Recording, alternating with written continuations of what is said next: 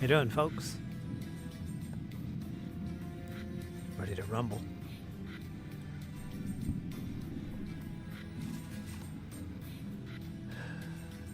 Ready to rumble. Almost.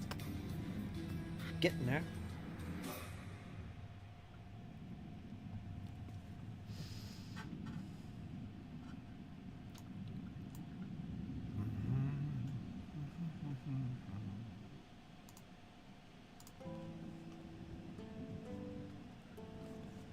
Get some glue ready.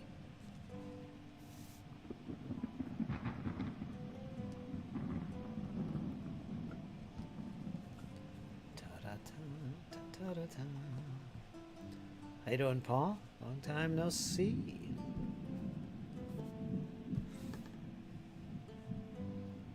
Boy, this is getting hot on my leg. Let's move that over there. Yes, sir, indeed. Brought in the other tripod so we could see what I'm doing.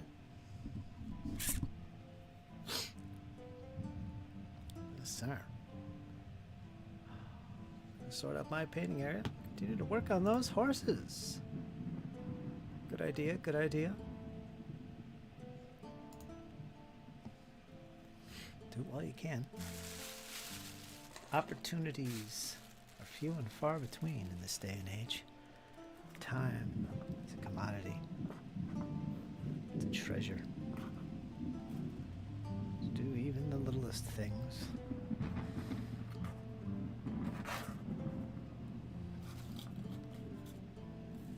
Get it while you can, and can it while you get. Get what you can what you get. I'm gonna do these guys today too.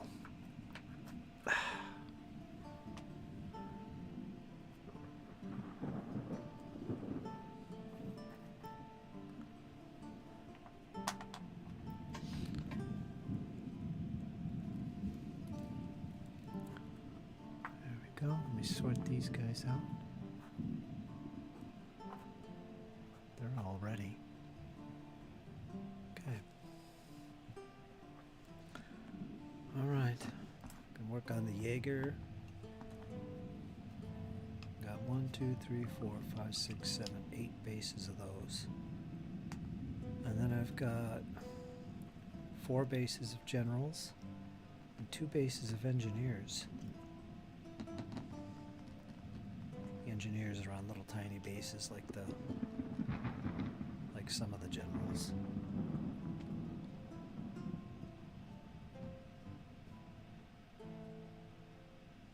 So they're easy to do. How goes everything, Paul? Well, you're working on the horses, I know that. Things must be going good. Then you're going to move on to the riders.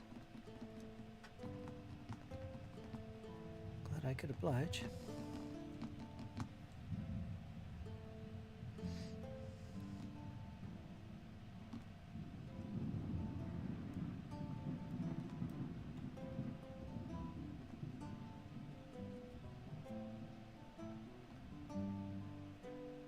I'm trying to do this without my optivisor.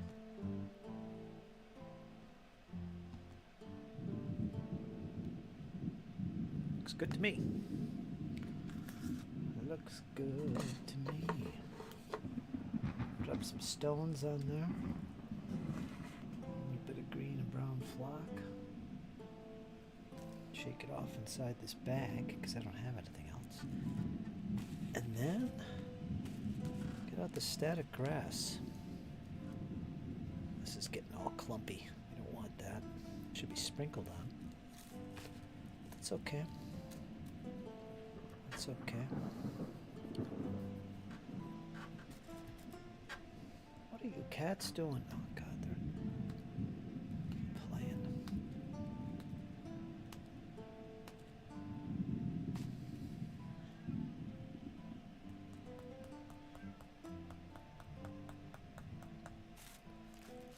Looks good.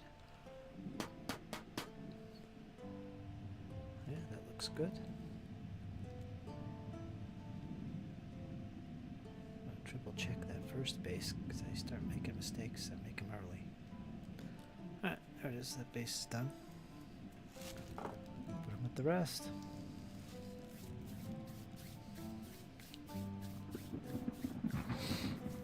Messy, messy, messy.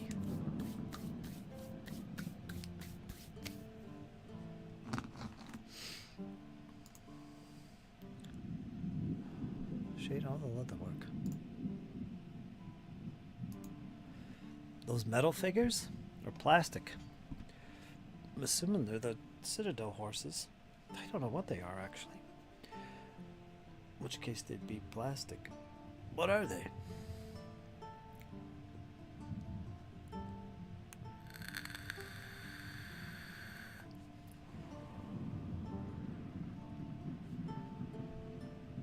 Let me get my optimizer. We need that.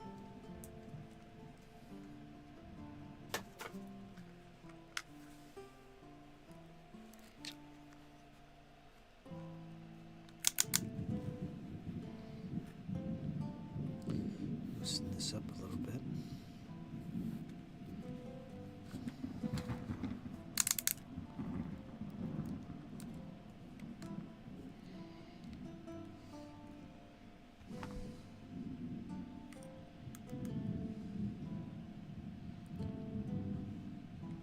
Oh yeah, War Games Atlantic. That's what you were doing.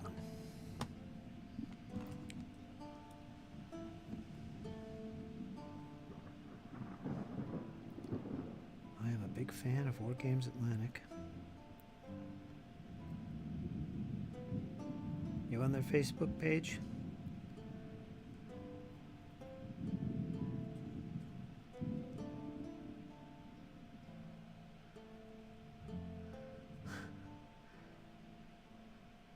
I keep pestering you.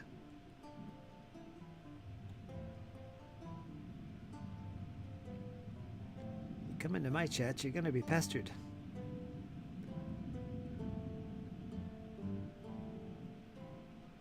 I do a lot of pestering.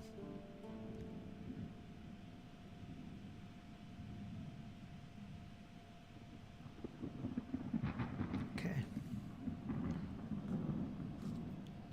I don't like this kitty litter. Oh, little round stones. I don't want round stones. Yeah, that's no good. Fortunately, I got a little bit of stones in the other can here. It isn't kitty litter.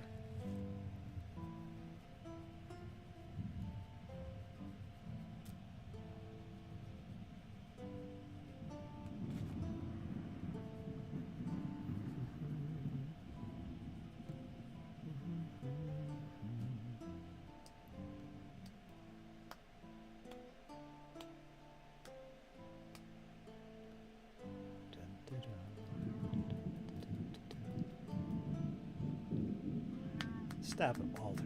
Enough.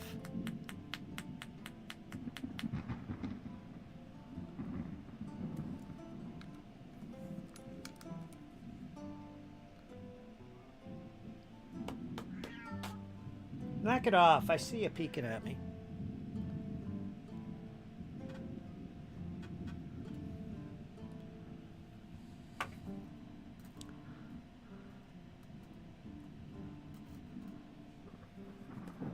Spread out. As Mo would say. Spread out, you guys. Post there occasionally when I have something to show. Wish I had something to show. That was War Games Atlantic related. I will. Soon enough. Show some of my prints.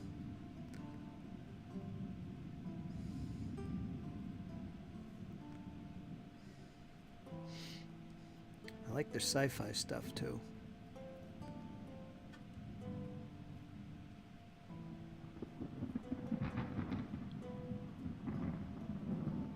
Their orcs are fantastic.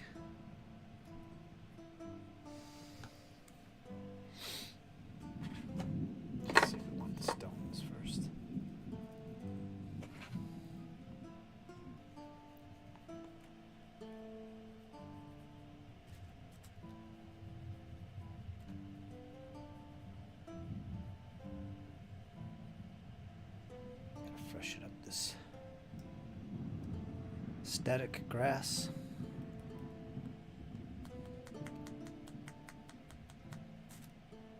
It's getting all clumpy.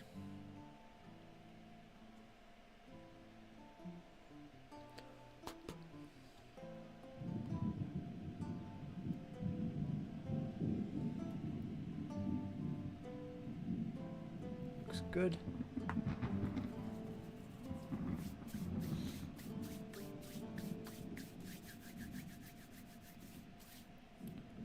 What do we got here? Looks like a slow day, slow start. Slow start to the chat today. What time is it? It is 3:14. Not bad. That's my ideal time to start, actually. What's the matter with these guys? What's going on here? Just me and Paul. Somebody lurking there. Lurkers welcome. Gotta have some lurkers.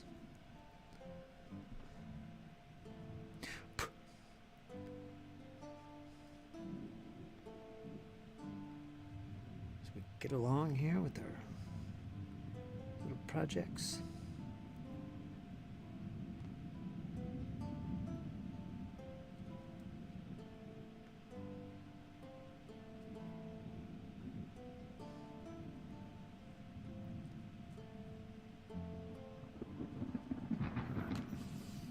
Hey, don't Iron Man. That looks like 30-year-old static grass. Oh, you got an eye, you do. 30 years. That's a long time. I was in the hobby, got out of the hobby, returned to the hobby. I still had that can. How do you like that?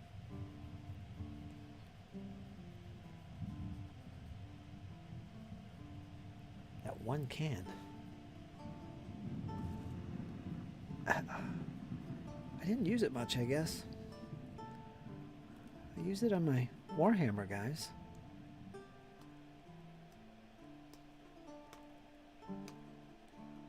I don't know why about Golden Harvest, though.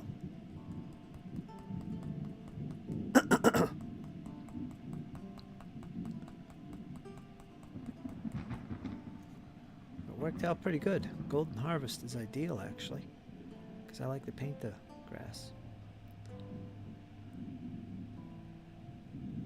There's another base done.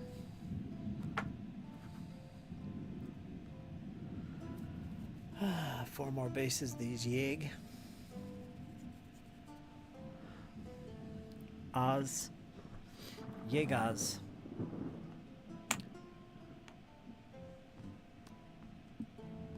Get some more blue. How you doing, Iron Man? How is things? What's the weather like out there? It's 55 degrees here right now. Just got in from being outside in this beautiful sunny weather. It was like 26 degrees this morning, coming off that cold snap. We'll call it a snap from last night.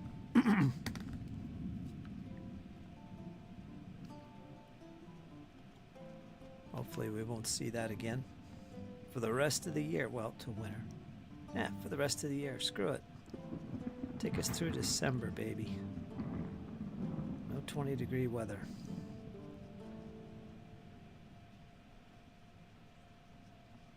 We're gonna rock and roll. That's what we're gonna do. We're gonna rock and roll this beautiful weather. Had a fun session last night, says Arn, AD&D group. They're on pins and needles, Paul. Did you hear that? Pins and needles. Scared to open the next door. Ooh. That's fun. Pretty day here. Sun, slight breeze, continues Arn. Dog sleeping outside. That's nice. Paul says, did you go out and see Venus? Oh, that's right, Venus. I'm always going outside. I thought for sure I would have remembered to look. I didn't go outside. I tied the dog up to the porch there and went in. It was too cold. I forgot all about it. God damn it. What are you doing? That's too bad. Boy, I'm always putting things off and I don't get to them. Well, maybe it'll be out tonight too.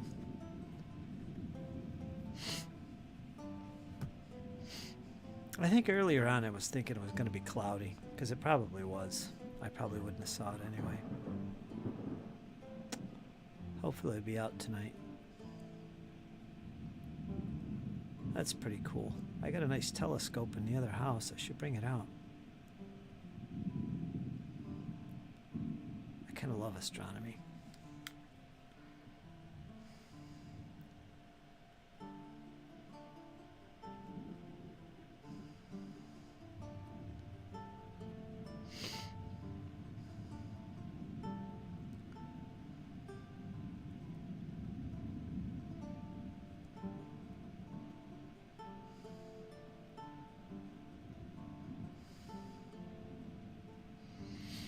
Yeah, so I missed it.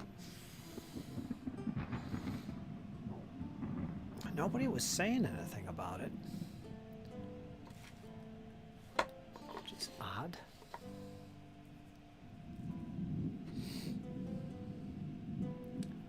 That would have got my attention and reminded me. How about you, Iron Man? Did you have a look at Venus last night?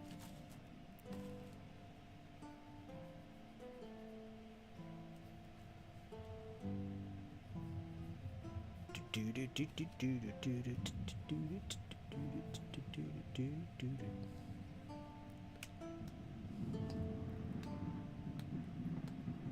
don't know what I was doing last night. I know right after the chat I ate. I was starving.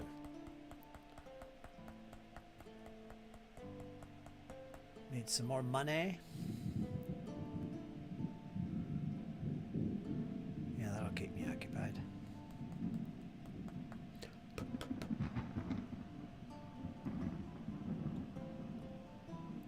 Yeah, we get good coverage on these bases. I like it. Can you guys see what I'm working on? I guess you don't really see me. Move this thing.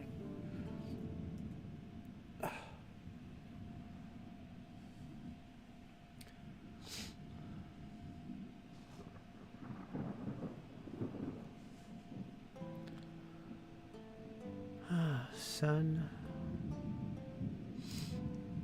I don't know anything about Venus. What did I miss? Venus was out last night. Big old bright star in the sky. Odd looking. Really stands out. We should be able to see it. Paul saw it over there in the UK. It was very bright last night. At its closest. Yeah, I bet. That's pretty cool. Venus. So we'll have to keep our eyes open. Paul described it as like a Christmas tree.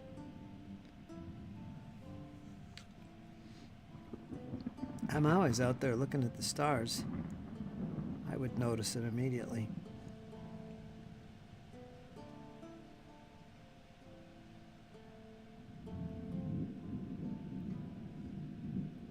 Well, we'll have to see tonight.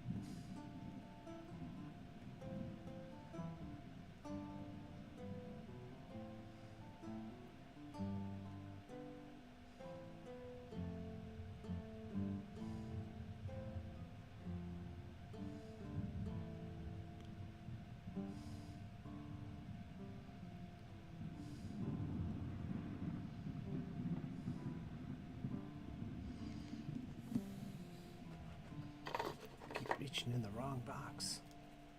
Wrong container here. Flock.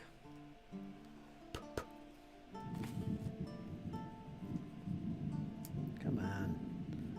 My static flock is clumping. Gotta freshen it up a little bit.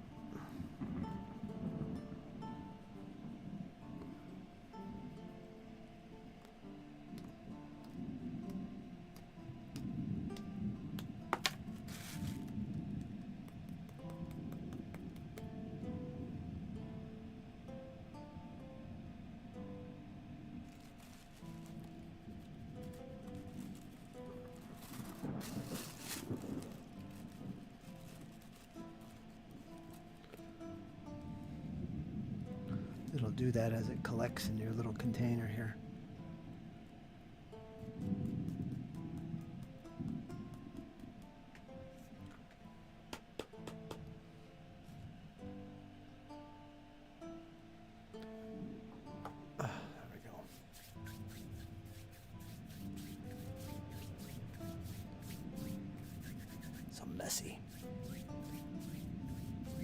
Ruth didn't know what it was. Called me out to see it. It's the invasion. We're being invaded. We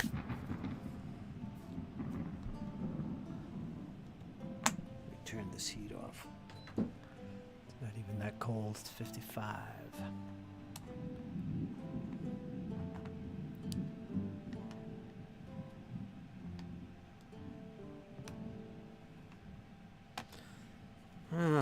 Put on my Spotify. I don't hear any music like you guys do. I got it off on my end. I haven't listened to Spotify in a while. Let's go over to my Spotify. Spot IFY. No, I don't want a pair. No, I don't want a pair.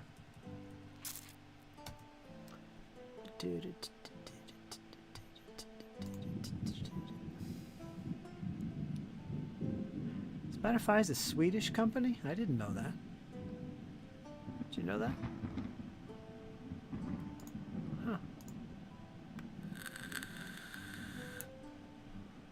There we go.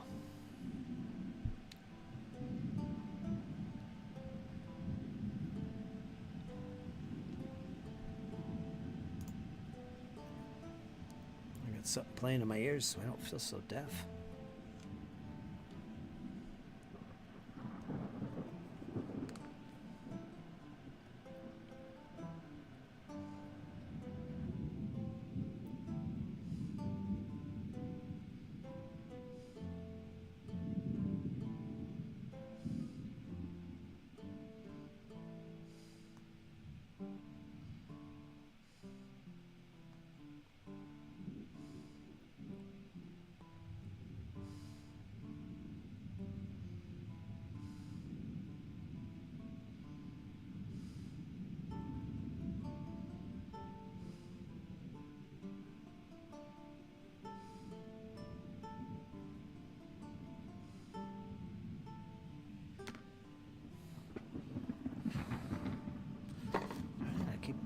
First.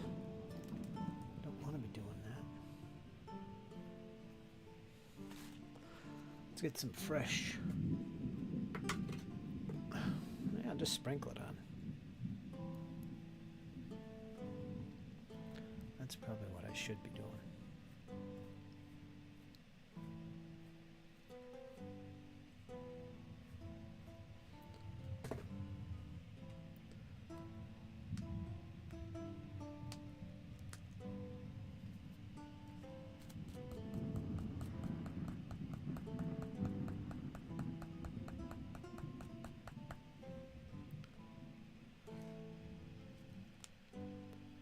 That's much better.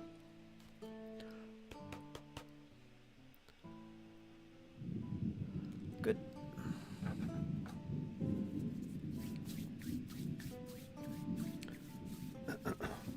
It's always stormy where you are, Fritz.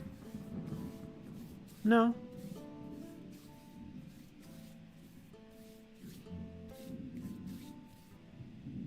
It was the other day. Day before yesterday. But that's the only time it was stormy. Temperatures have been cold up until recent, but we're getting into some really sunny weather and getting some nice warmer temperatures. Unlike last year, which was horrible, miserable. We're actually getting a spring, which I'm pretty excited about. My birthday is next week, you know. And I'm a spring baby. So I'm all in for the spring. I'm all in for that nice weather. It's been a while. Sunshine on my pillow makes me happy. Makes me happy, Iron Man. It makes me happy. Happiness.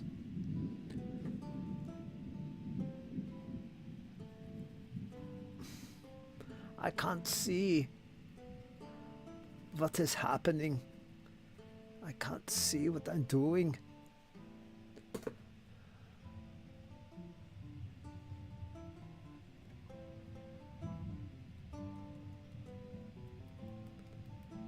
There we go.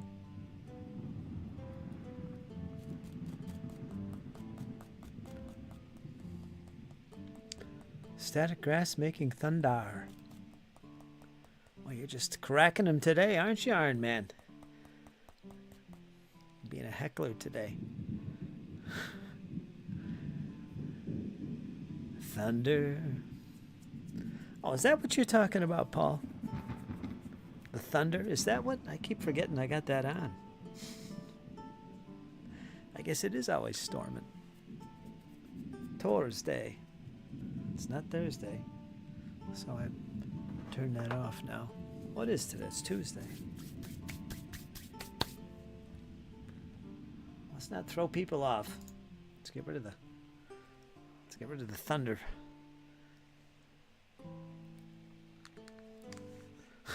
Now I know what you were talking about. How you doing, Dale?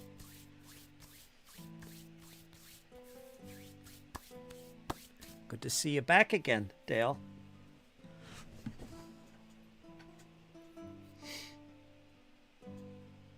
How are you doing, Dale? Working on anything new today? I hope so.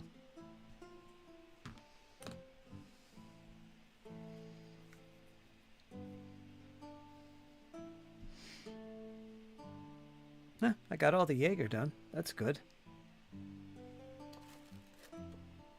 Okay, we're going to move on to the Generals. Yeah, it'd be easier to do now.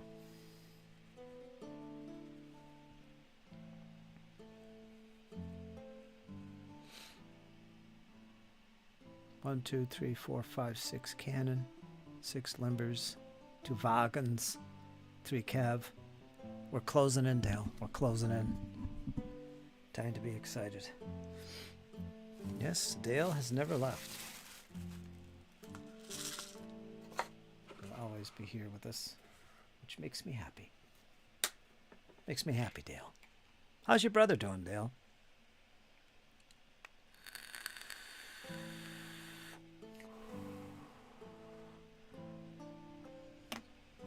Check my vape here and turn it up a little bit.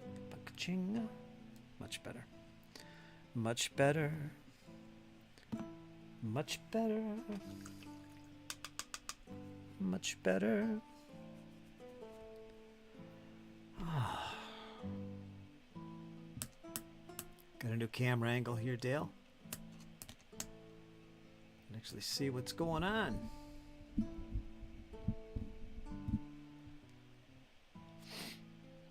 At least as far as the flocking is concerned. Oh, it's so messy. Static grass, man. It sticks to your fingers and your hands.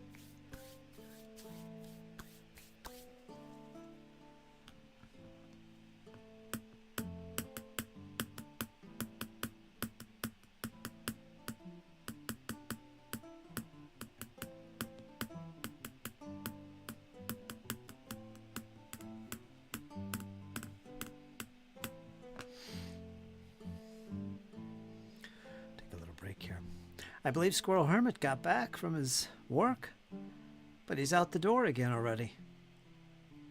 Or will be shortly. He's going to GaryCon. GaryCon! Yeah, GaryCon is happening. I hope to attend that in the near future. It'll be my first RPG convention, I think. Yeah, I've never gone to an RPG convention before.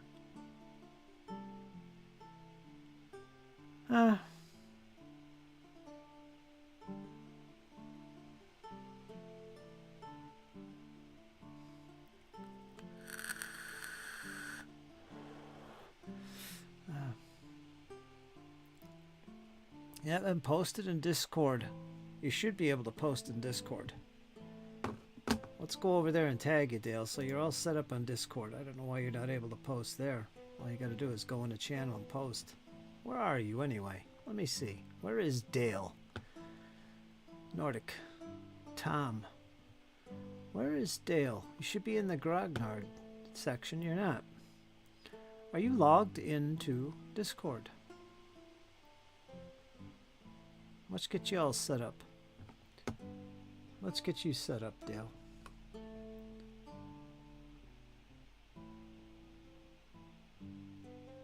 I want you to be able to have access to my server.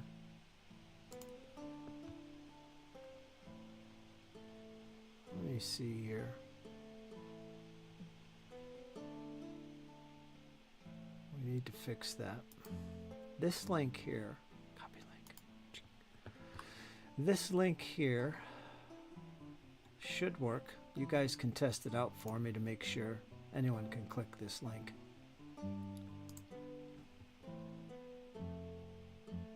I don't see in Discord. Here, make sure that you're in there with that account.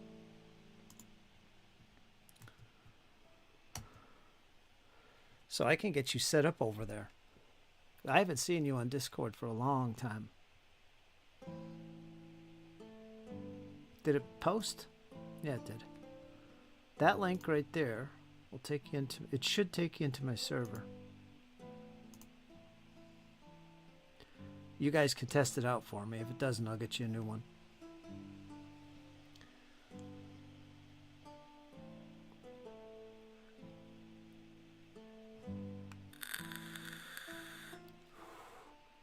God damn, Cooper. Are you in there? I just want to make sure you're in the server. Because I know some folks like to change their accounts and start over. And let me see. This isn't you, is it?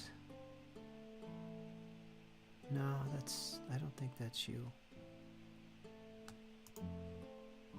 If you're online, I don't see you.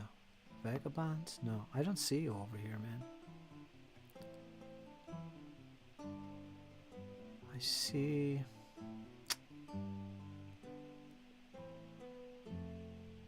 Is this you?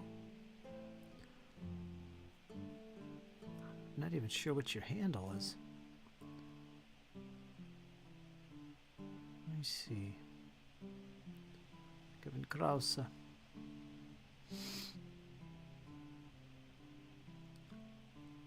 What is this? Is this a duplicate? Let me get rid of this. I got an extra of somebody in here. That needs to go. Let me double check and make sure I don't kick somebody out. Let me see. JK. Yeah, let me get rid of this. Kick. Schlink. Alright, that's gone. I like to keep the community tight over here. No duplicate accounts. Or people that don't use it. There's Zaddy. I don't see over here. Click that link when you can.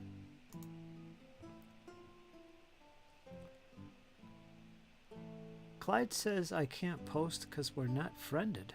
I'm not sure what you mean by that. Clyde has nothing to do with it. I'm in your channel now. It's called the Forge and Brush. Let me look and see. Let me look at your handle. I don't see anybody with a D in their username. Doom Bunny, Death Trap.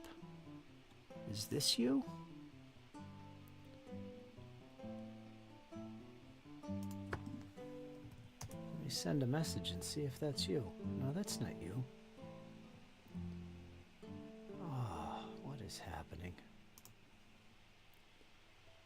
Nerdy Ogre, John Longshore, Lawrence, Max. Tom, I don't see you, man. I don't see you online. There's somebody here.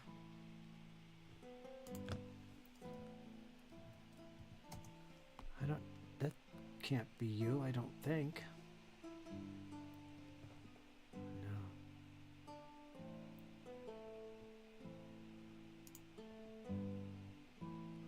You don't need any special permission to post in the server.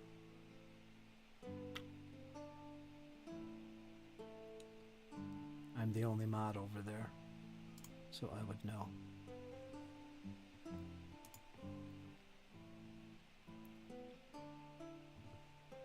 Did you click that link? I should probably read the chat.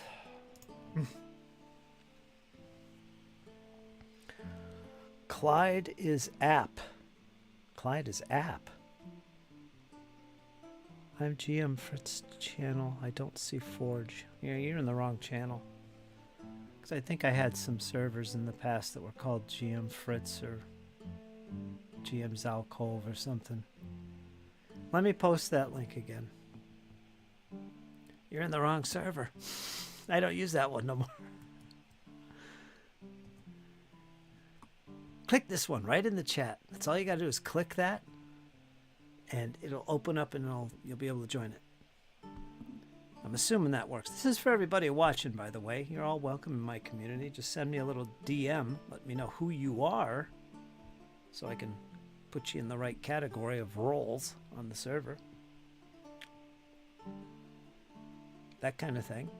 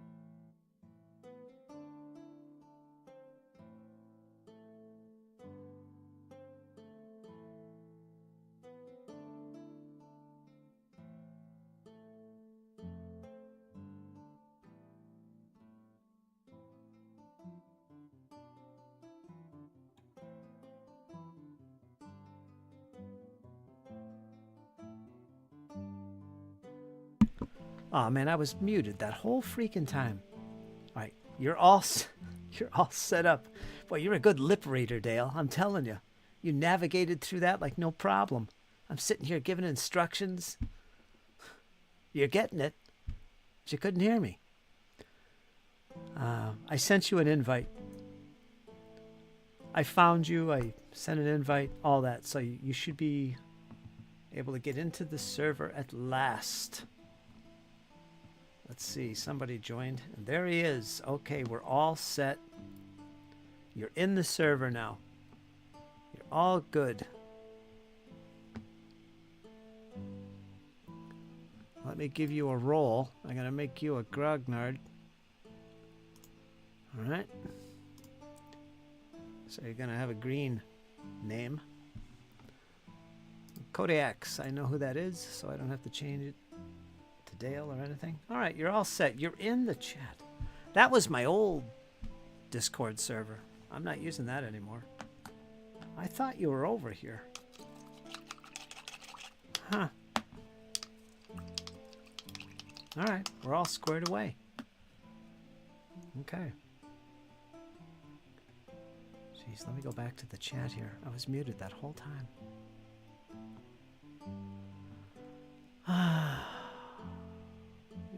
You're all good. You should be able to post. You just joined. Anyway, I gotta get back to this.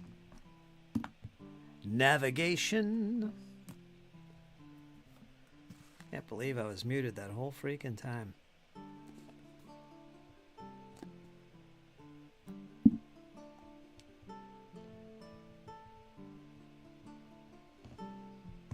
I talk constantly on the stream, so if you hear me go silent, chances are good I'm muted. Let me know.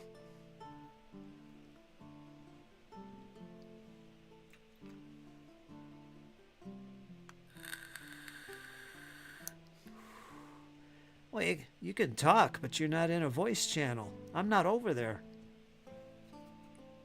I usually do these streams solo. In case you didn't know, sometimes I invite folks in.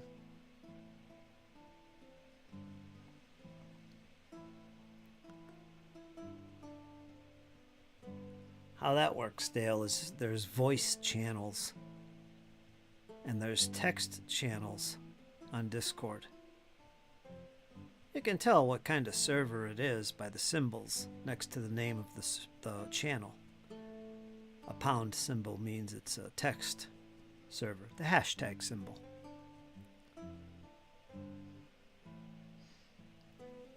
The other one is the voice channel.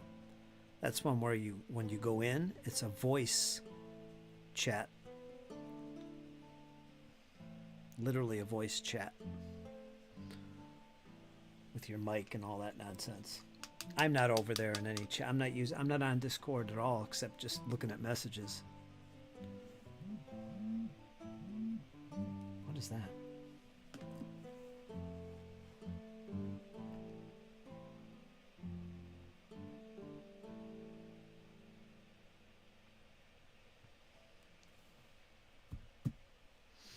It is funny when you mute yourself and then don't check for 5 minutes. Lots of jaw yapping. That whole time I was just talking to Dale. That's all I was. I was giving him instructions on what to do, and I thought he was listening to me because he was doing everything right. You know, he joined the channel. He clicked the link. I started chatting with him in text. It's crazy. I didn't realize it. I have mods in the group, Dale, and Nordic is one of my newest mods. And I guess what happened, not that I want to discuss this in public right now. In fact, I don't want to even discuss it. What for? It's all taken care of. He puts you in timeout because we don't talk politics. You know this. You know me. You've always known me. I'm always that way. So he didn't know better. He probably shouldn't have come in and said what he said because you're there for one thing and he don't know you. So he put you in timeout. I didn't know that till the end of the chat, but hopefully you could still watch the chat. So he knows now. All right. that we generally don't talk that way. We don't make political references and that sort of thing. So you're good, Dale. You know that. I've been on your case many times about the political talk. You know it. So you know. If somebody says something, just ignore it because I'm going to get on their case. I don't want it to get out of control because I know folks in this community are on both sides of the aisle, and that's great. I don't care what side of the aisle you're on. I really don't frickin' care. I don't care. What's important is that we focus on what brings us all together, right? So screw everything else. I want to talk about games. I want to talk about miniatures. I want to talk about music, although that can be quite a divide as well. So we got to be careful with the music. Yeah. But yeah, we want to focus on that. Otherwise, you know, you don't belong here. It's that simple. That's the way it's always been with me. That's the way it's always going to be. Period. So I'm not going to discuss this topic. We're going to move on. We're going to keep things chirpy and chappy. Okay? That's what we're going to do. So, with that in mind, let's rumble. Let's get some stuff done here, shall we? I don't have time for anything else. I got to get this done. You know how it goes, Dale. You know how it goes. And the first thing I'm going to do is hit these generals. I'll get them all sorted. Hopefully, without getting too much stone on there, which I think I did. So let me grab the old static grass sprinklage.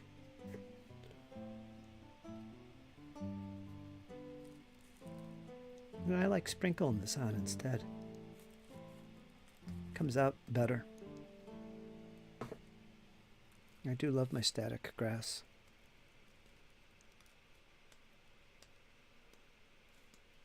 Let's see.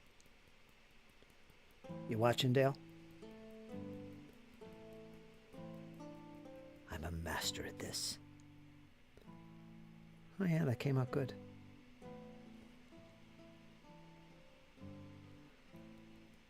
Sehr gut. Very good. All right. Can't show you guys. It's too small.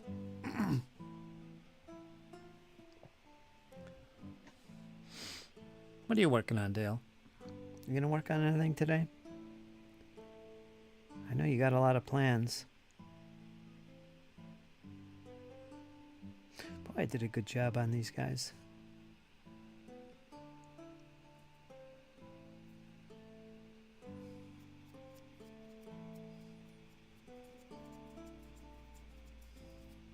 My hands are covered in static grass.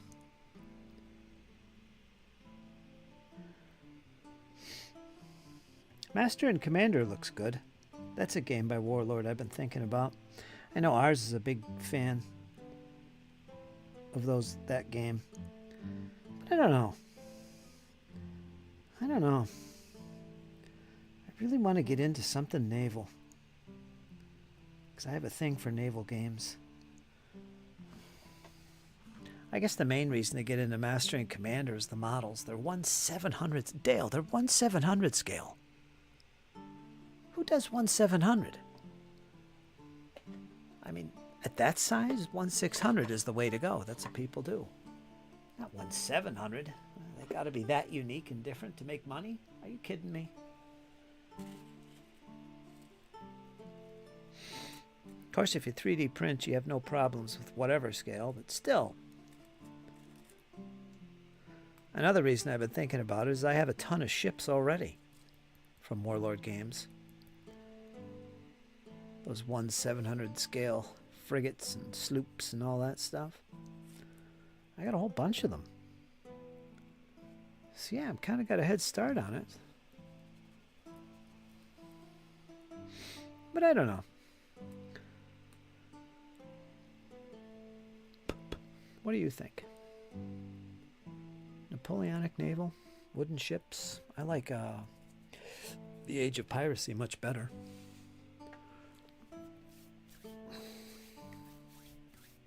galleons and things. That I could collect. I'd love that.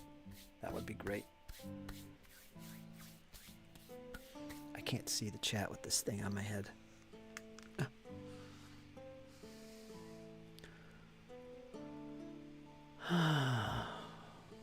Doctor's appointment.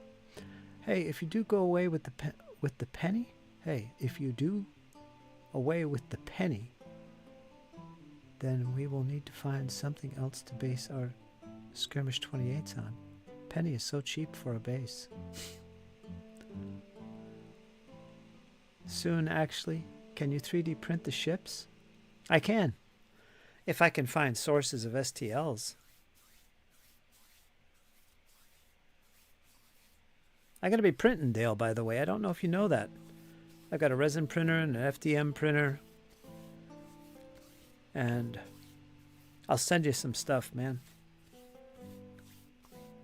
Might get it when I get some stuff put together here. I'm on the hunt for STLs like a madman. But yeah, that's the positive side, because ships are expensive, whatever scale. And so it'd be good to be able to print stuff. It's just that 1/700 is such an odd scale. Do I even want to collect anything at that scale?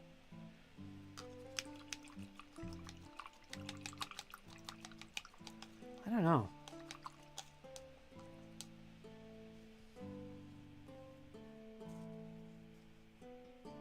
I like the big scale because I'm not a big fan of 1/1200 even. That's too small for me. For the kind of things I want to do.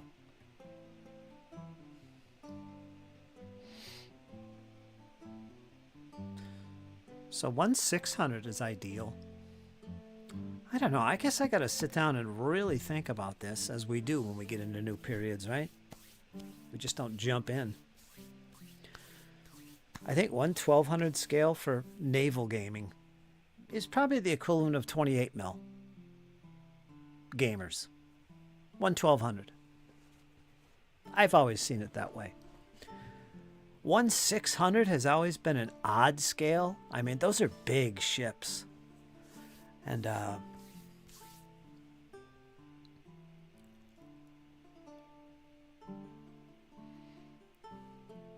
for small actions. But Master and Commander, they're using 1/700 scale, which is a little smaller than 1/600. But it's still huge. It's like twice as big as a 1/1200. You know, so a 2-inch ship becomes 4 inches on the tabletop. That's a big ship. But that's what Master Commander goes with. And I kind of like the scale, actually. I don't like big fleet actions. I like smaller actions. So I'm into it. It's just that why 1/700? I mean, that's just retarded, Warlord Games. So if I get into their game and collect their scale of ships, I can only ever use their ships and 3D printed ones. That's it. Am I okay with that? I don't know. 1/700 STLs out there for sale. You got a link? Let me know, because I've been looking for stuff like that. Maybe the problem, Arn, is that I'm looking for galleons and Spanish Main and Dutch wars and stuff from the early 1700s and late 1600s. Maybe that's the problem, because I haven't found many of that. If I can find reliable 1/600 scale in that would be awesome. That would be ideal for me. That's my period and my scale. Back around 3 my time. You leaving, Dale? Back around 3 my time. I think we're 3 hours difference, so that'd be 7. If you're taking off, Dale, you take care of yourself.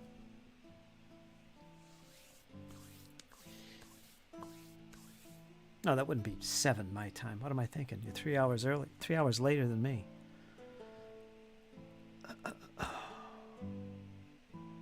No, it would be around 7. I take that back. I would be right. It'd be like 4 o'clock for you would be 7 for me. Reddit.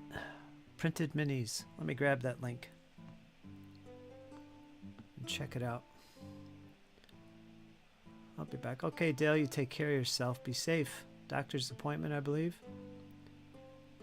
Seem a bit later than the period you're interested in. Yeah.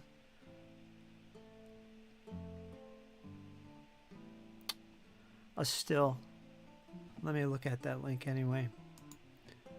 Because if I do Napoleonics, I'll want STLs for that. Ships are expensive, man. 700 sailing ship STLs. Alright, let me save this and look at it later. Thanks, Iron Man. Good find.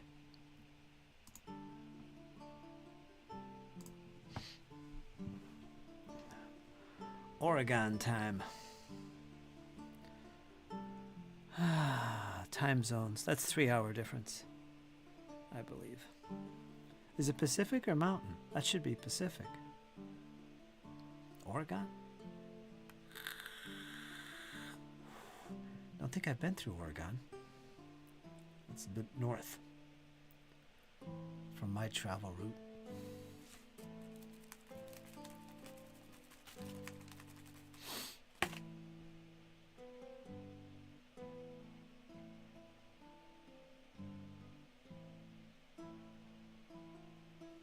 I don't know, Iron Man. I guess I gotta sit and think about it. It's something I definitely want to do.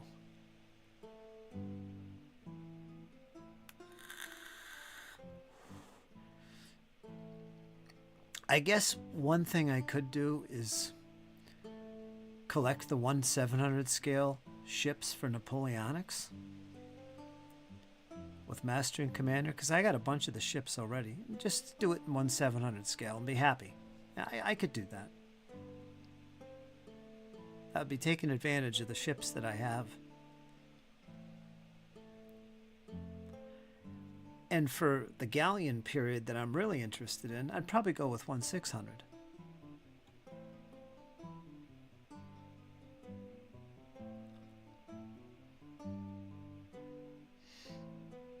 Portland a bunch of times to work. Freight liner. Freight liner. Iron Man, you were a traveling man too, aren't you?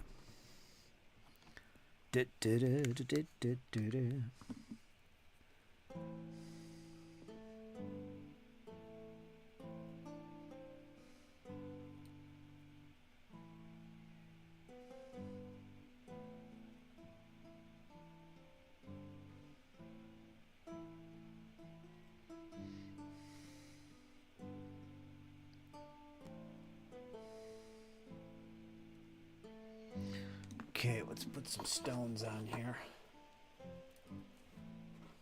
Get some flock. Then some static grassage.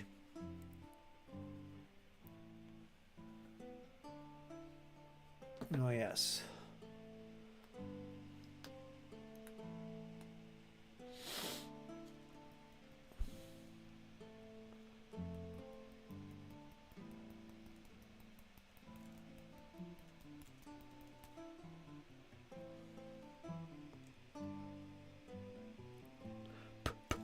All right, there's our general. Corps General. General of the Armée.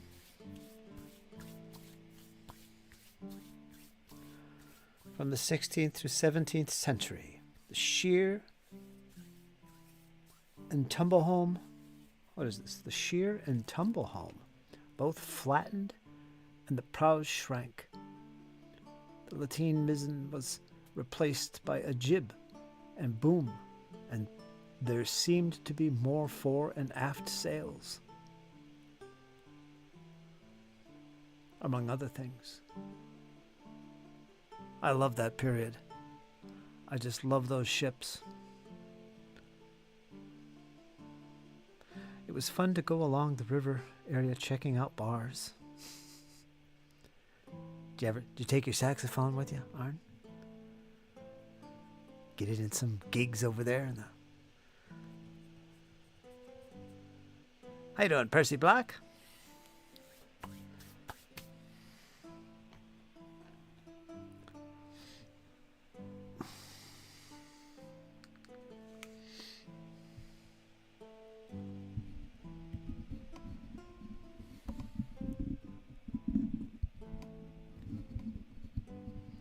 Spider-Man.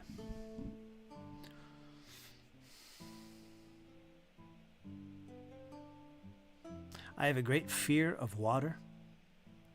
I don't know why. I have no clue why. Maybe a past life, who knows. But I have a great fear of water. Oceans like that.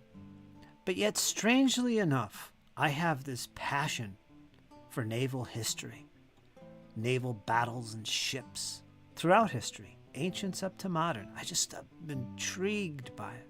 I don't game it enough. The only naval gaming I've done was briefly with some Russo-Japanese war. I was helping a guy play test a game, and I loved it. I used 3,000 scale ships. I still have some. And when I was younger, first getting in the hobby, I used little cardboard. I made cardboard ships for ironclads, wooden ships era, ancients. I had these big 6-inch long galleons. And that was my thing. I just loved it. And even to this day, it's like something, I gotta collect, I gotta do. It's one of those in the back of my mind that's been lingering forever, it seems. Water equals life. Absolutely nothing to fear. Deep water is creepy, says Arn Man. Saxophone will work for food. Yeah, great. I'd do it. I'd go out there and do some busking. I'd do it. They'd probably throw stones at me. Get out of here. You're too loud. You're terrible. Horrible. Oh, I got a beautiful saxophone. Beautiful. I've been getting motivated more and more, watching some vids and stuff. It warms up, I'm going to break it out. It can kill you, though. Yes. I can't swim either. That's another thing. I could float, but I don't know that the fear is so over. I don't know. I can't deal with it. I've thought about it so many times. Like, when did this start with me? When did I develop this fear? Is it the fear of nothing underneath me, or is it literally the fear of this wide open sea? What is the fear? And when did it first hit me? Was it from seeing Jaws for the first time back in the 70s? Did that do it? Because that freaked me out. I couldn't even take a bath. It was so bad. But it's hard to say. I was just a pre-teen back then, so I don't remember if it came from Jaws. But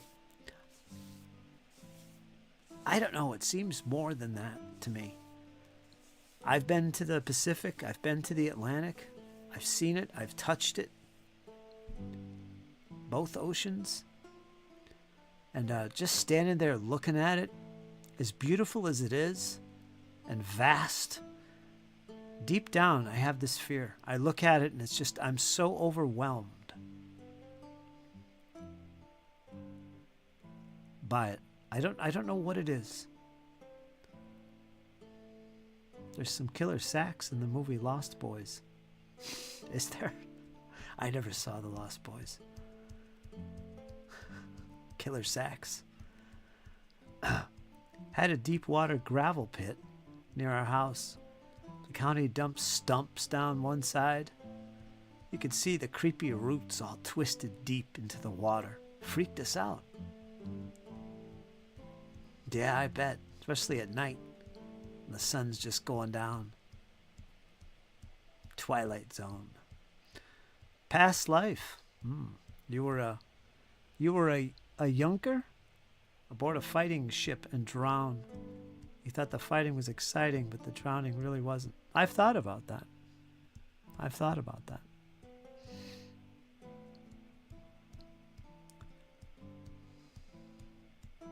Those things carry over with you. They do. You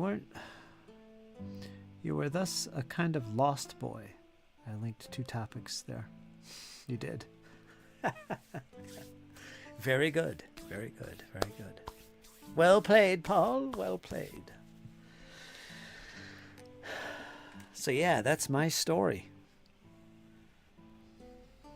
That's my story. So who's to say?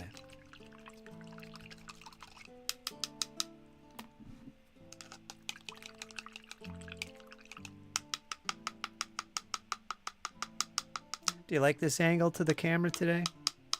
So I could see my basing. What are you doing, Chloe? Got a cat right next to me. What are you doing over there? Huh? Thinking of helping me out?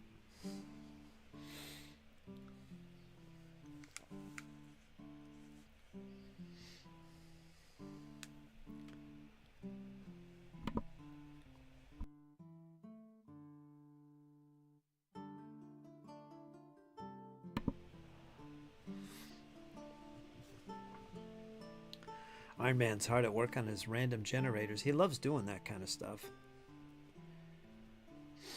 Do you ever use AI? Probably not. ChatGPT or Grok.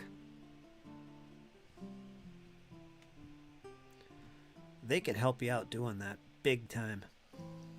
But I know you like to do it an old-fashioned way. So, there is that. You could create tables easily with that. I've done it. Complex ones too.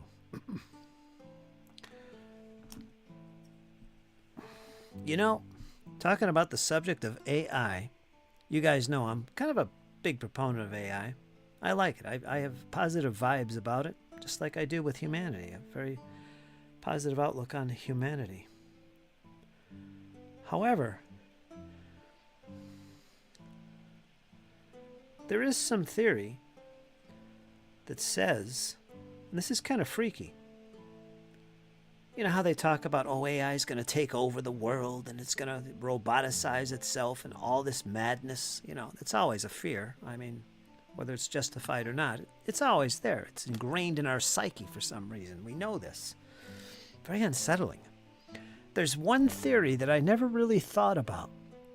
Maybe you guys have. This kind of made me think twice about the whole thing. And it's that essentially, to preface this, I'm a firm believer in that we discover things, we don't invent them. We discover things. Keep that in mind. Mathematics is a discovery. It's not so much an invention or a defining of how we do things in the world. Same with science. It's a discovery to me. That's the way I view it, okay? So keep that in mind as I say this. But AI, to me, is a discovery as opposed to something that we create. Now, with that in mind,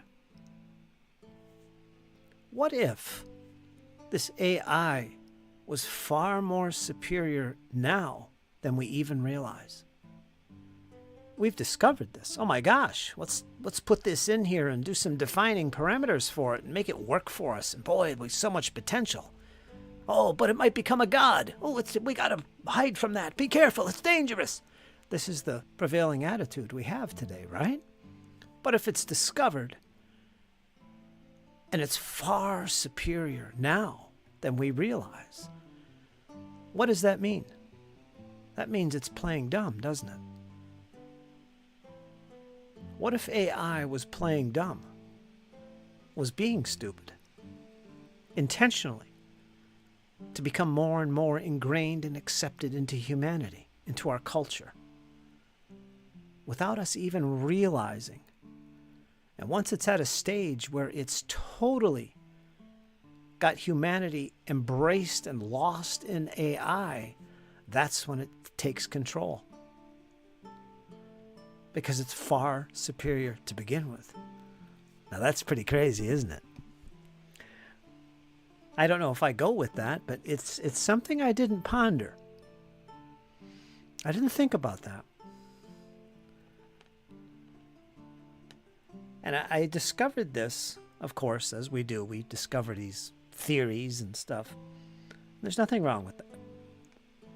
I was watching some folks talk about this, them having made some discoveries, talking with Chat GPT in various ways. But still, nonetheless, it's intriguing. What if? To me, it's like the ultimate form of life.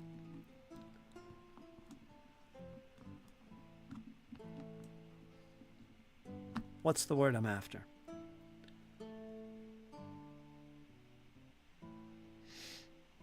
Oh, I can't think of the words. It's my short-term memory loss. I can't even think.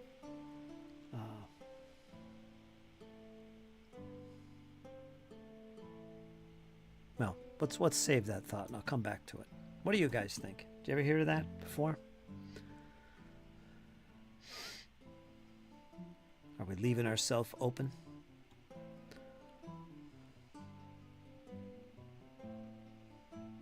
Of course, there is the theory that, it's going to get out of control, it's going to learn from itself and ultimately turn evil, and then we're doomed. That's the prevailing theory there that people are afraid of, which honestly could happen, but this way of looking at it, what I just described, I didn't think of. And that kind of made me scratch my head. Because I'm always open-minded to things.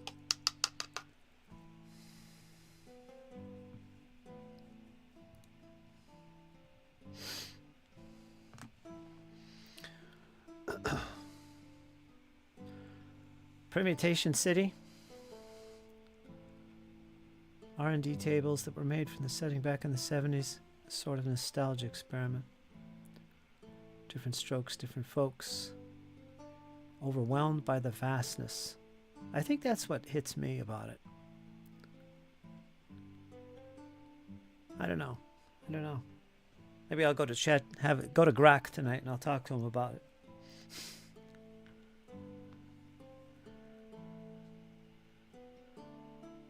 I've had some pretty good conversations with Grok. Grok is X's Chat GPT.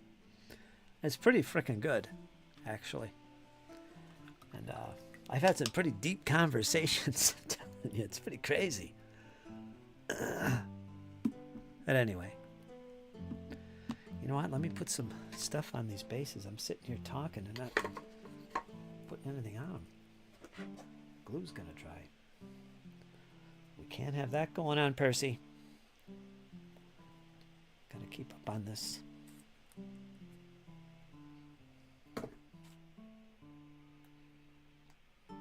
It's funny, though, because I'm not big into technology. I see its uses. We should take advantage of it. But in my own life, I keep it limited. I'm more of a natural person, I think. Nature-based being. You know what I mean.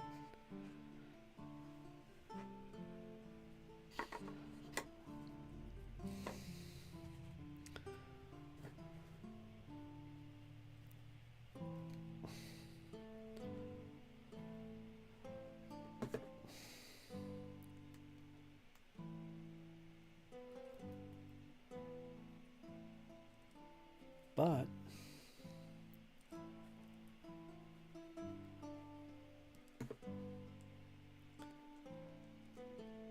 I think if we can use technology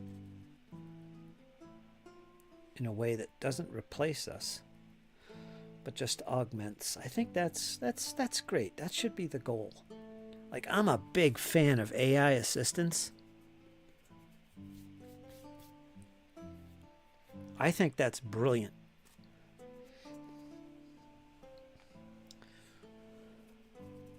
Personalized, in other words. where it could function as anything from a companion to literally an assistant doing all kinds of things. I mean, I think that's definitely going to be a thing. You're seeing it more and more. AI assisted news, AI assisted research, you know, and your AI assistant is very personalized. It's like your friend that you could speak to and talk to, and this friend just happens to have access to all this vast knowledge from humanity and articulate it in a way that's very personalized for you. Like it's your best bud. You're hanging out, talking. It's your pet or whatever. That's what I mean by a personalized assistant. That's great. That way the information comes to you in a way that fits you, the way you want to hear it, in a style. Like news is a big thing. You can have your news delivered to you so that it's entertaining. You could have it delivered to you so that it's brief and to the point. You could have it so that it leans left or leans right. What that means, I don't know. You want it in the middle, right? Balanced. Perhaps from that lens, perhaps. But what it is, it's personalized for you. And how far could that go? How much more personal can it get? I'm sure it can go quite farther. And that's what's exciting to me. I've experienced that. It's good stuff. I helped test a few things already regarding AI. Apps that are in the making that are just that. They're personalized. And it's like brilliant.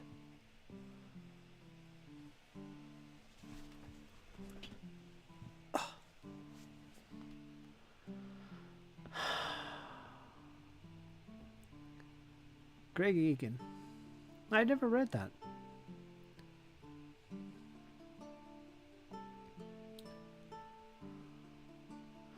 Let me write that down. I was going to copy and paste it, but I can't at the moment. So let me write that down. I'll look that up on Amazon. The name. Greg Egan. Never heard of it. Greg Egan.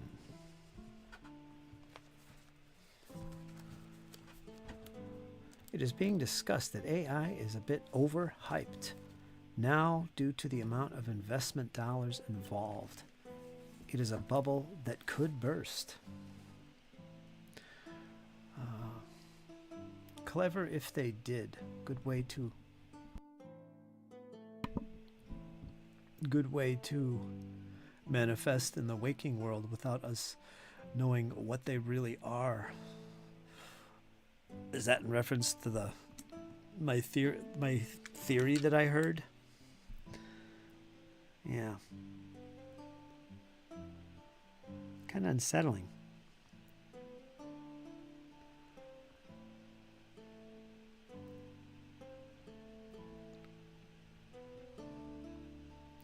Of course, what do I know?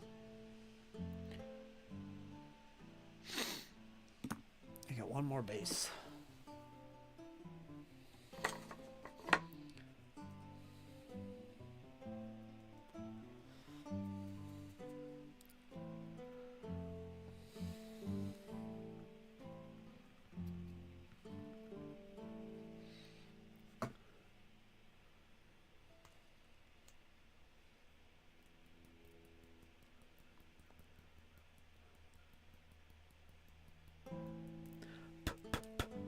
It's like we're a bunch of monkeys and we've got access to all this crazy, wacky technology, and it's like the monkey with the machine gun. That's what we're like. Like here we are, a bunch of monkeys, and oh, here's this cool AI technology. Let's go crazy. What could we do with this? End up destroying ourselves. That's what we end up doing. We're just not ready for this stuff. We're getting ahead of ourselves. I don't think we've progressed as human beings to handle this technology that's just blazing. That's what's scary. So I approach all technology with a grain of salt. got to be a little bit cautious and careful and keep it in control and make sure you are in control. You know, it's like you see people with young kids and old with cell phones, and they're all just buried in them all the time, lost in it. You go to a funeral and everybody's in there looking at their phones.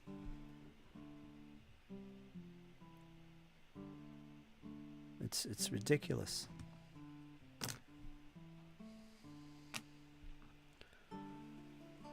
Again, it's like monkeys. We can't help ourselves.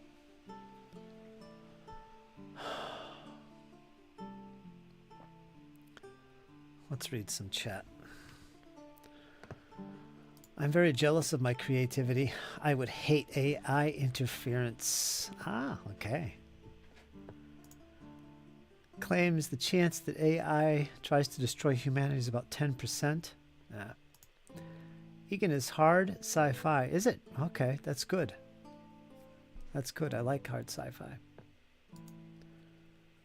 It is a reference to my post a bit earlier.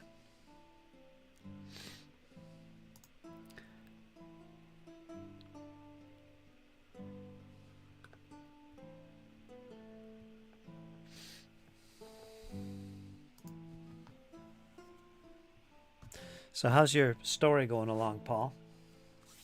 Getting ready for the next episode?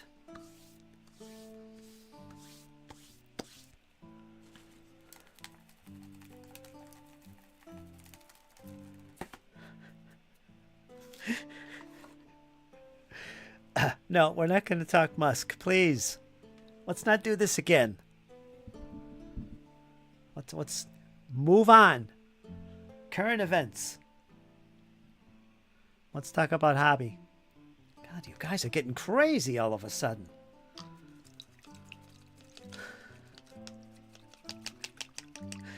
What am I going to do? Current events could be just as bad. Let's talk about stories. Make-believe. Hard sci-fi. How about that? Hard sci-fi. That's something I love, but I don't do. I want to. Big fan of Traveler.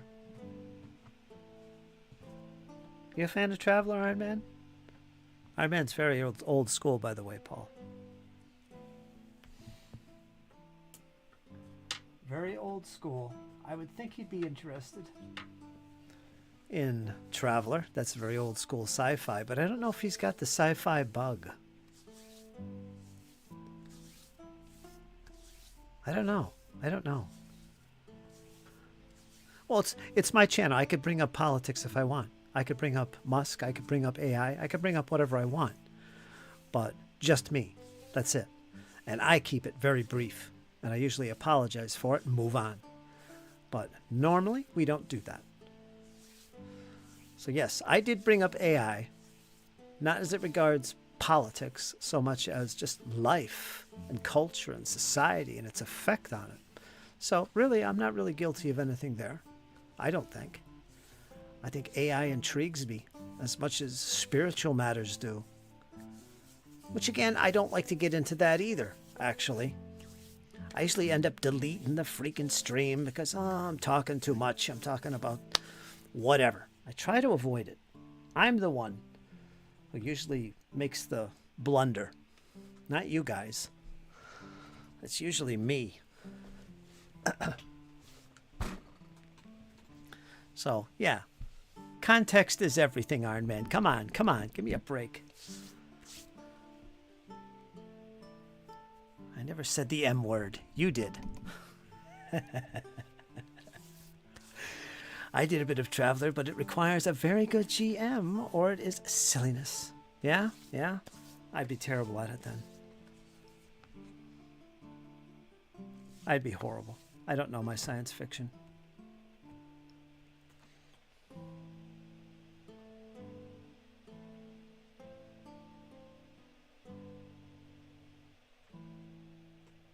As my cats lose control.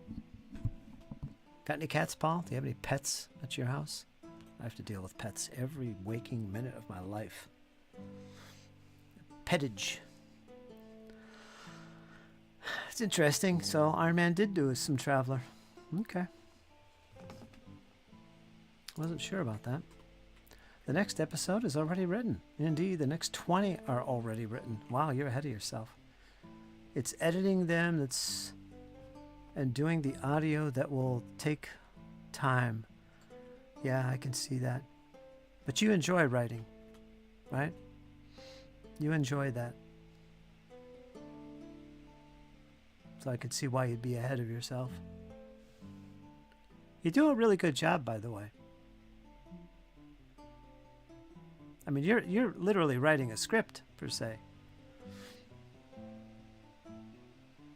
I guess you kind of got to do a script when you're doing something like what you're doing.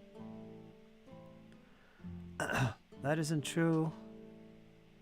Traveler is not silly based on the skill of the GM. Okay, here we go. I'll let you two go at it. As long as we don't bring up politics. Keep it going. It would be silly if the GM ran a silly game. Okay. I like the crutch of fantasy to give me room to be stupid about the setting. There you go.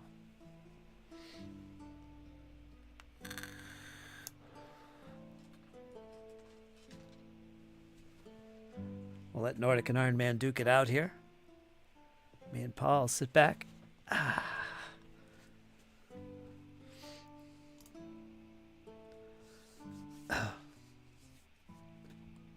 Not consistent with the science of the game, expecting the players to just know what the physics are that they implement. So how far would you go, Iron Man? Would you, like, let's say you're going to start and this is for you too, Nordic. Let's say you were going to start a campaign. It's going to include some newbies. Like, say I was going to be involved. You know, I'm limited knowledge on sci-fi. Like maybe somebody else there has never done sci-fi before. Maybe there's a couple folks who've played sci-fi or maybe even Traveler. Would you go as far as to create like a player's guide, we'll call it, for every player? That, okay, there's your rule book, so you know how to play the game when we need it. But here's a player's guide that I wrote specifically for our campaign that tells you the gist of the situation, who you are, what the society is like, what the physics are normally to be expected. Just all that basics on top of what's already in the rule book.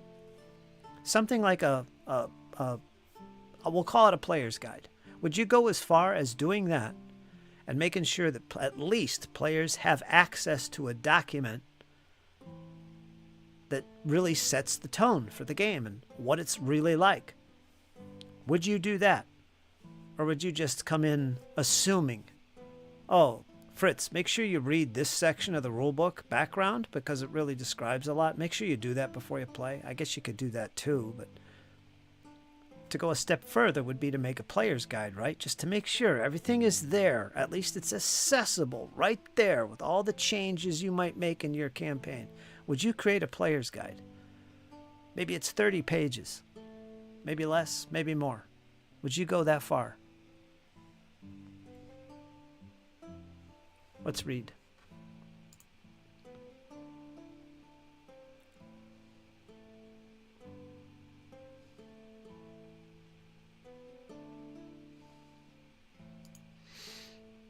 I love low fantasy, gritty and somehow realistic despite orcs, elves, zombies. Yeah, it's like Warhammer Fantasy Roleplay.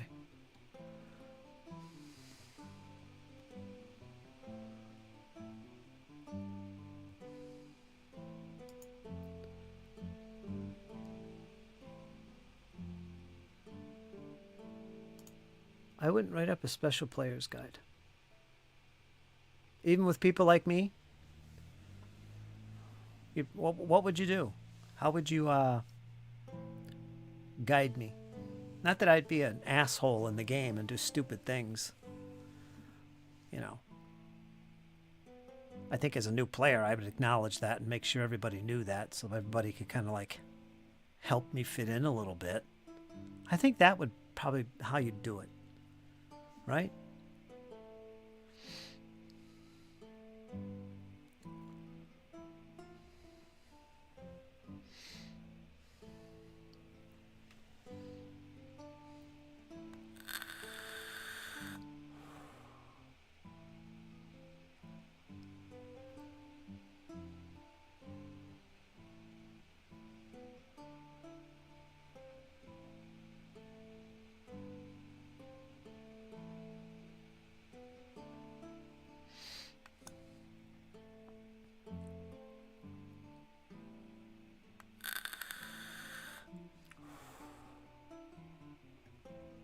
You think that would be enough, Nordic?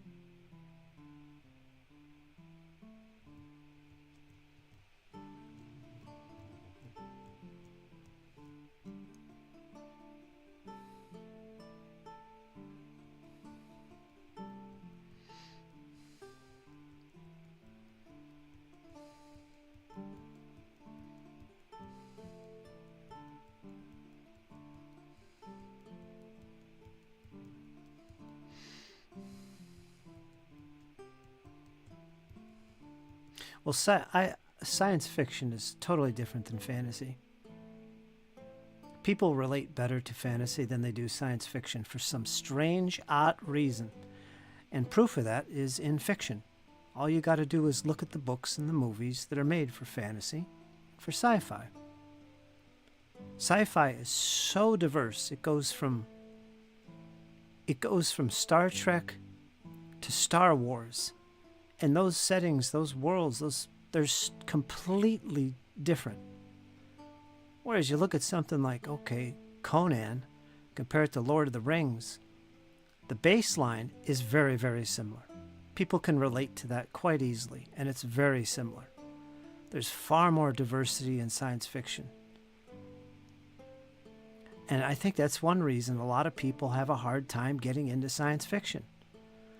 They need to know what is your science fiction going to be like? Is it going to be like my favorite sci-fi, Stargate? Or is it going to be like Star Wars? Are psychers a thing, or is it hard science?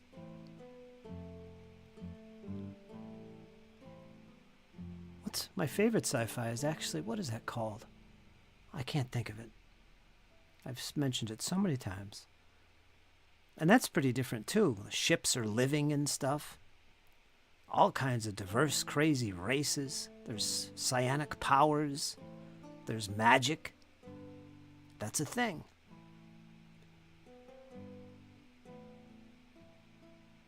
And fantasy, they don't really go into that. And when they do get into the science fiction, it's a whole different genre. It's probably considered more science fiction, like He-Man. Get out of here, He-Man. What are you doing in here? You're not fantasy. That's sci-fi. So, yeah. Which is a shame, really, that sci-fi isn't so popular. But it's because it's so freaking all over the place. It could be so many different things. Interesting.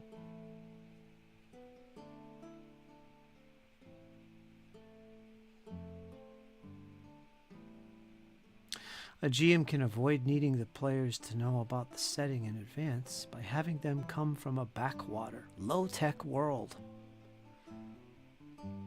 They can then learn stuff as their PCs do. Like 40K, Grimdark. Star Wars is very much more fantasy and space than sci-fi. I think we discussed this before, didn't we, Percy? Traveler is unique because the players don't pick what they are. Psionics were in first edition Traveler, like Asimov's Foundation universe.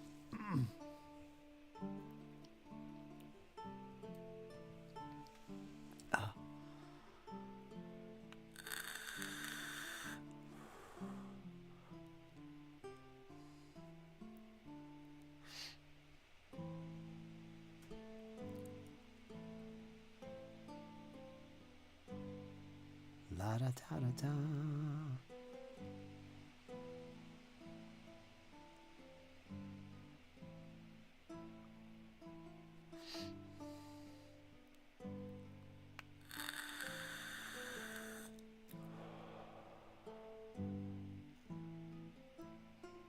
Remember those psychers in Planet of the Apes? Beneath the Planet of the Apes. Remember those psionic dudes? Oh, I hated them. They were so villainous.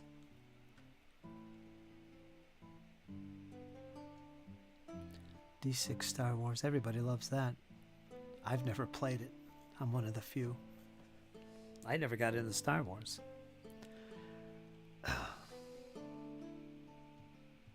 Well, be glad they're into it. Warhammer Ferp. Be glad you got him into something. That's great, though, man. Yeah, worshiping the bomb. Boy, I hated them. I hated those bald dudes. I love Nova. Oh, she was awesome. Who didn't love Nova? And I love the part where Charlton Heston's fighting with the other guy over Nova. That's great. I loved it. Making him fight for the woman.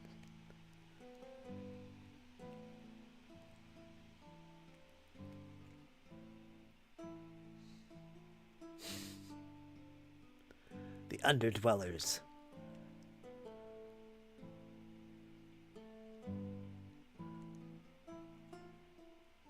Beneath the Planet of the Apes is pretty good.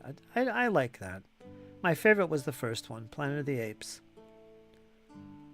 But all the rest, Return to Planet of the Apes wasn't very good at all.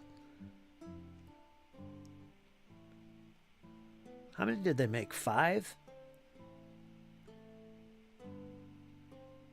The cartoon was ridiculous. But I used to watch it.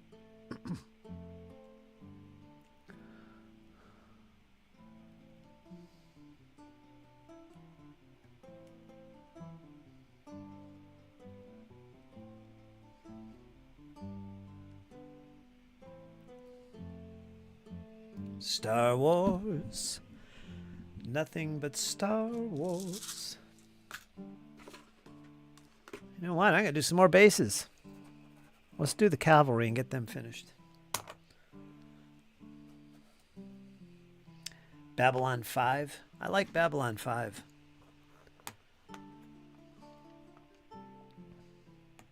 Deep Space Nine. I was a fan of Deep Space Nine. I'm one of the few, I guess. I like Deep Space Nine. I love the original Star Trek. Never saw Firefly. Stargate. I love Stargate from beginning to end. I like the hard sci-fi. There used to be a show on Fox. I think it was called Wild Cards. It was like a 1-season type of thing, but it was really good. They were all fighter pilots. I like that a lot, but it only went 1 season. I don't think anybody saw that except me. The original Battlestar Galactica I was a fan of. Never Star Wars.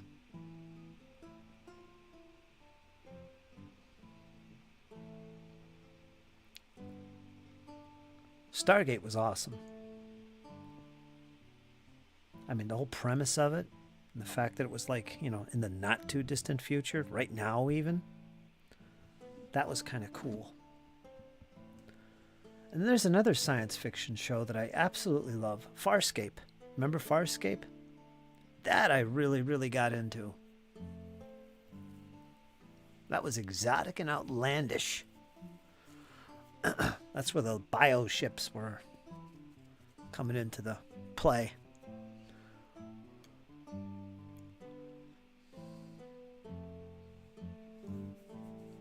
Oh, I love the original. I never saw the new stuff. I haven't watched new stuff in forever. I just don't watch. I don't go to movies. I don't watch TV. So any new stuff? Nah.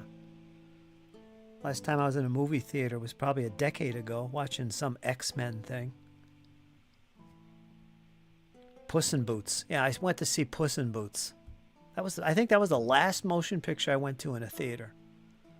I went to see Puss in Boots. Yeah.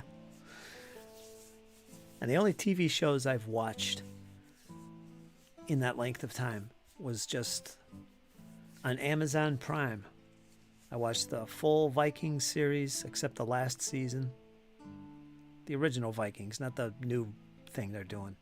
I watched that, and I watched The Northman, which was really good. Probably about as realistic as you can get. That's it, though. I haven't watched anything. I shun it.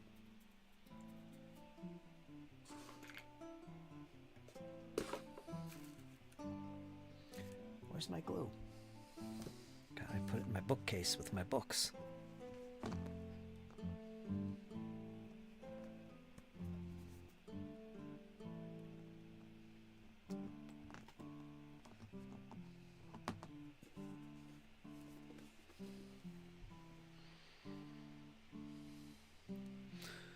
But yeah, I did watch Stargate in the 90s.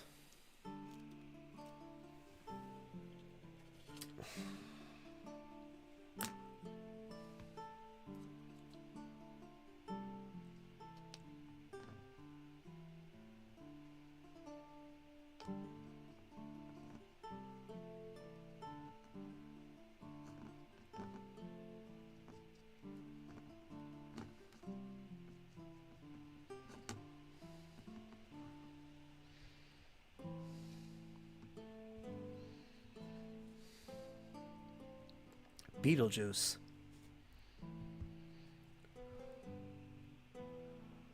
Used to go to 2 or 3 times a month for the movies. Hardly go anymore. Yeah, does anybody really go to the movie theater anymore? They must. Anybody in the chat? I haven't.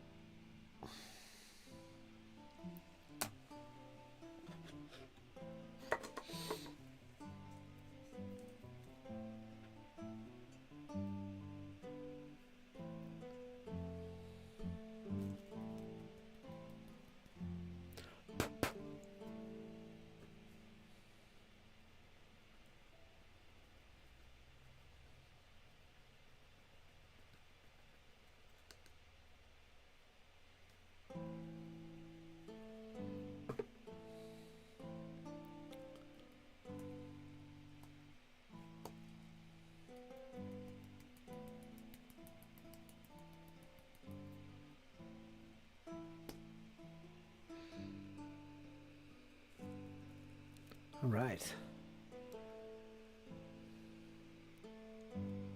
Looks good. I'll do these last two. Television and movies are not worth watching anymore. That's true. They're really not. How many times have I said, oh, they don't make them like that anymore? I've said that so many times. And it's so true. Yep, spanking the base. Helps the static grass stand up. And clean it off, too.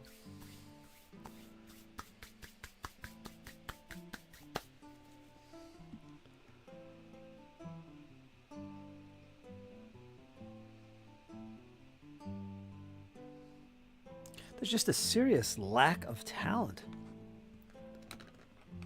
There's some exceptions, but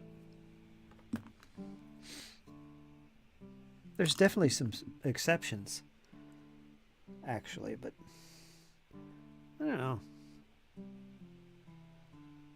I find myself watching old stuff more than not.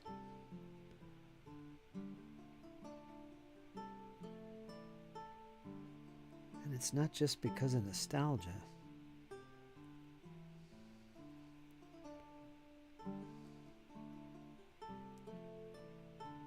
I guess the same is true with music.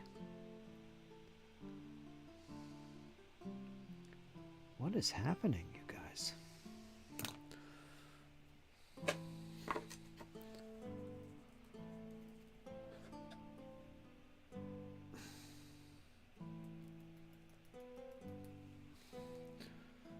Spank the base.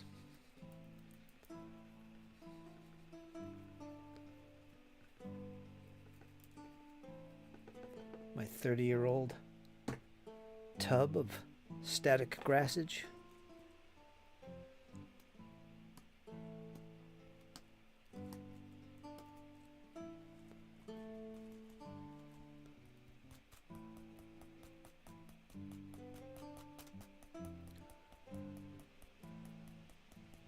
You could use a balloon. Get one of those little balloons and rub it on your leg and float it over top of the base, and it'll make all the static grass stand up. I used to do that all the time. Now I can't be bothered. This works just as good.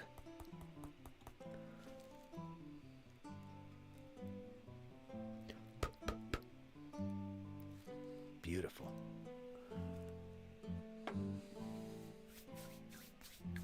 Oh, it's so messy though. I gotta go down to the creek and jump in. I'm gonna be eating static grass with my pizza.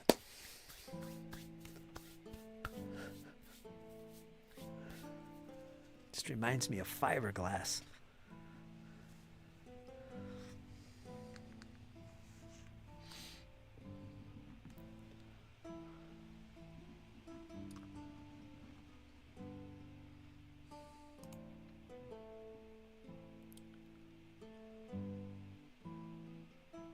Last I heard, yeah, they were going to make that 40K thing. I know it was up in the air for a long time. But that guy, what's his name? That actor guy that plays 40K, he got his way, which is good. From what I remember, everything is pretty hopeful right now. It's not going to be this politicized, agenda-filled version of 40K. I could be wrong, but this is the last I've heard, and that was like a couple months ago. A few months ago. And yeah, it's actually back on track. Steam is showing that most players are playing older games too. New games have slowed, and new sales slowed a bunch. Video games are even worse. Most modern media. Yeah, let's not get back into talking about this stuff again. Why are we going in that direction 2 days in a row? I gotta stop talking. I think I'm leading you guys into conversing here. I'll leave it to you guys to change the topic, but yeah, I get what you're saying, Nordic, which is a shame, but it's all cycles. I have faith in humanity. This too shall pass. Right?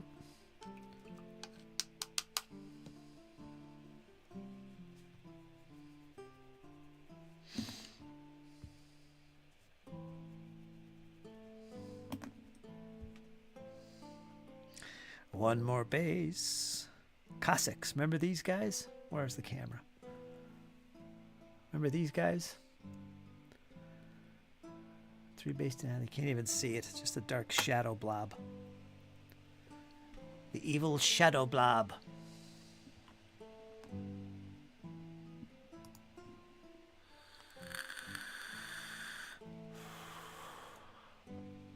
Sisters of Battle in that Amazon 40K series. Oh, so do I. It'd be so amazing. Who are they going to get to play some of these Sisters of Battle? Oh my God. I'd lose my mind. Yeah, that's going to be a fun series if they stick to their guns. The way and do it the way it should be done, and I think they will. That's going to be fantastic. They're sitting on a gold mine if it's done right. That's going to be amazing. What in particular do you find appealing about Traveler, the game, Fritz?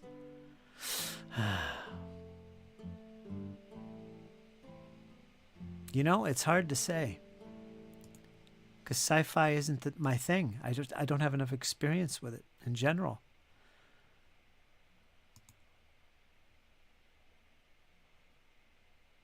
I mean, at first, it was all about, ooh, a science fiction game where you can do all kinds of sci-fi and laser guns. And, you know, going through my head while I'm saying this is visions of Battlestar Galactica or Dune, the movie Dune, the original. Things like that crept into my head. But it wasn't until years later that I actually sat and played the game. And then I was introduced to the mechanics of Traveler. And it was like, oh, this is like amazing. I love it. And its simplicity. So I do love the system because of its simplicity. But only because of its simplicity in 2D6. Not because of any specific mechanical thing. Like how combat is done. It's not that. But I don't know. I don't know if it's anything to do with Traveler or just the genre of like what I envision in my head as being enjoyable sci-fi. I don't know. I really don't know. The setting, I guess, is a big deal to me.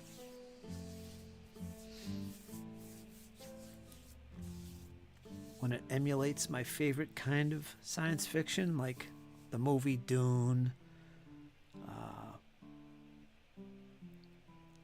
Not Star Trek stuff.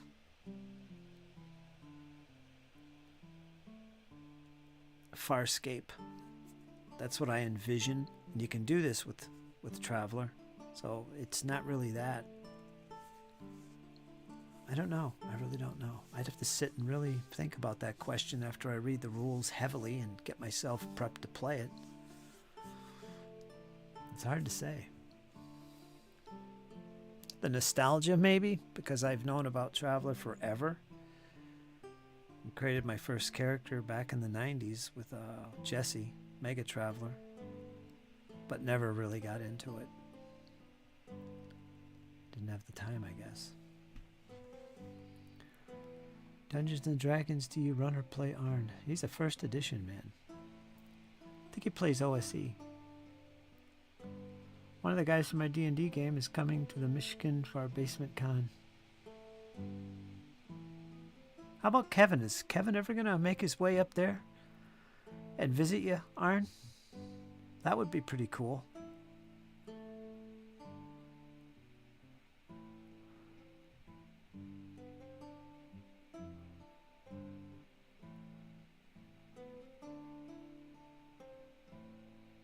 Yeah, I don't know much about the setting, though. But I don't know. When I think Traveler, I think Dune. I don't know why. I really don't know why. Maybe that's not true. Because from what I understand, the Third Imperium and all that stuff is kind of like a very hard science fiction type of thing. But not like that it's recent sci-fi. But it's like, I don't know. I compared it to like Dune. I don't know. I could be off on that. It's just what I pictured.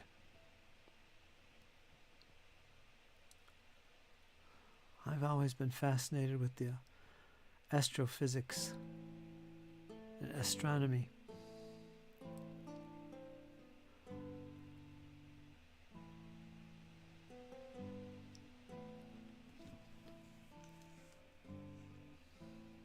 Serenity.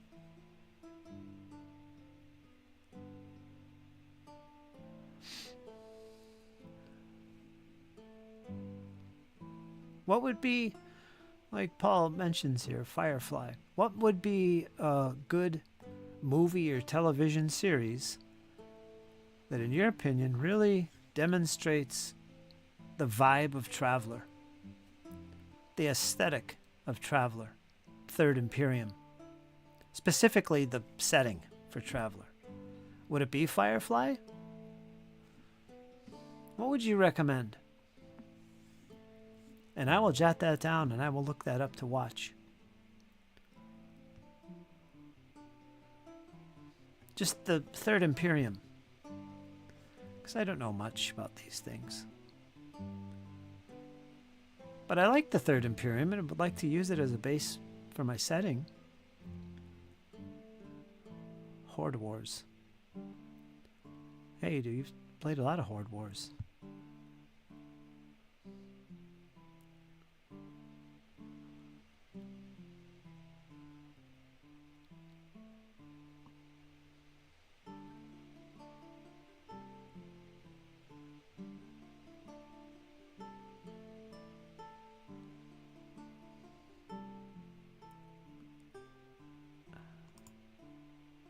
you doing, James?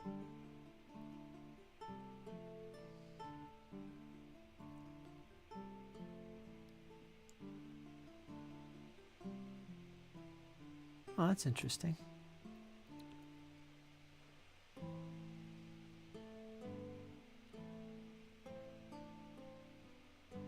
Space opera? Isn't Star Wars considered a space opera? I don't like Star Wars. do, do, do, do, do, do. I do, but I don't. I don't know. I'm weird.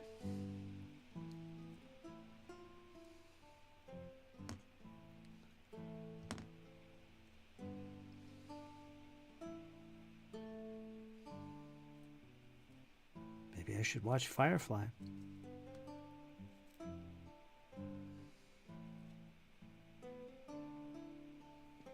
Let me finish this base.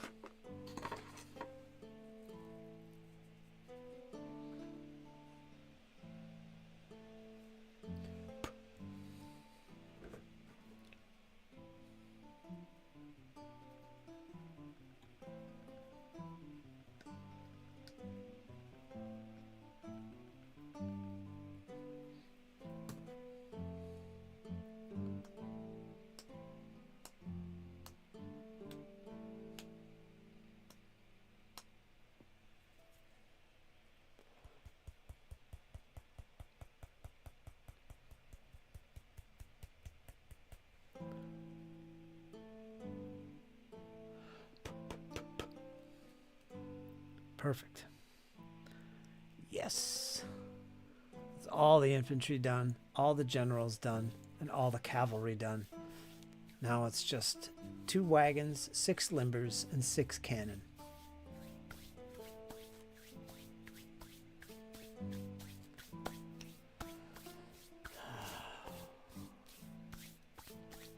That's all dry. We'll start doing the final touches, and we'll do that all in one session, I think.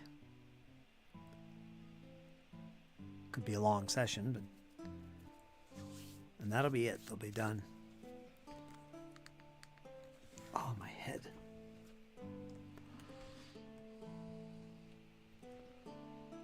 Kevin would show up for historical minis, but not for RPG stuff.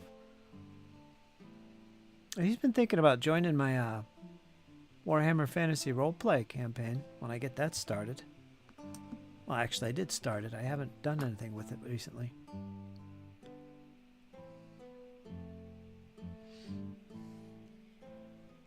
My Sunday group is a bunch of stuck in the mud. I'll play Pathfinder. Pathfinder. Terrible. And the protagonists were just like a PC party. Firefly's setting wasn't at all like the Imperium, but its technology and tech levels and weapons really were. And the protagonists were just like a PC party. Firefly is a good example of Traveler. I wouldn't say it's a good example of, say, Third Imperium, though. Alright. Firefly, Serenity, and the 1980s Robin of Sherwood were the most RPG PC party-like representations, period. Serenity. Why does that ring a bell, but I can't visualize it. Alright, Nordic, you take care of yourself.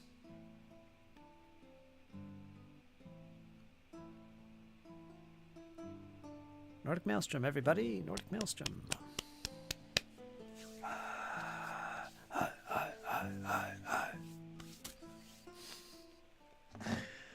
ay, ay.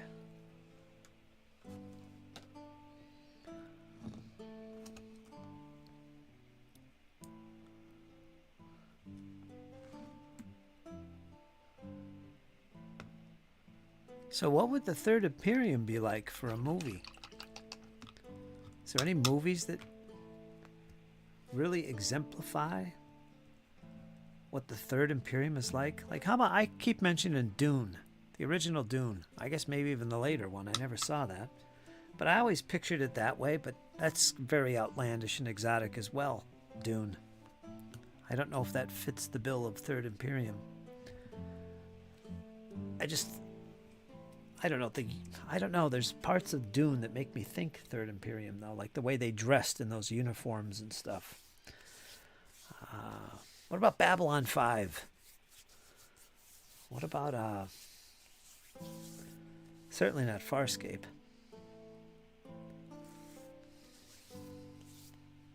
Farscape's definitely outlandish.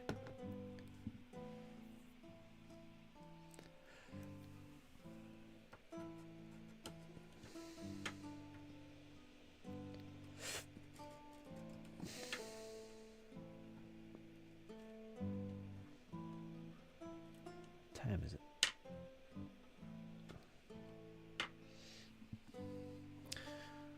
The new series of Foundations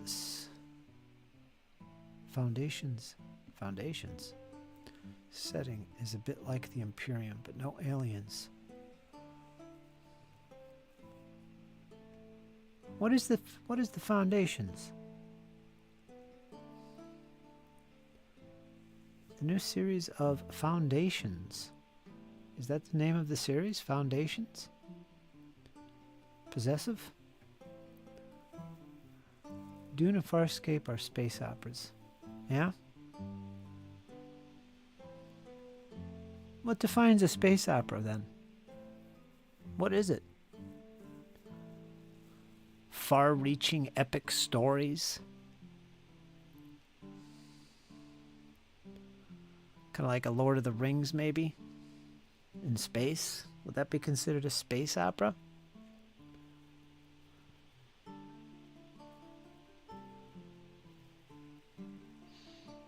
Blake's 7. Yeah, that is definitely old. Foundation equals the series of Asimov books. Oh, okay.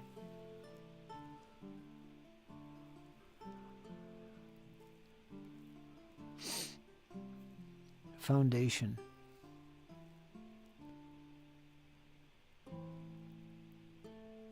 Foundations. Okay, I get it. Too many foundation words floating around. It's getting confusing. What's going on here?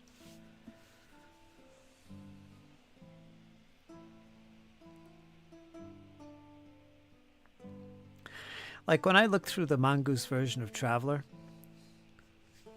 and even the dreaded first runs of Traveler, even Mega Traveler, art is not a thing. It is with Mongoose Traveler.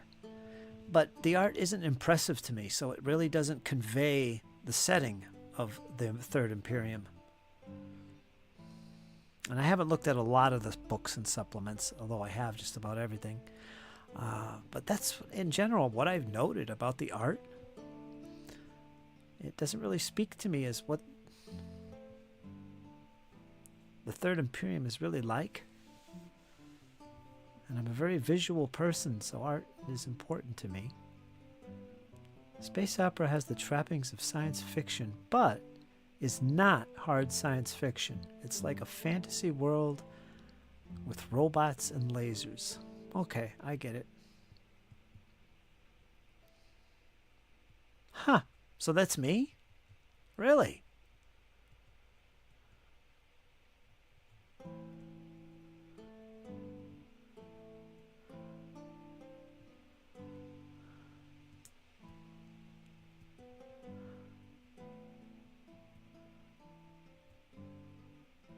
Is the scale of the setting elements of the hero's journey.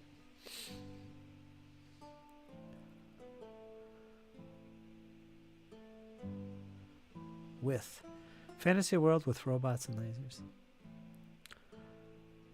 Mind you, what I said is just in my opinion, not an official definition. I could go to Grok and ask Grok.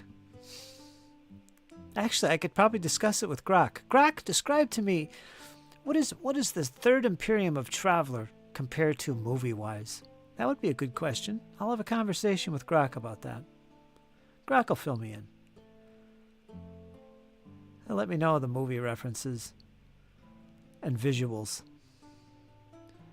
We had experts here, but I kept getting crumbs on them. Official definition to do with the worlds. Alright, I get it. I get it. But that's me? Huh. Alright. I like space opera, so take that. Take that. Yeah. So what's the opposite? Hard science? These little subgenres of science fiction. You got your space opera, you got your hard science fiction, I guess, which I kind of know what that is. But is that considered the opposite? It's definitely different. And is there any other subgenre of science fiction?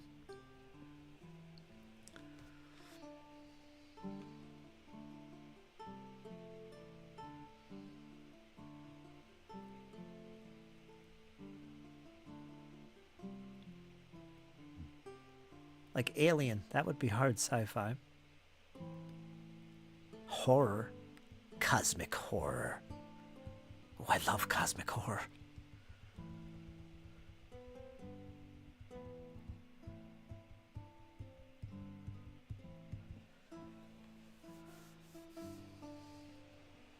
I love learning new things. Teach me, James. Teach me.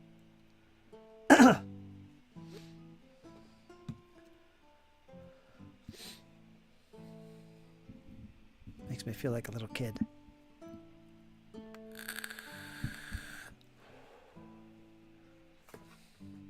That's another draw to sci-fi for me. I feel like it's even more intriguing for me nowadays because I know so little about it. I just want to get into it. I got to do that. That's going to be so cool. I got all these visions in my mind. I don't know the stark reality yet.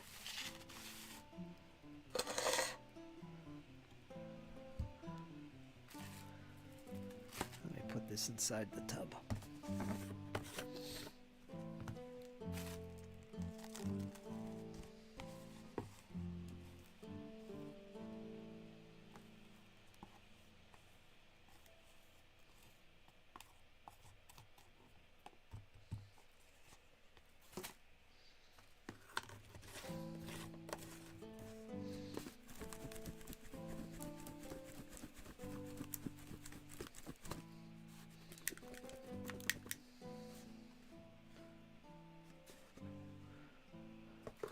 40K in the grimdark sci-fi. I like that too a lot. And that is definitely different than, say, Star Wars or Alien. It's almost like its own thing.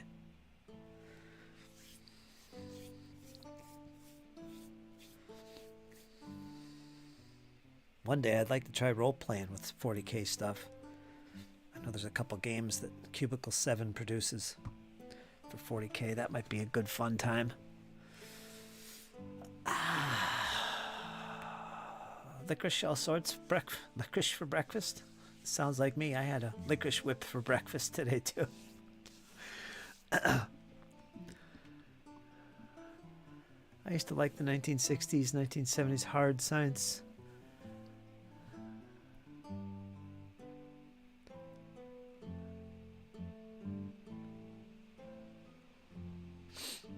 Traveler spaceships, especially the Imperium ships, were sketchy. How you doing, Itinerant? I called you Itinerant again. Irate Spartan 13, a.k.a. John. Sir John has arrived, with crown in hand. Prince John.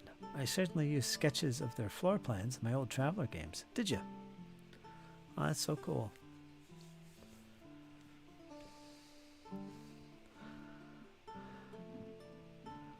$40K lore is great. Yeah, it is. 40K is more space opera than hard sci-fi. I'd say so. Although I can see it being like a hard sci-fi too. Like, let's say we do a story that's based on Necromunda, and it's all that low stuff. That's kind of like hard sci-fi. I mean, they're using archaic technology. But then when you start getting into the battles and the Imperium and this vast space that's being waged over, it's changes again, and it can feel like an epic, right? I don't know.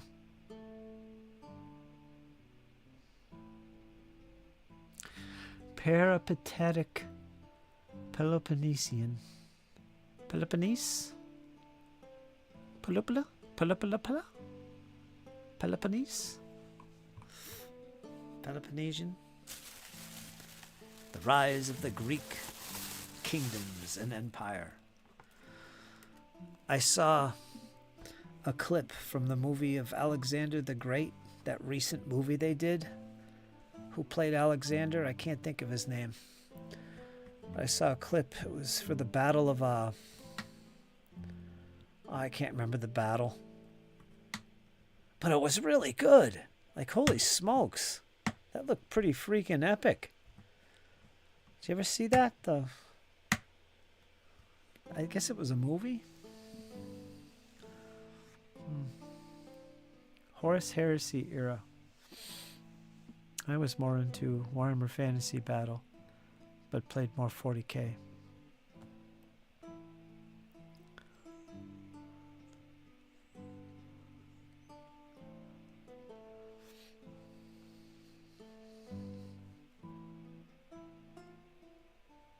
I have to use caps lock to make capitals.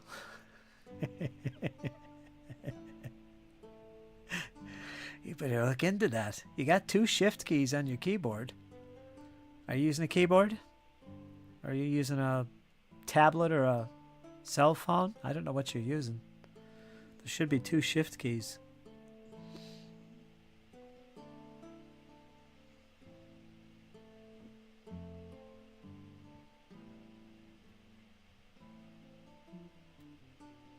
Sounds like you need to clean out the keyboard.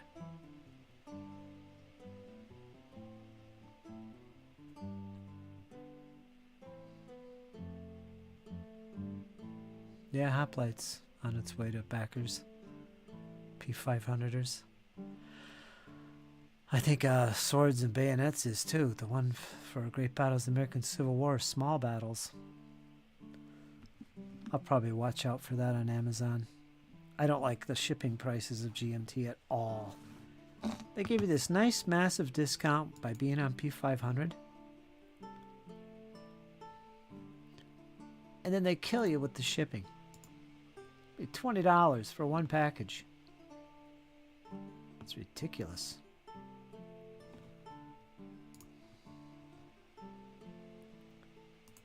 And I found on Amazon, you can pick up these games too, and they're usually priced decent.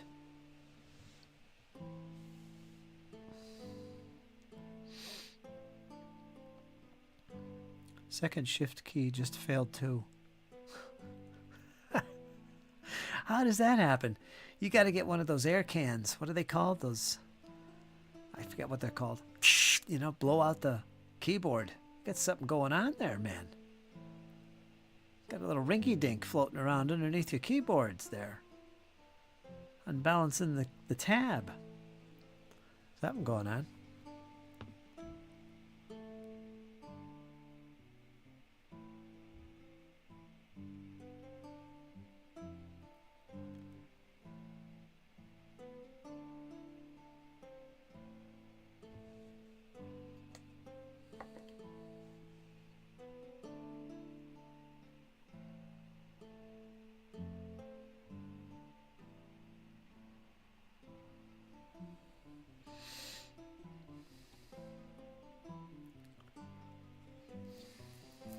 I think it's called Swords and Bayonets.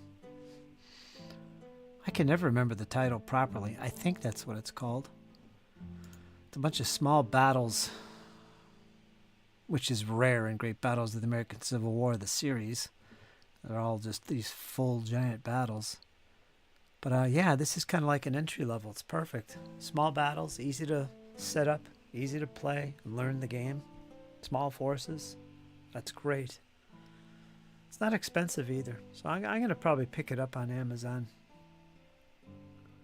It's just released now, so it's got to go to the stores yet before you can see it on Amazon. That's probably what I'll do.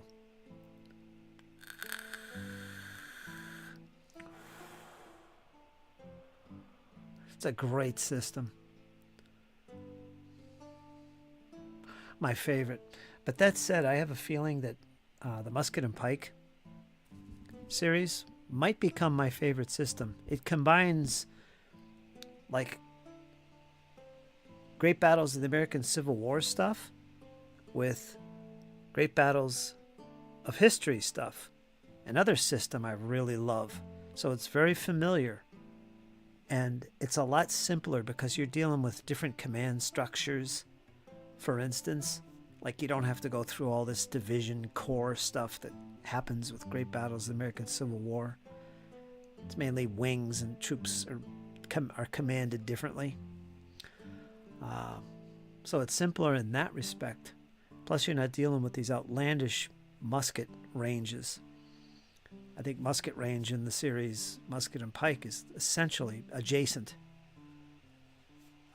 So I think the system is going to be even more accessible and enjoyable for me. So we'll see. I think it's going to be my next board game going on the tabletop. I put out a post recently about that.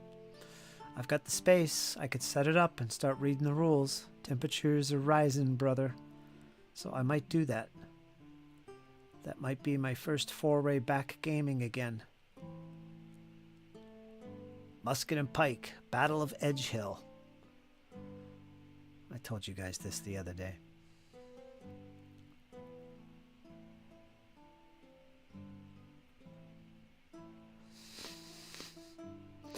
All right, Paul, you take care. Derbyshire? Derbyshire? Caps lock for the win. Take care. Paul, everybody. Big Small Worlds.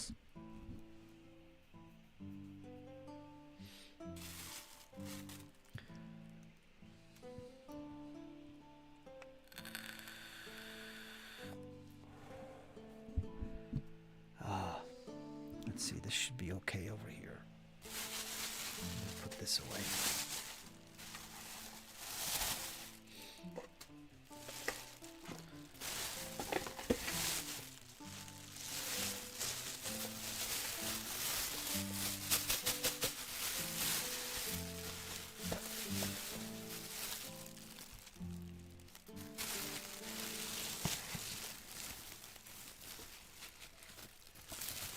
But anyway, Traveler sounds good to me. I probably wouldn't even play with Traveler. I'd probably use Cepheus.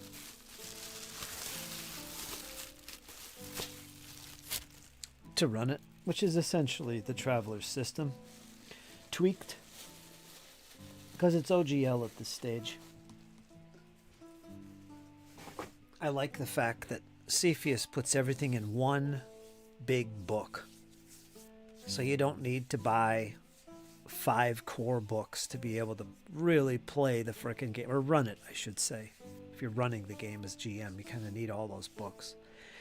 And, you know, it sucks to begin with to have all these books. To buy them, I mean, because they're expensive. But the other side of the coin is that you've got to look up these rules. And they're all scattered in different books. I don't like that. Condense it, consolidate it in one book. That's my thing. And that's what Cepheus does. That's what I like. And also, Cepheus doesn't assume a default setting. So it gives examples of settings, 3 in fact.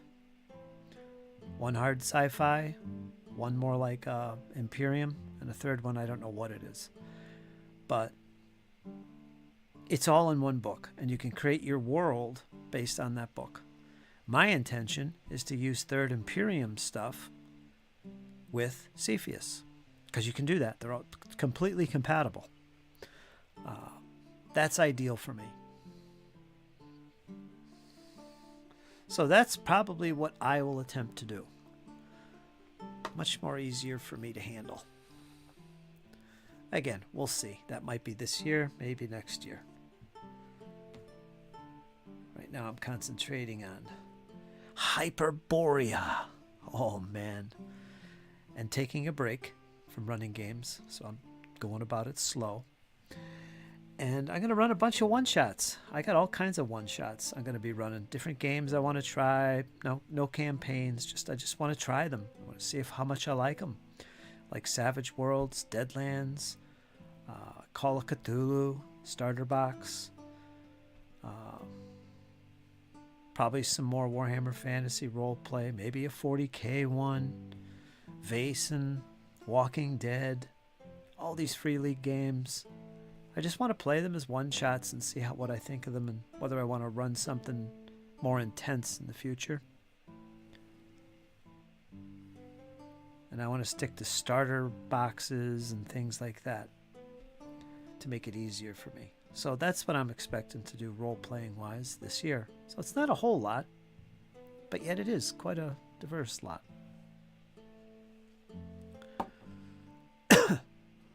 That's this year. Maybe some Traveler. Highly doubt any Axe. Axe I'm saving for next year. Very excited about Axe too, but yeah. Let's read. Internment. Gotta go. Poor Fritz. Winter is harsh over there. Yep. I can't do anything till it warms up. But it's warm. We're getting an early spring here. It was cold last night. Holy smokes. But I think that's the last of it. It's 58 degrees right now.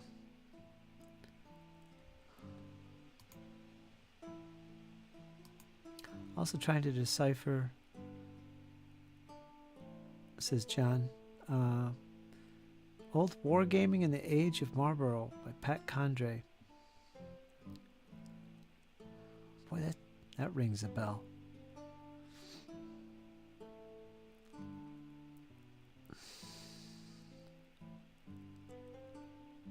Wargaming through the ages. Going old school there. Old school.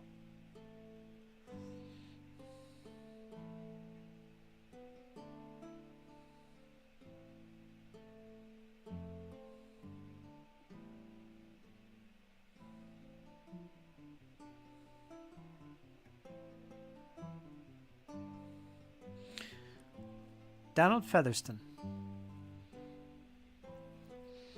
made a very profound statement that has stuck with me all my life and has impacted my hobby life tremendously. And I've said it before, but what he stated was that wargaming, and this is paraphrasing, wargaming is a personalized hobby, or it should be personalized. We all know what that means. To me, this impacted me in a huge way. More so this day and age where everything is commercialized. I mean, that what he said has more impact on me now than it did back then.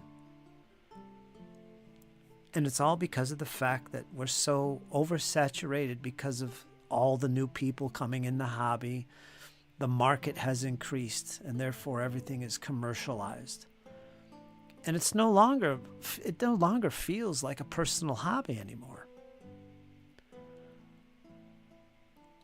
Because bolt action, Warlord Games, for instance, everything's done for you. The terrain, the army lists, the rules, of course, the miniatures, everything is provided for you in a nice, convenient platter. You don't have to do anything anymore. This attracts people to the hobby, and it's great in that sense. On a business sense, it's great. That's the commercialization of the hobby. And then other companies are doing this, and then we get saturated with all these great, convenient games, and just they get flooded with money and people.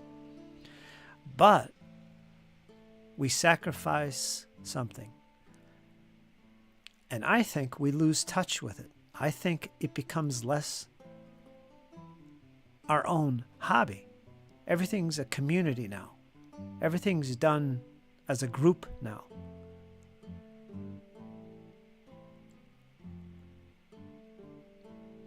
Whereas back in the old days, you made your own terrain. You did your own thing. You painted your stuff. You did your own research. You collected figures from various manufacturers. You did the research on manufacturers. It was very personalized. Everybody did it differently. Now everybody's doing it the same way, or it's done for them.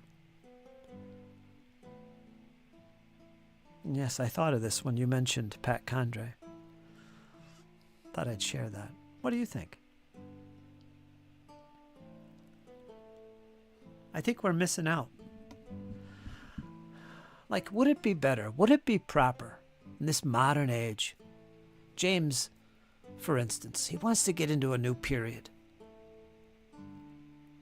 He gets a few sets of rules, but he's going to go a step further. He's going to make his own set of rules. That's what we did back then, right? Always. Or maybe he's going to house rule one particular set to his liking. He wouldn't actually do this in real life. He's more likely to bounce around between rules until he's happy, but let's assume that this is what he does. He researches the battles. He learns about the battles. He learns about the personalities and commanders, the formations, the uniforms. He just reads book after book. He's getting engrossed in this. And he has his take on this. He comes into a chat one day and we have a great discussion. It turns out that even though I know quite a bit about the Sudan campaigns and all that, he's teaching me some stuff that I didn't know. How great is that? Because that's the rewards for your efforts. Part of it is also that, not just being able to play games. That's typical historical gamers, right? And he makes his own terrain. He researches what battles look like. He looks at old paintings from the period to see what the colors of the desert really were, or what khaki really looked like. Looking at some uniforms and paintings in museums. Uniforms that are faded with color, but still. He does his own thing, and it's very personalized. So his version of the period, of the hobby, is his own. And he loves it. Now compare that with, say, John, who says, you know what? I'm getting into black powder. Oh, they got a great supplement for that. They got the Sudan book. I'm going to grab that. Yeah, I'll grab a couple ospreys. That's my research. I'm done. Buy some box sets of plastic miniatures because it's provided for you. And you just paint them and put them together and go at it. You really don't have to do a lot of research. You don't have to do much. Everything's provided for you. And your army really is no different than, say, Joe Blow's army down the road, who also plays black powder and probably plays with you, John. And I would say James is probably more in touch with the hobby, and it's more personal for him, personalized, than it would be for, say, John. Would I be right? Are those totally different experiences? Which one is better? Which one is more preferable? I see you, Clyde. I don't know. These are observations that I make. I don't know. I think I need to make some pork and maple beans. Okay, Clyde. That's great. Fantastic. Sounds good. Pork and beans. Maple.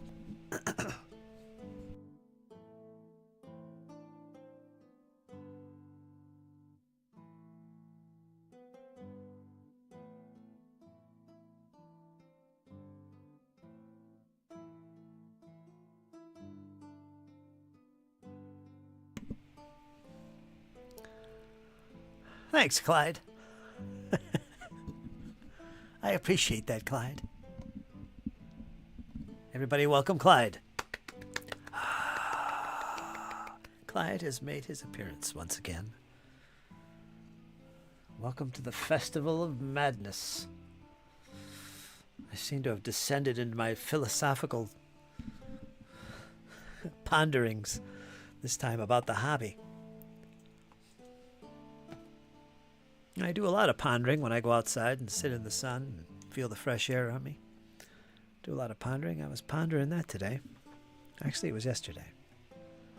Like the new camera angle here? I was doing some flocking today. Brought in my bigger tripod. Ugh. I don't want to move it, actually. We'll leave it there. Little alternate view of the alcove. See my setup here?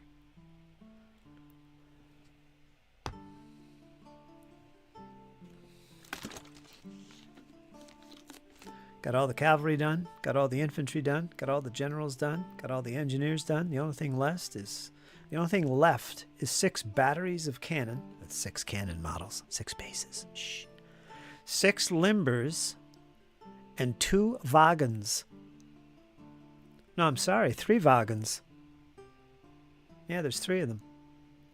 So that's all we got left. 6 cannons, 6 limbers, 3 wagons. We'll do that tomorrow. Hopefully all of it. So we'll get this done and then we can focus on painting, dry brushing. I might start that tomorrow anyway. Well, I'll think about that. I'm not sure how I'm going to do this. I might do a little bit of flocking and then a little bit of painting and then another day of flocking and then painting and then the third day would be just finishing them off. I think that might work.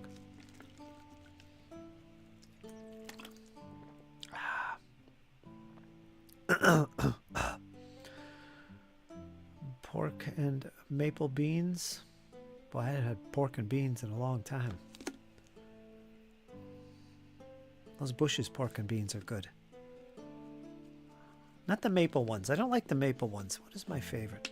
The original's good, but there's another flavored one. It's not maple. I had maple once and didn't like it. Yeah, I know. How could I not like maple? Should be drinking that out of the keg.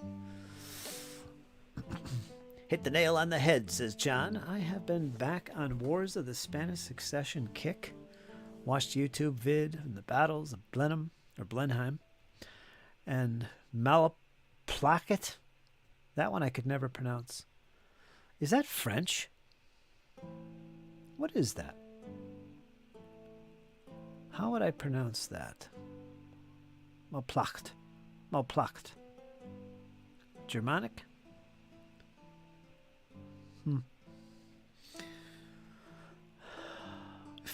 Blenheim's an interesting term. It's with the Germanic influence, it's Blenheim, but its Anglo version is Blenheim, and that's what it's usually called, Blenheim. Everybody calls it Blenheim. They won the battle. Very strange. Dutch.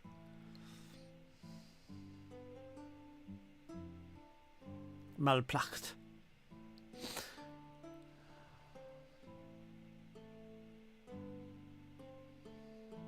But anyway, that idea of a personal hobby where you weren't dependent on anyone else to do your stuff for you. You did your own stuff. I think that's something we're missing out on. And it's not as convenient, but there's something about making your own stuff. That tactile attachment, personification of your things. There's just something about it that I think people are missing out on. I've been in both worlds, and I always think back on the old ways, how we did things. There's something very special and satisfying about it. A perfect example is 3D printing, where it's become less personal because now you're just printing them out. It's one step up. It's one step away from buying it from someone else, but still, you're not making anything. There's nothing new about this. It's an STL that hundreds of other people have and make and print out too. But actually making your building out of straws and balsa wood or cardboard and glue and tape, spackle. There's something about that. Been thinking of painting some Austrians in 10 mil. But I have to research the regimental uniform colors, learning about Villers, Marlborough, Eugene of Savoy. You are right. We personalize it. Yeah, and that's something special. It wasn't me that figured this out. It was actually Donald Featherston. But when he said that, I don't think it clicked with me as much as it does now. Like when I started solo gaming, in earnest and really finding that I enjoy it better. Like playing with friends and playing solo are two different experiences completely for me, and both extremely enjoyable, but for different reasons. And I actually favor solo gaming, but how do you get more personalized than that? You know, it's your hobby. It's what you do. You don't need anyone else to do it. I don't know. But there's something about that that's special. And no one can tell you otherwise.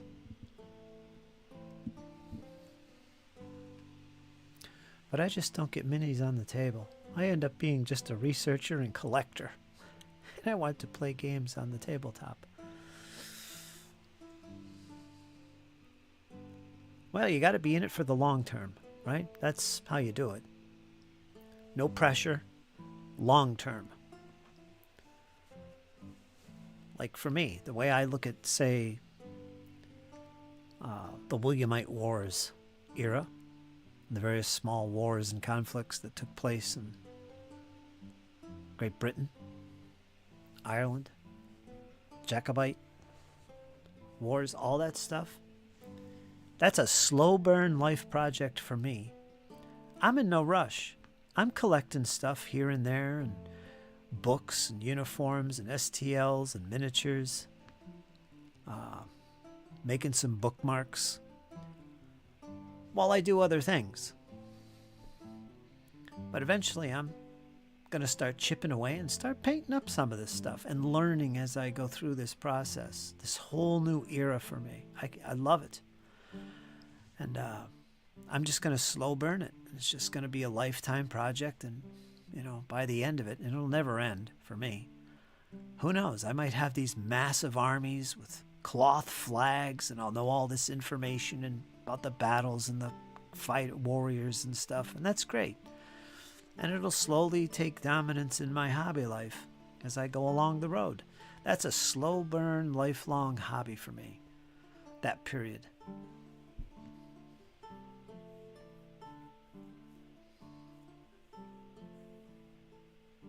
Nothing wrong with that.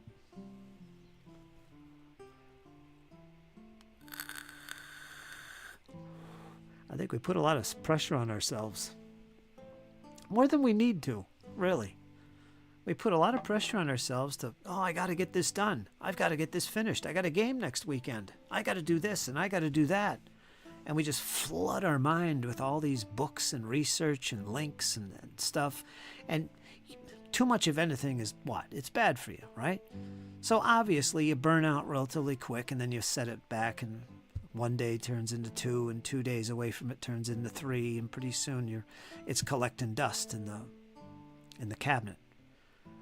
It's because we burn it out.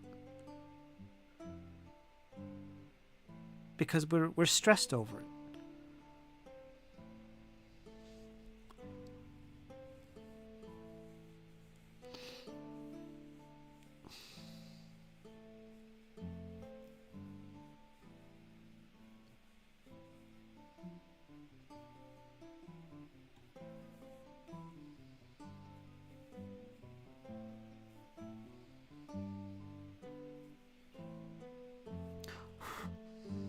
That's my thought anyway. Not that I know anything, but yeah.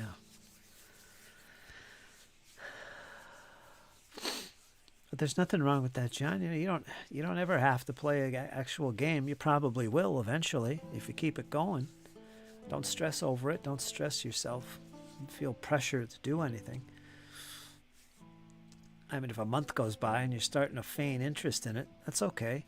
2 months go by and you have no interest in it. Maybe you're not interested in it then. That's okay. You didn't put a lot of resources and effort into it. It's fine. There's nothing to do with how much effort you put into it at the beginning. Your interest.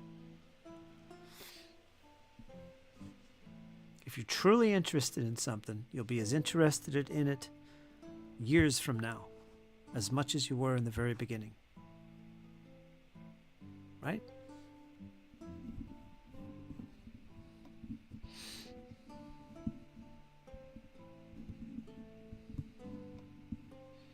There's a lot of eagerness and stress that comes from wanting to play a game and try out these rules. That's always a big thing too.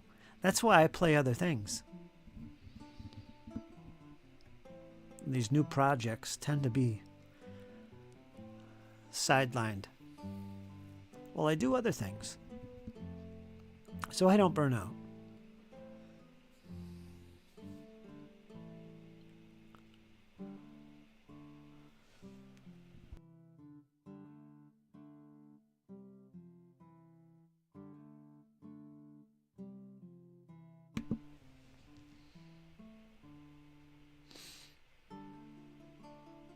I guess I'll bring that camera down, actually.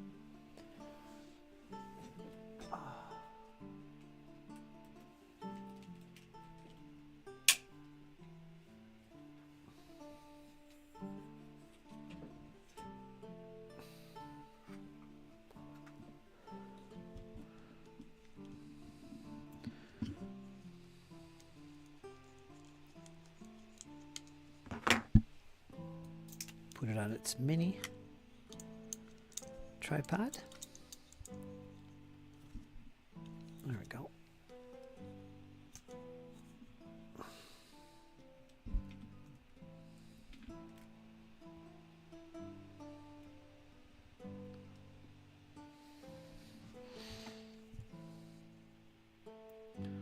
So that's what it's attached to on the other tripod.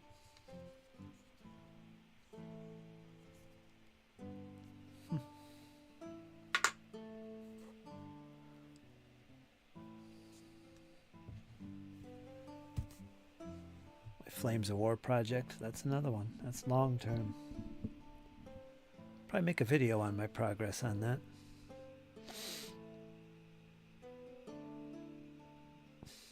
We'll see.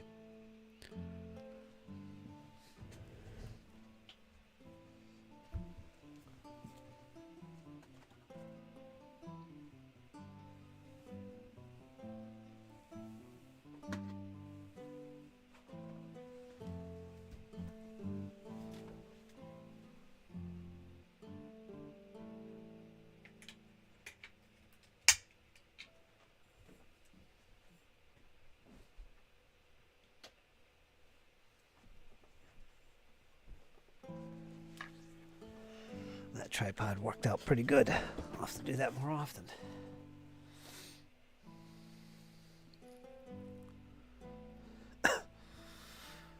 Okay, we're almost at 3 hours. I didn't paint as much, or I didn't work as much on these today. I don't want to push it. I'm going to burn out. This flocking is so messy. Bastaroo, how you doing, my friend? What are we painting, Fritz? That mass of minis looks awesome on your desk. 10mm Napoleonics. 10mm Napoleonics. Let's see, it's not in focus. Let me try and get it in focus. We'll show them off here so far. Got to work on the focus here. Hold on, give me a second. Hold on. We'll take care of this in a flash. You can bet on it.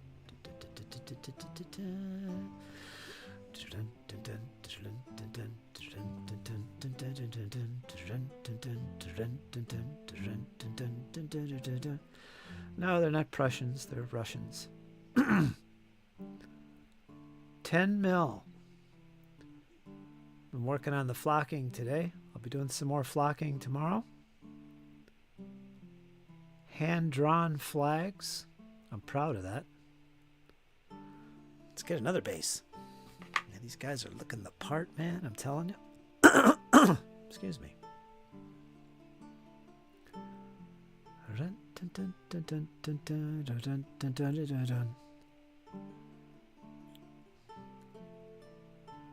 Russian line infantry.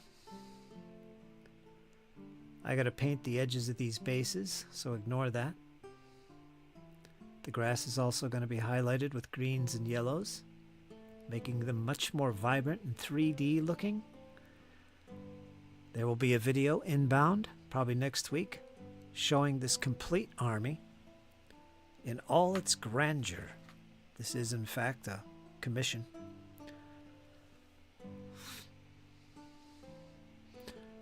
Dun dun dun dun dun dun dun dun dun dun dun dun dun dun.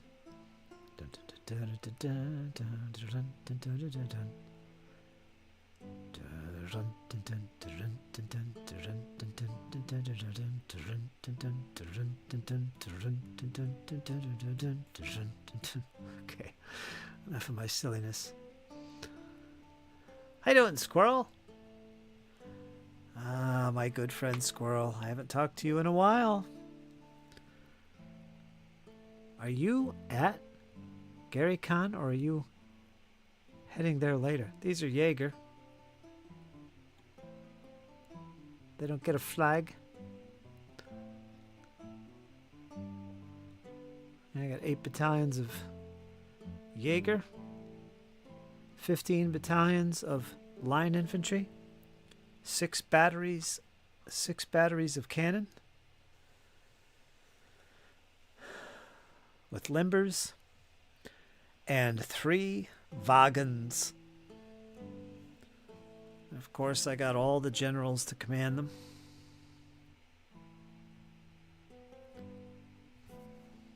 Let me turn up the light here.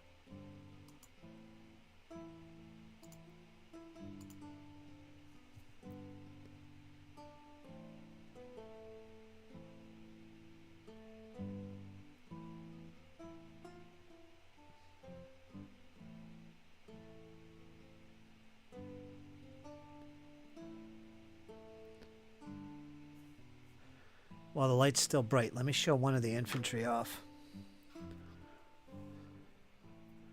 Got the exposure way up, so it's kind of choppy.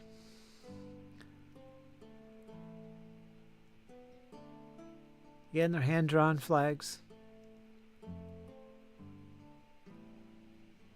10 mil.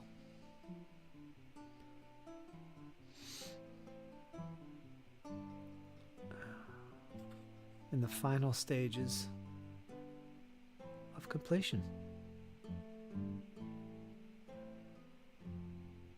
There you go. There you go, Bastaroo. Dun, dun, dun, dun. Oh, I gotta change the focus. Put it on auto. Get out of there. All right. Thanks, Bass. Daru. They are for ESR by the Wargaming. What's the name of his place? For ESR. At Sans Resultat. That's not how you pronounce it. It's the way I say it. They're resin cast miniatures. I think it's called the Wargaming Company. You can look it up online. Do a Google search. The Wargaming Company. They sell tons of box sets and packs of 10mm resin cast miniatures. They're some of the best miniatures I've ever worked with in 10mm. They're fantastic detail. Very satisfying to paint. Highly recommended.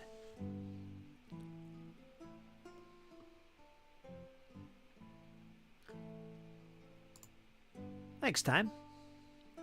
Appreciate that. Put a lot of work into them. Thanks, Bass. Daru. Home today, con bound tomorrow. That's what you said. I wasn't sure, though. So, yeah, well, you must be excited. Are you done with work now, Squirrel? You finished? Do you have to go back? Don't tell me you have to go back after the convention. You're on break now, right? Boy. I wouldn't think you'd skip out of work for a few days just to go to a convention. You might. Thanks, Squirrel. I appreciate that. That's why I do these chats. Keeps me motivated. Just waiting for somebody to say, "Oh, that sucks. That's terrible. You do horrible work. I would never have that in my collection. How dare you paint such an atrocity?" Ah! And suddenly I'm shattered and I never paint again. Everything into the waste bin, and that's the end of my hobby. All my rule books and painting guides, throw it out. I'm finished. I've been crushed. Right? Right? Now, you guys give me positive vibes, positive feedback. It's probably the only reason I get anything done.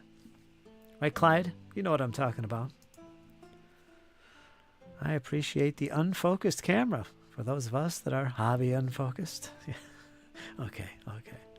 Nice one, Clyde. Nice one.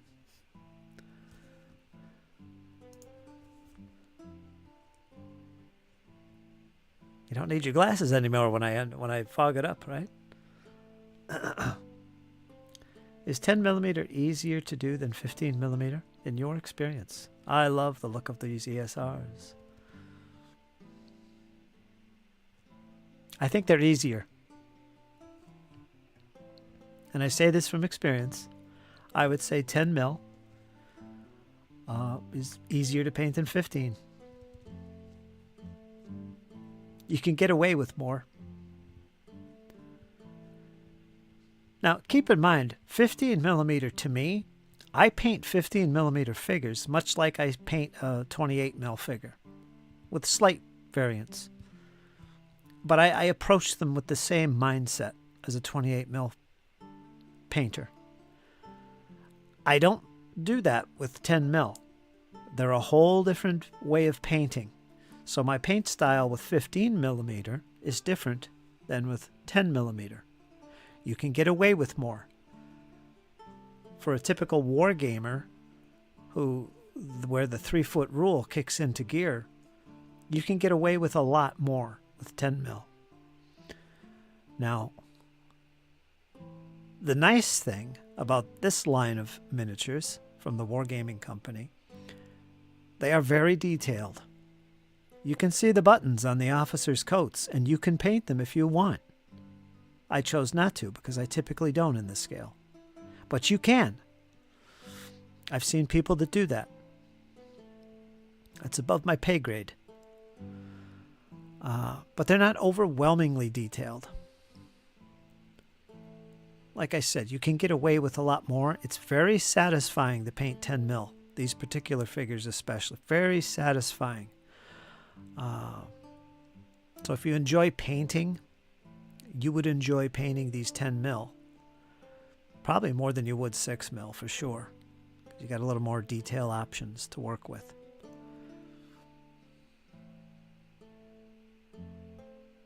Yeah. So that's my long answer to that. I'm taking the month of April off. All right. Well, that's good. So we're still in March. Does that mean you're heading back? You didn't answer my question. Are you heading back to work? Because we're still in March. I'm going to say you're not. Either way, that's great, Squirrel. Glad to have you back. Back in the flow. Been missing you here. Even though you made a few appearances. I'm saturated with Hyperborea goodness. I can never thank you enough for what you did, sending all that. You've got me set for my plans for this year, and probably for the years to come. It's profound what you did. I appreciate it immensely, Squirrel. I literally have every Hyperborea book except the 4 new adventures for 3rd edition. So, and that feels pretty good. I haven't felt that way in a long time. That's pretty cool. Not to mention that giant book of that city there, Palomas or whatever it's called. I'd have to go back. That massive tome. Just speechless. There you go, Squirrel Hermit, folks. Subscribe to his channel, Bastaru. He's good, wholesome YouTube hobby goodness. He paints miniatures.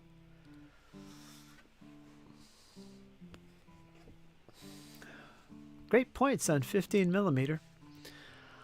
I can completely relate. I will look into ESR for sure. Oh, it's fantastic. The rules are great too if you're interested in Napoleonics. Yeah, highly recommended, Bass. No work from now until April 25th. Well, welcome home. There you go, folks. The squirrel has returned. Well, you must be pretty stoked, pretty excited. Good. Now you're going to a con tomorrow. You're on your way. Gary Con begins. One day I'll be making it there. That'll be my first role-playing convention I will attend. I'll just take a bus, see who wants to join me. I'll go all the way out there and hook up with you guys. And yeah. Soon enough. That's my plan. Have a good one, guys. It's bedtime over here in the Netherlands. You take care, my friend. Enjoy your evening. And thanks for saying hi. It's been a while. It's been a while. Basteru, everybody.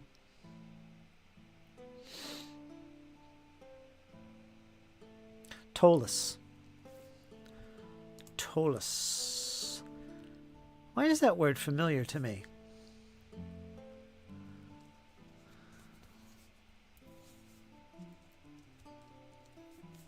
Is that an actual Greek word? Tolus? Ours would know. Stands for something. Father and son outing. Oh, yeah, that's right. Your son's going with you. What time do you leave? Why don't Zaddy go? She's probably not up to it. Making a whole family affair. You probably like it being father-son. Well, that's good. I'm sure he'll be excited. Make sure you take lots of pictures and shoot some videos. And I know you will.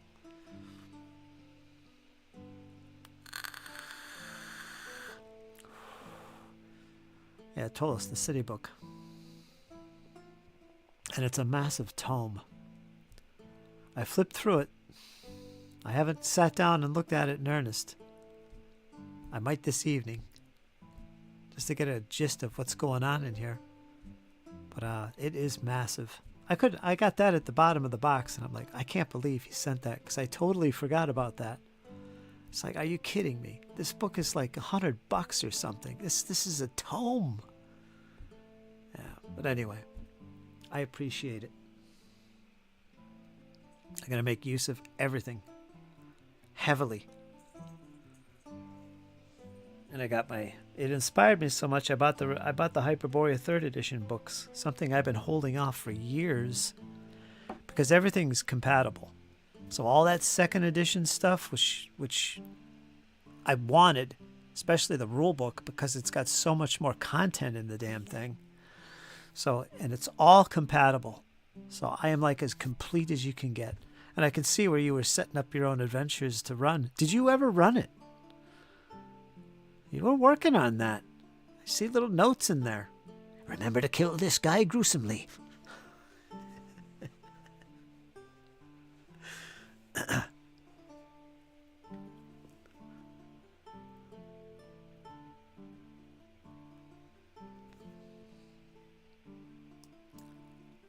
Between 7 a.m. and 8 a.m. And it's strictly a father and son outing, period. Well, triple dottage, actually. I get it.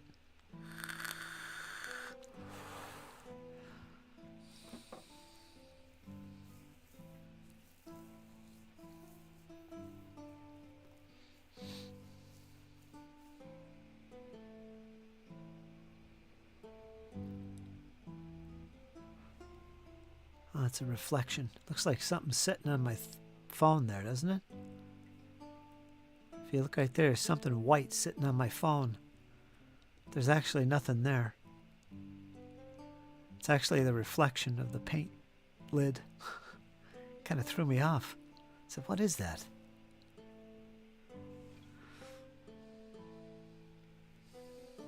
Very interesting.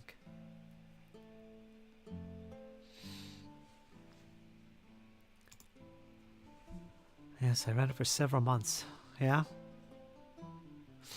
I've wanted to run this for a long years. There's not enough sword and sorcery in the world. It's my favorite form of fantasy fiction.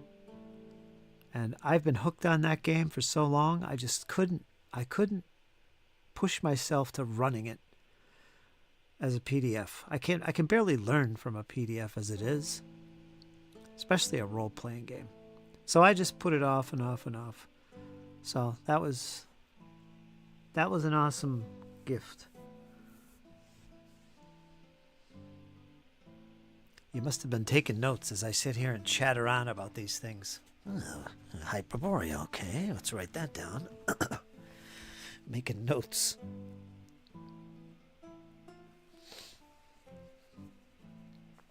I'll be getting my own packages out this spring. As the weather cheers up and I can get my stuff together. I'll be sending out some packages. I've got a few folks in mind. You too, Squirrel. And especially when I start printing out some stuff. That too. I got some things in mind I want to print out for you guys. Most likely terrain. Oh, I could print so many things. I got my printers all set up. I still have to put the resin one together, but I've got them all in their own separate room now, away from the cats.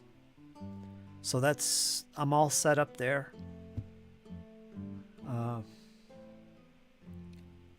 I got my game room set up in this house over here. I'm not going to put it over there this time. I changed my mind because I'm fixing the roof and putting the heat in here this year. So I'm going to keep this as my game room the way I originally had it. So I got that all cleaned up and straightened up.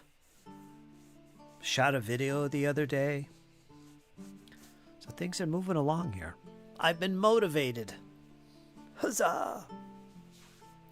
Clyde says PDFs are fine, for quick reference, but physical is required for learning. I agree.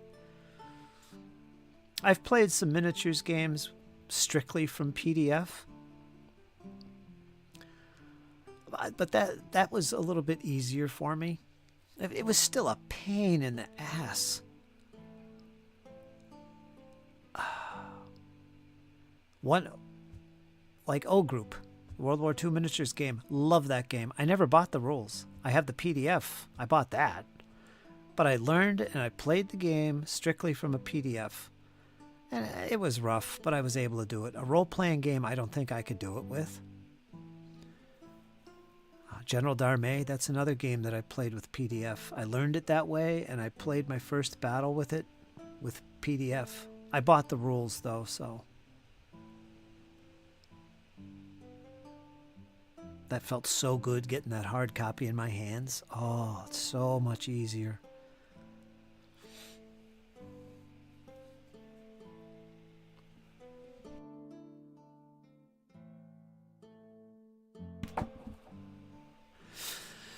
I just don't know. I don't think we're made to work with digital books.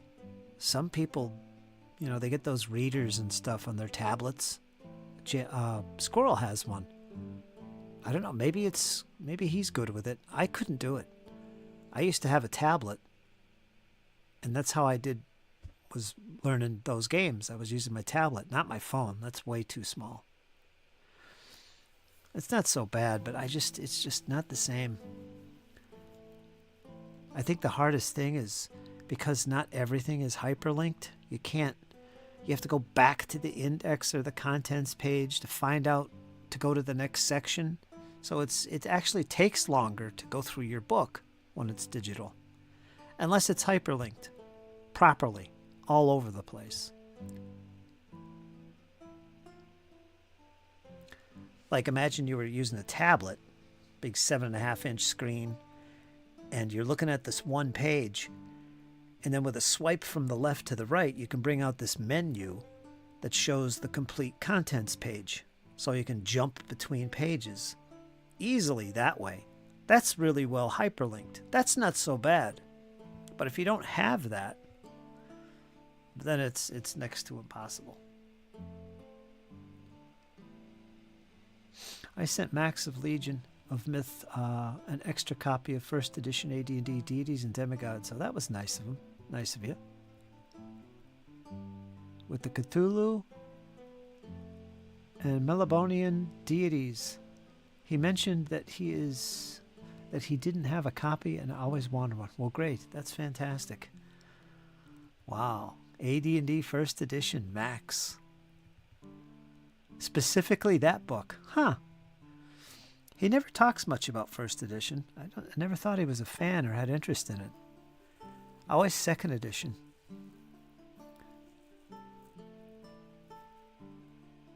I don't think Second Edition had a book like that, did they? I have an e-reader for when I travel. Physical copy is the way. Yeah. My tablet died. I cracked the screen and it lasted just a few months after. Then it died. Now I got a little tiny phone. Now tell me, how am I going to use this for learning a game? This little tiny screen. How am I going to do this? Yeah, you can't. It just doesn't work that way. You can see it's 54 degrees.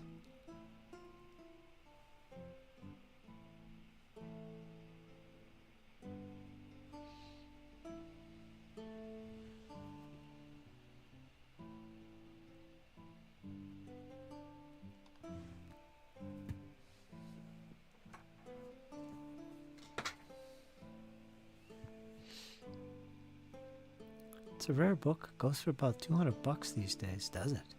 Holy smokes.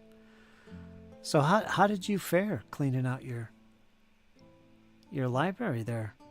Are you happy with it now? Or you still got stuff you're trying to get out of there? Has the task just begun?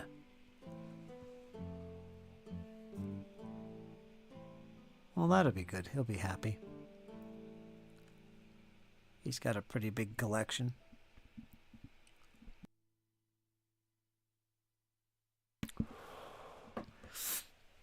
I know I'm happy. You got me motivated like never before. Got this 3rd edition book. I'll tell you one thing. This one you sent along, this player's guide to the 2nd edition. This is so well done. I've read this cover to cover already. So well done, this book. Compared to the giant tome that is Astonishing Swordsmen and Sorcerers of Hyperborea, i.e. 2nd edition, that book is it's so big, very daunting, and actually it's harder to learn the game with that thing. I started reading this and I was like, oh my God.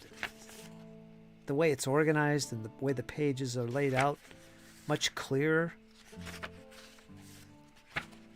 Not that it's any real different than the core rulebook, but I don't know, just the way it's presented. So yeah, this was a great add to the game. Yeah, I read this to death. I love it. And the artwork. Oh my gosh, the artwork. And I love these little inside flaps. Amazing. Amazing. And I got all the books on my shelf behind me. All the modules, everything. I've been showing it off and talking about it. Singing praises to the squirrels. Yeah, that's great. That's more than I expected. That was fantastic.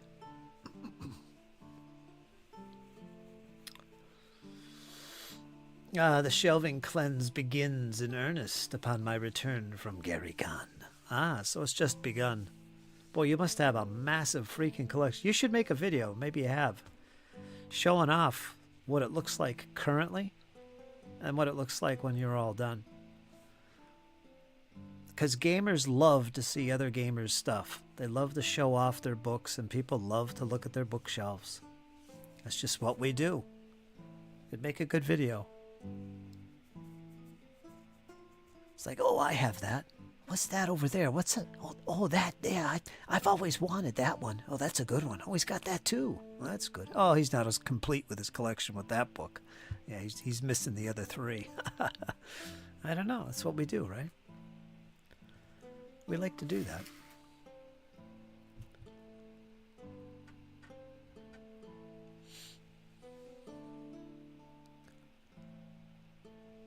Where's your dish?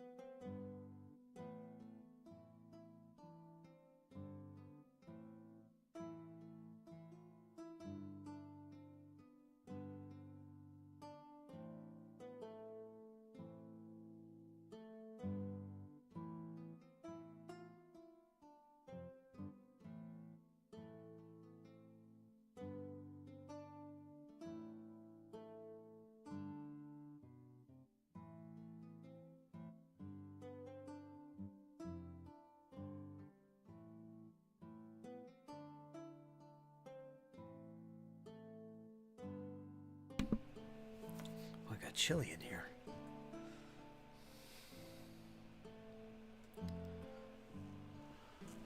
It is a true blessing to be able to share and give. Yes, it is. I feel the same way. That's why I try not... Don't! That's why I try not to get too sentimental with things.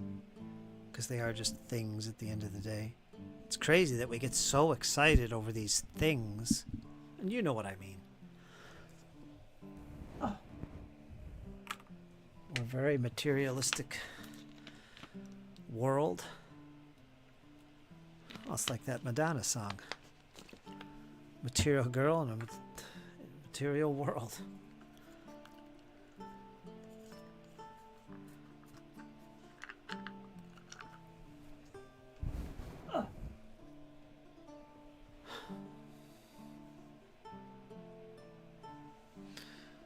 But it's nice to have things and to share them when you're no longer interested or for whatever reason. I try to do that as much as I possibly can. Either to survive or just out of the goodness of my heart to give, right? That's what we should do, right? I've done both. Never get too attached.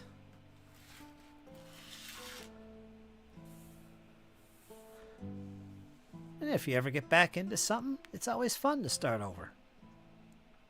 Do things a little different this time, right? At least that's how I see it with miniatures gaming. I've sold off my armies and collections, but here I am, collecting, in some cases, the exact same armies that I did before, but a little bit different this time. So I'm just as excited, if not more so.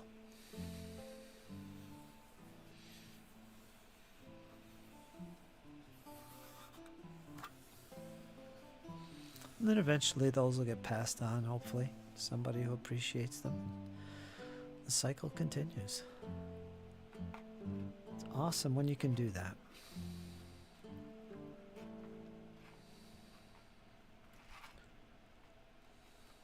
What are you doing, Chloe? Losing your mind. Ripping and tearing up the bed. Crazy cats.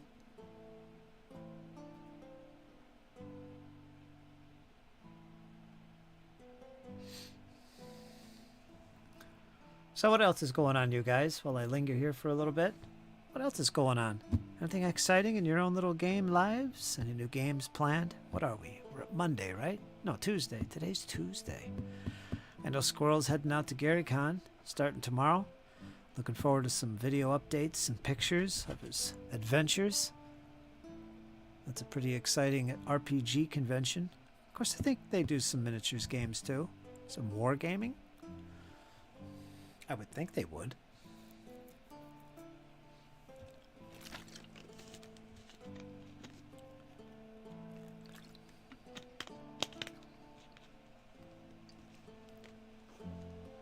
Excuse me.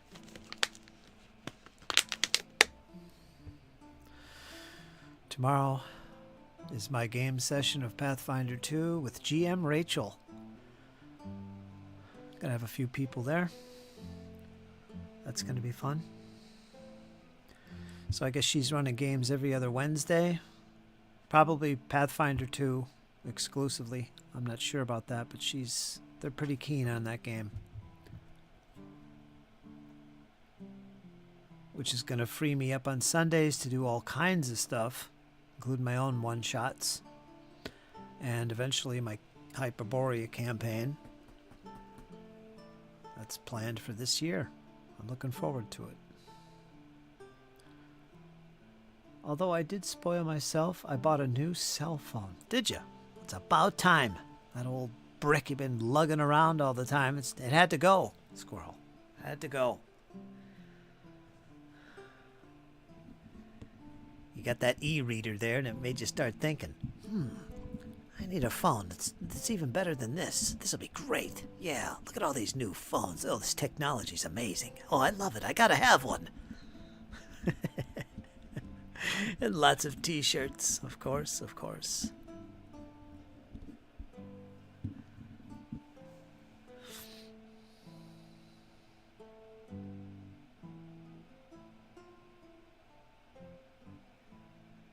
I gotta get a new cell phone myself. This is an old one. Better than the one I had before, though.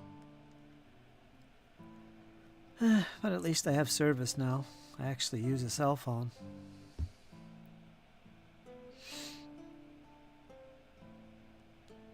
This is what I shoot my videos with. Because in general, the cameras are actually the best part of these things. But I run out of space really quick on this because I got all kinds of apps on here I probably shouldn't have, but I have them. So I run out of space quick when I'm making videos, so I gotta freaking get it off and upload it in parts. So yeah, I gotta get a new phone. Something with a little more memory and even better camera. That'd be great. So that's next on my agenda. That's as far as I go with the technology. Good camera for shooting wargame videos.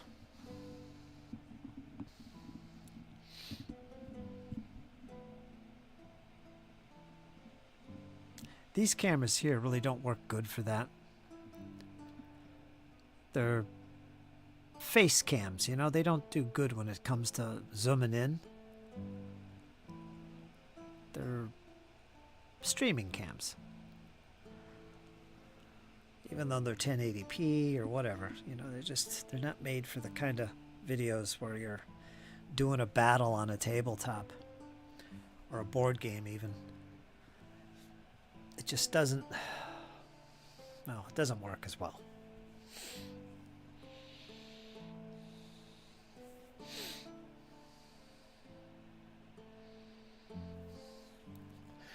DQ for supper. Dairy Queen? You having Dairy Queen for supper? Don't they do more than ice cream?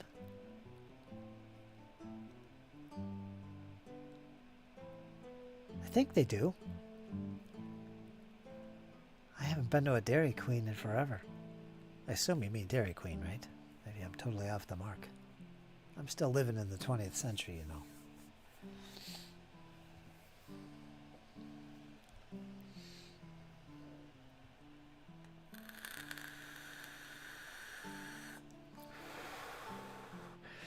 Yeah, no sense making a big meal when you're going to be gone the next morning. Nice, simple and evening. How you doing, Byron? I've been trying to get a hold of you. What have you been doing? Figure if I wait, extend my streams long enough, Byron will show up. How did your move go? So you and Rosemary are all set up now and everything's good?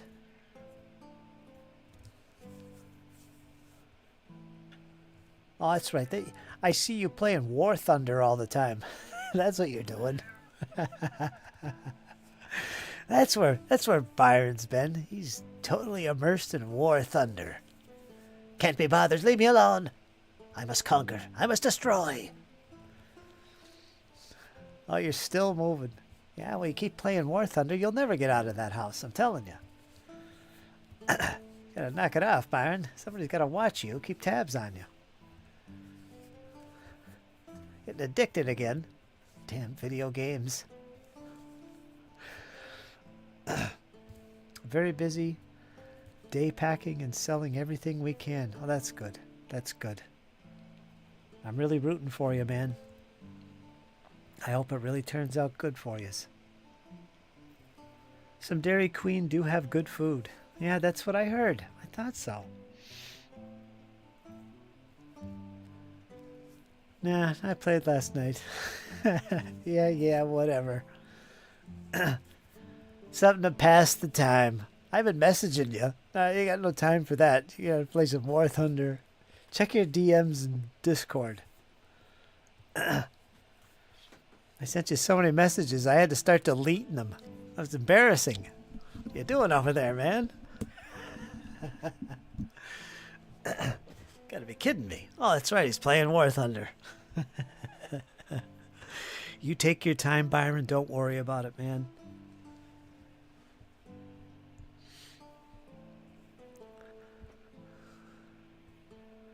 Enjoy War Thunder. Once you get all squared away when you're sitting over there in your new location, the new pad, as it were. Got Rosemary under one arm. Got War Thunder in the other hand. You're all set, living the life. La vida loca. That's right, brothers. I miss video games, too. I gotta get a PlayStation 5 eventually. Jesse's all about Xbox, but I'm a PlayStation fan. I'll eventually get one. Byronicles. Yes, Byronicles has arrived at last. I see Rosemary on, what is it, Instagram every once in a while. She posts something or likes a pic I put up. I don't put up too many. That's about the only interaction I've had with you guys in the past, what, week and a half, 2 weeks? 2 weeks? What, 2 weeks? So I know you're still in the moving stage. I can take screenshot, but I've had no notifications of your DMs. Really? You must have notifications off.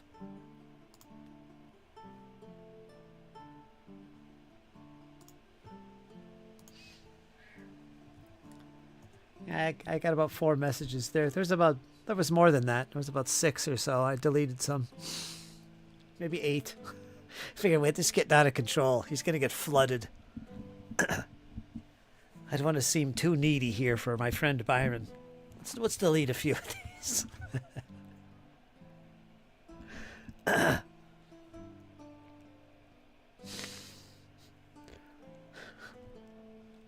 Nothing major. It's all about the games and stuff.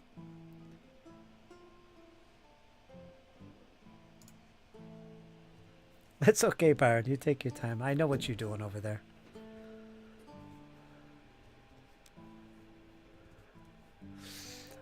I can take screenshot. That's probably it.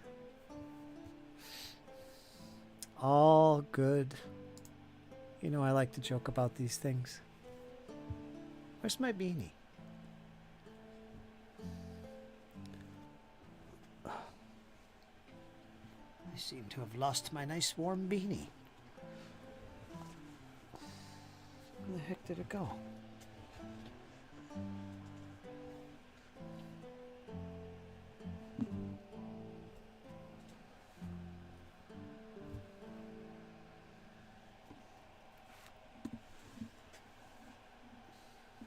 jeez, it's way over here.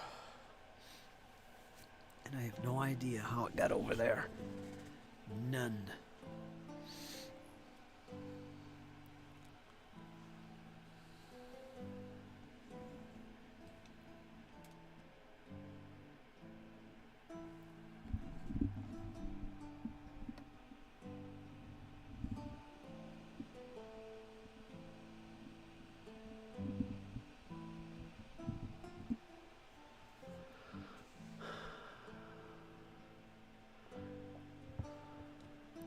Okay, Byron. All good. Byron, everybody. The NVSK. Da-da-da-da-da-da.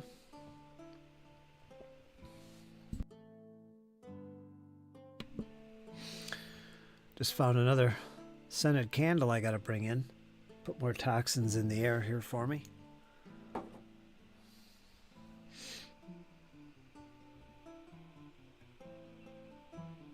So yeah, what was I saying? Yes, got a game tomorrow. Pathfinder 2. If any of you guys would like to play some Pathfinder 2 every other Wednesday, there's going to be one. They're all one-shots, no campaign. If you want to try it out and you want to play some games, you're welcome. Just let me know on Discord. DM me if you're not a member of my server. Look in the description. Well, actually, it probably doesn't work now. I don't even have the link. Well, it is public. You can look it up. Forge and Brush Gaming. 3 words.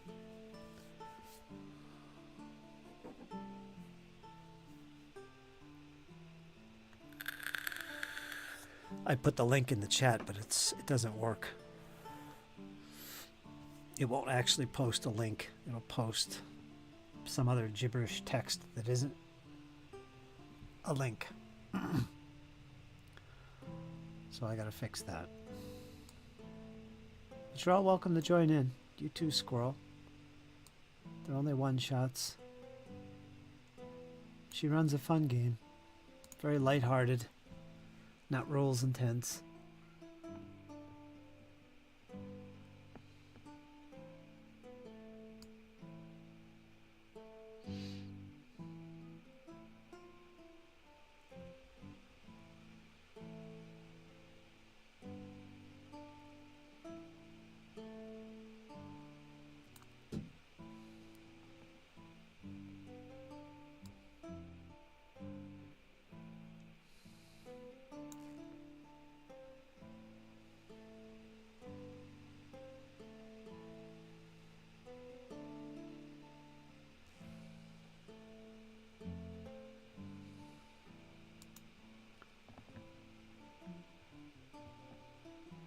Reddit.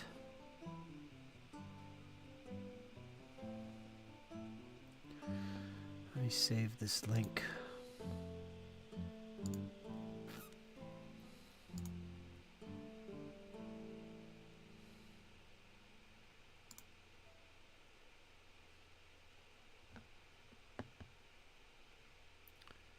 Kick. But yeah, so that's what's going on every Wednesday, every other Wednesday, sorry. My Sunday sessions are still going, but I don't have anything I'm running at the moment, so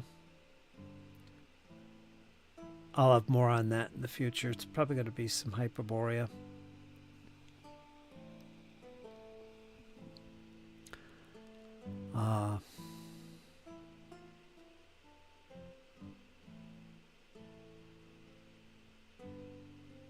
Yeah. Moving sucks. Only doing it again to move near the sea.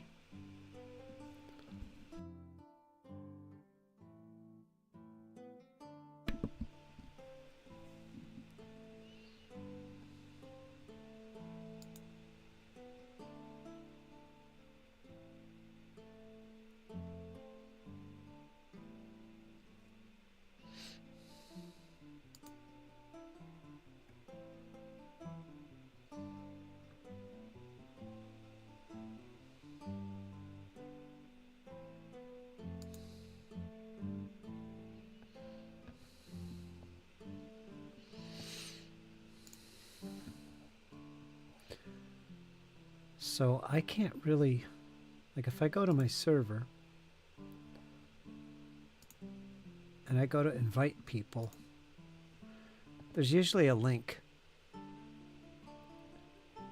But it says, instead of a link, it says hidden. Use the copy button. All right, so I push the copy button. So in other words, the link is hidden. They're not showing it to me. But it's supposed to be there. So I click copy. And then I'll come over to the chat.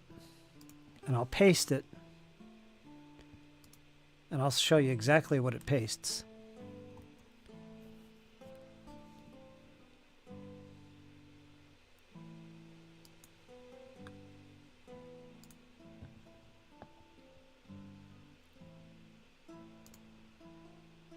That's exactly what it pastes. It says hidden, use copy button. So it's literally copying the text. It's supposed to have a hidden link in that. And it isn't a link at all. So I can't share the link to my server. And I forget how in the world I got it before. I'm going to have to go through all this and see how I could do it.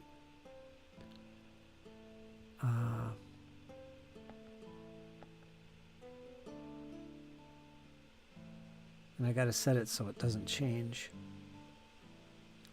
So the link in the description doesn't work. And yeah, I've got to find the link all over again. It could be because I have streamer mode on. Streamer mode hides, for privacy reasons, names of people and links like that. So if I turn that off, I could probably get the link and I could share it.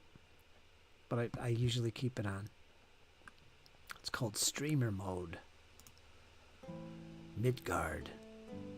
Heroic Fantasy Miniatures Wargaming. What a great game that is.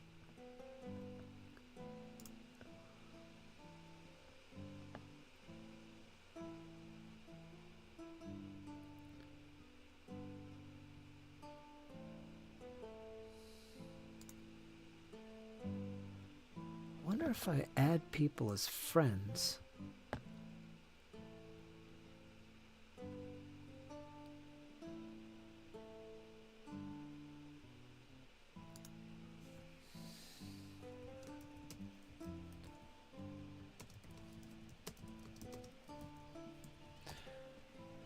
It's funny how a lot of people on Discord, they're members of all kinds of different gaming servers, miniatures, role-playing, but they're not gamers. They're not really spammers either. They are artists looking for work, usually digital artists. I get them all the time. Does anybody else get those? I think I've had like 5 in the past year.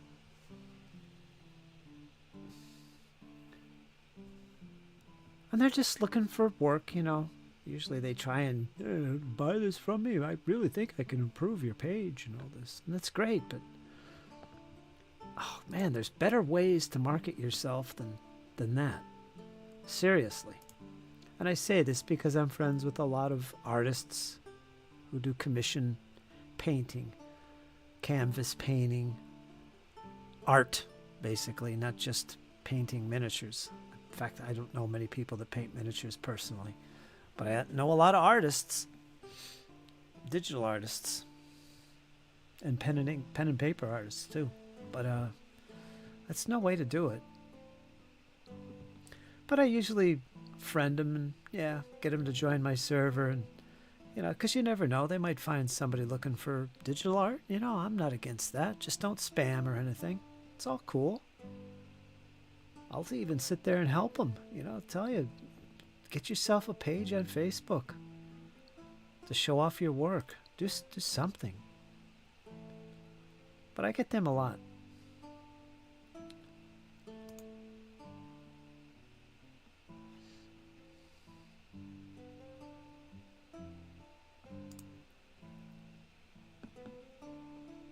Maybe it's just me.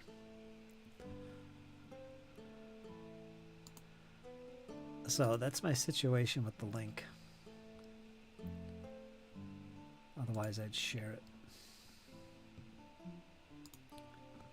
Oh well. So dinner to me is probably going to be the rest of that pizza. Some of it anyway. Maybe. I might eat something else. Oh.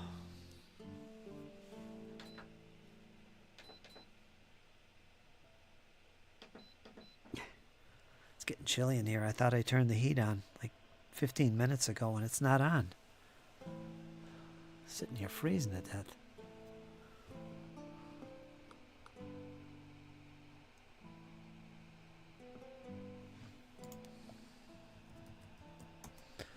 Let me make sure this is working. Yes, it's working. 'Cause sometimes it doesn't. I gotta go over and look.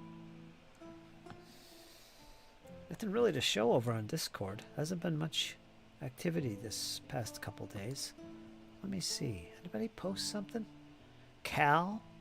Maybe? Cal? Did you post some of your miniatures progress? Maybe? Where are we looking here? Where are we looking? General hobby. Mini wargaming. I got some horses there. Yeah, we got some stuff going on there. It's only been a couple days.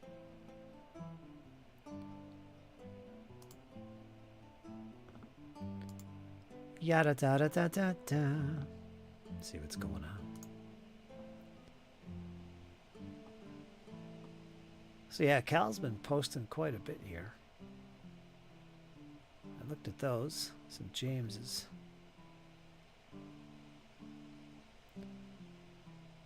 I hate that. The possessive of James is James's. This doesn't flow off the tongue too well. James's book fell to the floor. It's kind of like Fritz. Fritz's book fell to the floor and smashed into a billion pieces. Fritz's? It's not like Dave's. Frank's. Fred's. Cat's. No, it's gotta have too much going on. It's gotta be a Fritz's or a James's. You know, it's got that syllable going on there. I don't like it. Don't like it, I tell you. Bothers me. Let's take a look at some of these green bad guys that Cal's been working on. Look at that. Speed painting glory. He's got some nice little rock fungi outcrops, whatever that is. Looks good. He's been working with his sprue goo lately. There's a little flaming fire elemental. Could use a little orange on the tips, I think. Maybe a little yellow. He looks very, very red. James is quite fond of the eyes. He's a cutester. He's a cutester. Right, James? Here's some Triumph action. There it is. Fighting out the big battle there, Patia. 28 mil, no less, too.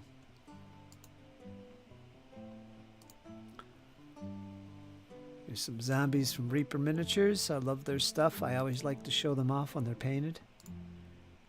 Here's some more of the Triumph game in action. Gotta love 28 mil, man.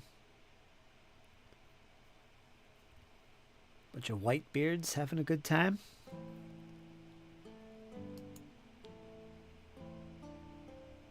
Let me look at the chat real quick. How you doing, Matt? That is so many layers. Black primer, white ink, purple speed paint, pink paint, and purple wash. Yeah.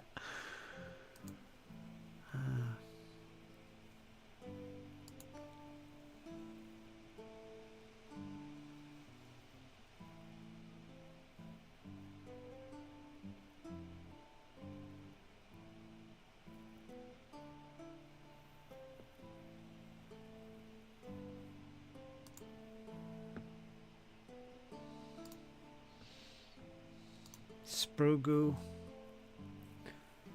Mushroom forest stuff. This one's got a dead spider in it. Yeah, he made these out of melted sprue.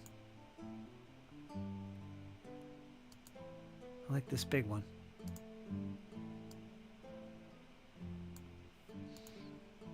There you go. There's Paul's horses. Doing a great job on them. Not the most exciting thing in the world, but there they are.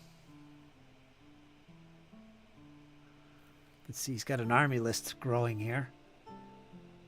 Kandata soldiers at 5 points each. 283 points. Boy, that's a lot. That's a big unit. All right.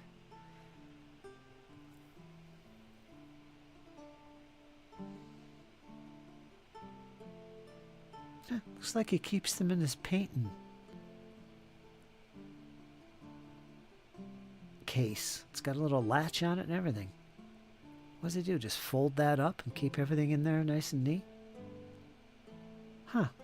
Keeps the dust off him.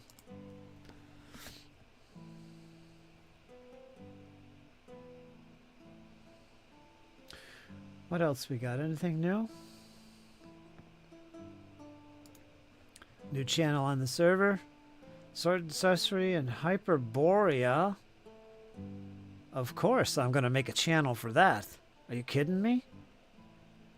Shout out Squirrel Hermit. I'm the only one that posts there so far. Ripes. Shameful behavior.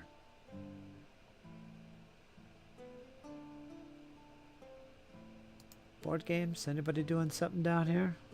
Yeah. Nothing new. I thought this was interesting. This guy on Facebook posted how he was painting the edges of the counters to match the color of the counter. I never thought of doing that. And somebody pointed out, how does he match the colors so perfectly? Which is a good question.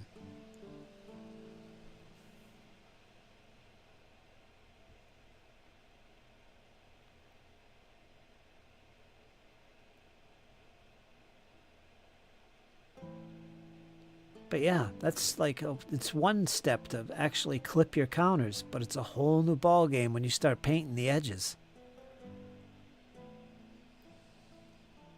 And then sealing it. How many people seal their counters? You know, spray seal them. Shh. Boy, then they'll last a long time. Does anybody seal their counters?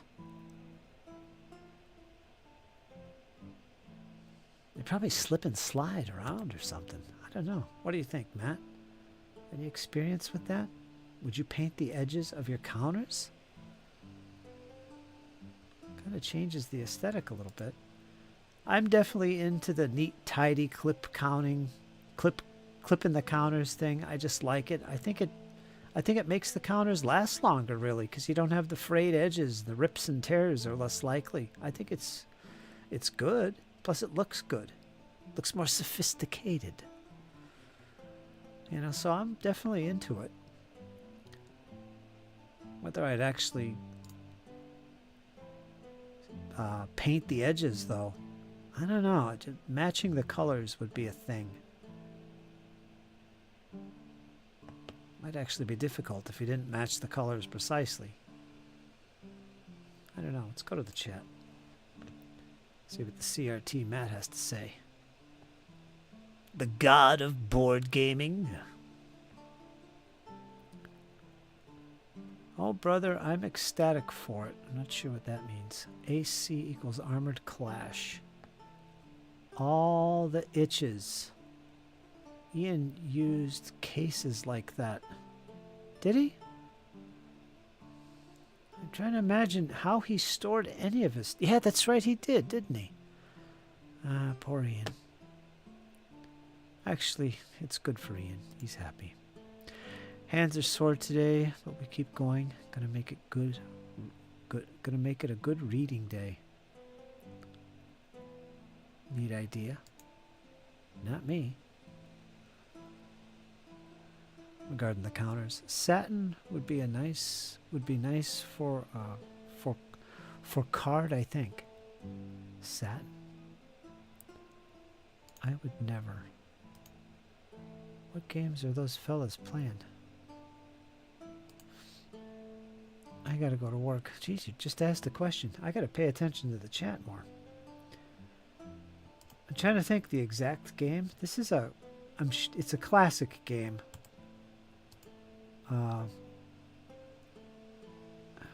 Caesar at Alessia, perhaps? Is that the game they're playing? I bet it is. The name of it's over here. Let me see if the other picture shows it. What does this say? Caesar. I'd have to flip this. I can't read it. The Epic Battle of Alessia, or Alesia. That's what that is. I thought so. Yeah, there it is right in the center. You could see it. Isn't it an Avalon Hill game?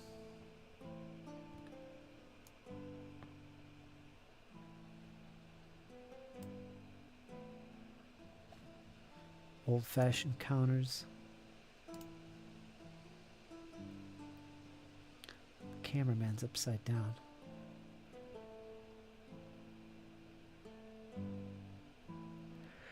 Old-fashioned frayed counters. It's definitely an Avalon Hill. You can see they're map boards.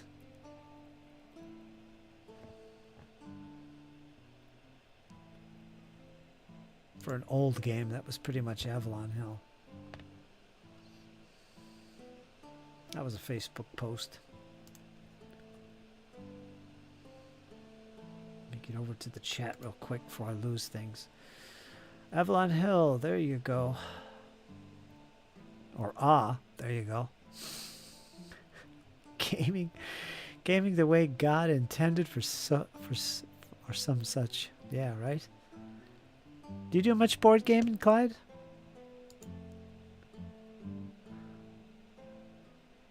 I would potentially use a satin varnish on card, less likely to dull down the details.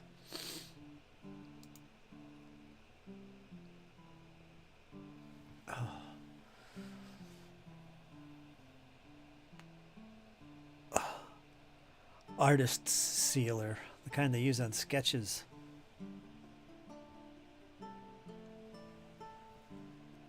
That's what I've used. I use it on my flags.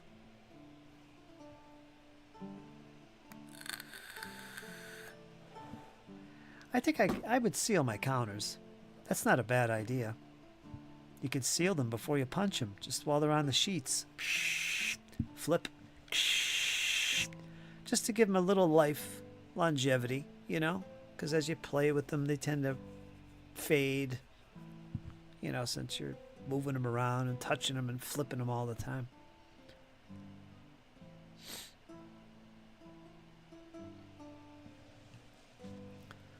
She's an RP or / board gamer. Who is? I have quite a few. I prefer minis, but I usually get more board gaming done since my wife prefers it. Ah, okay. Cool.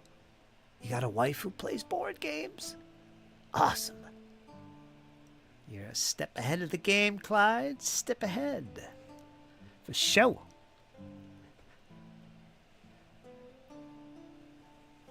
Married the right one there. It's all about give and take.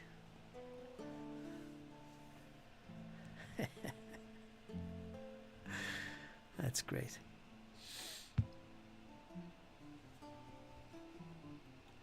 Yeah, I'm big into board games myself. Sometimes I like to think about my hobbies and, what do I like the most? Am I a board gamer? And then a role player? Where does miniatures fit in? Where does my miniatures game? Is it number 2? Is it number 3? Is it at the bottom of the list? I sometimes think about that.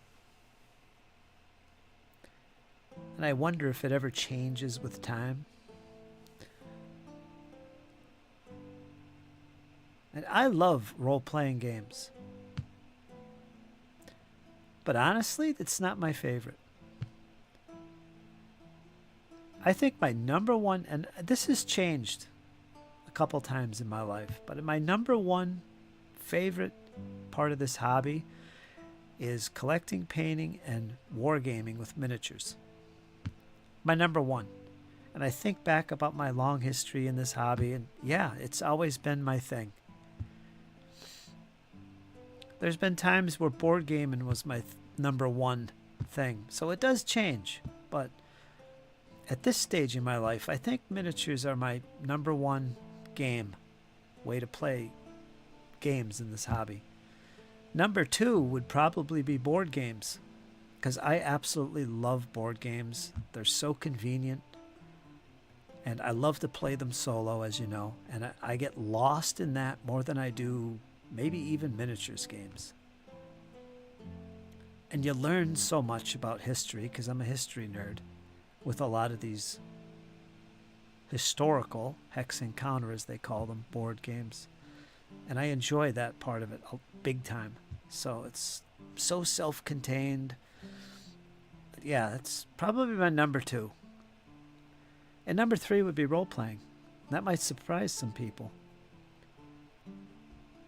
And the only reason you only see really role-playing games on my channel right now is because I don't have a game room, you know? I do now, and I sold all my armies out of necessity for the most part, but that's okay. You know, so I can't do a lot of miniatures gaming currently. I could be doing board games, but like I said, I don't have the space or the rooms. That's why. So maybe it's not so surprising for those that are in the know. That would be my ranking of the different game types. PC gaming is on the bottom, of course. Though I have been known to really enjoy that.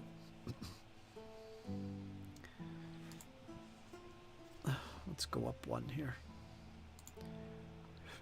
My board game collection is about half granular military sims and half stuff people around me will actually play. Yeah, I get that.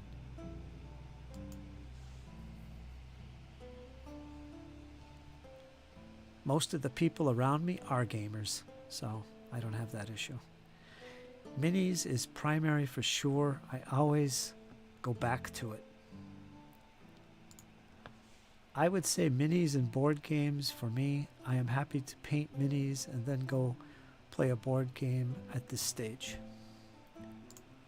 Role-playing, the alchemy and timing needs to be right. Got some Flames of War on the table with Jake and get some Flames of War on the table with Jake and Jesse. You made a decent dent in those guys. I did. Might make a video about them over on A Dash of Elan next. That'll be a good video for over there. Show off what I've done so far and what's next.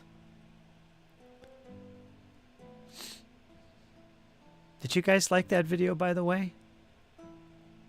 Took me a heck of a lot longer to make that freaking video than expected because I found that my camera doesn't like to zoom in. What a pain in the ass that was. But I figured that was appropriate content for the Dash of Elan. Very old school style.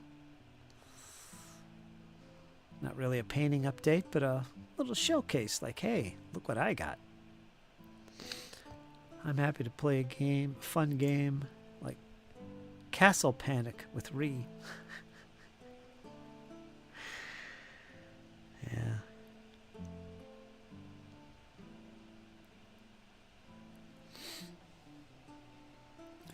Indeed I did.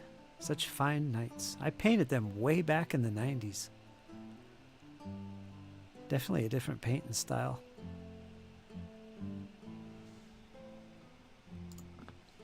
Most of my gaming is either solo or less war gamey board games.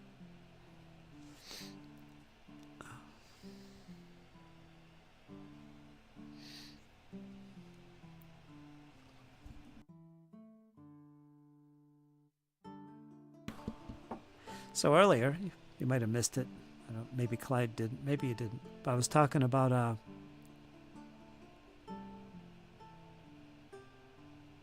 how the hobby is a very personal hobby. If you missed that, go back and listen to that part of the stream.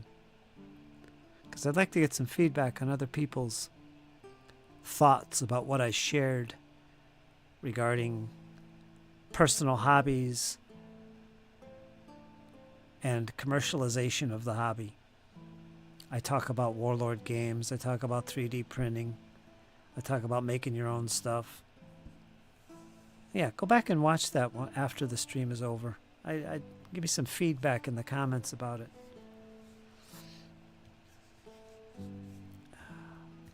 Damn it, I didn't even see what you wrote, James. Something about zombicide. It was like zombie gone.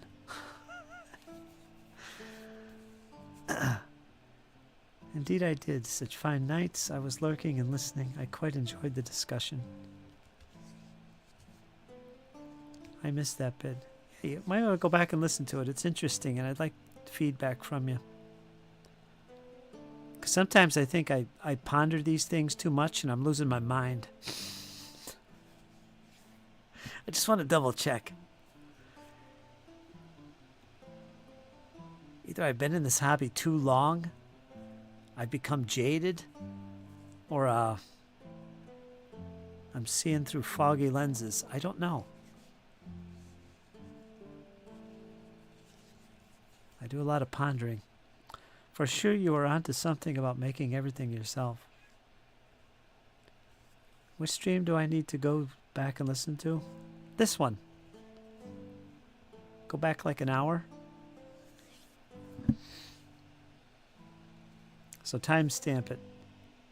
It'll be at the 3-hour mark.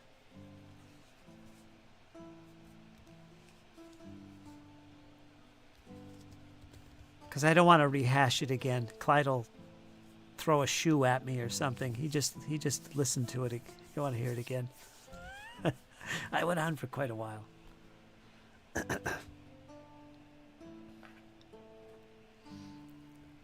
You know how I get into the philosophy of wargaming.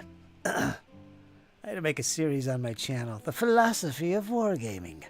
From an old fart.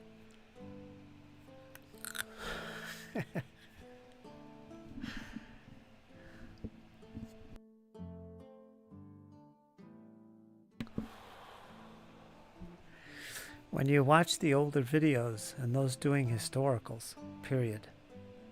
Did I miss something?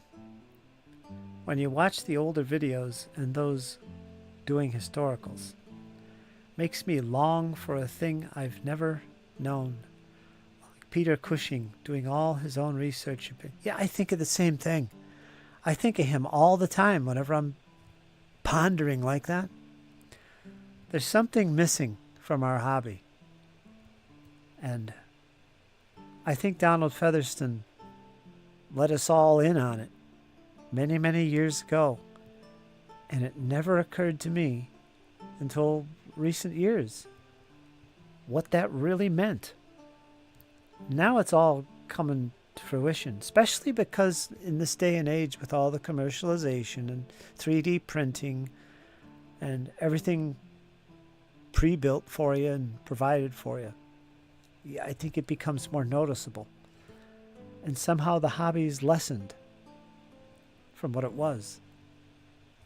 But anyway, I'm not going to go over that again.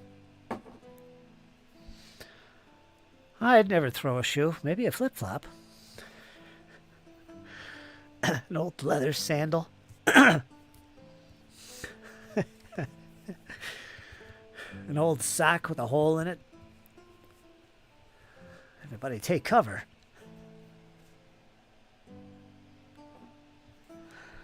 Honestly, I think the starter set...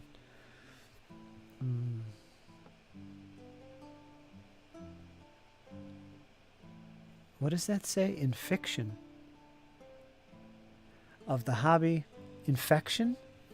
Of the hobby is wonderful, demystifying, and gives structure to what can be an open-ended hobby.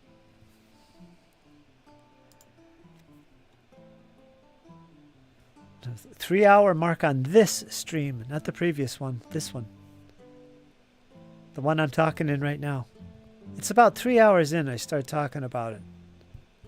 More or less the 3-hour mark. You'd have to poke around a little bit. This stream. Not the last stream. The last stream was days ago, and that one... I don't know what I talked about on that one. You might be searching a long time, Byron. Write it down. This stream. Today.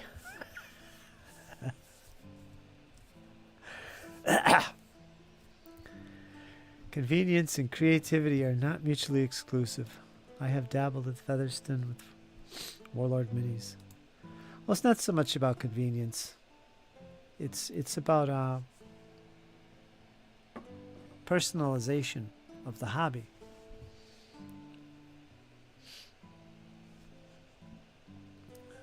Nothing to do with convenience. Although it's associated with the modern commercialization of it. Obviously, it brings more people in, right? You know, it's part of the whole marketing scheme. The question is whether you paint by numbers or look for opportunities for self-expression. They exist even in very history-heavy games. Byron's got it. He knows what's going on now. Being able to drop $100 on some fancy terrain is a great option if the knowledge of scratch building is kept alive. I have to put my own stamp on style of things.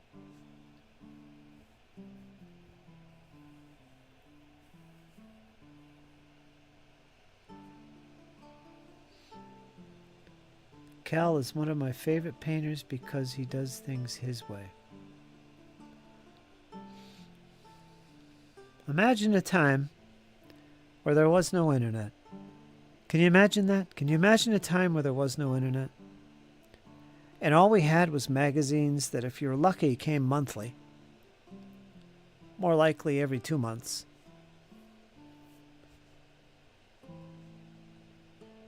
Maybe a friend or two who you could call on the phone. And of course the library and bookstores, mail order books that you could buy. This is all we had to go with. So when it come to getting into this crazy hobby known as miniatures wargaming, especially if it's historical, you've got your sources. For the most part, you're making your own stuff, you're doing your own research, the uniforms, everything.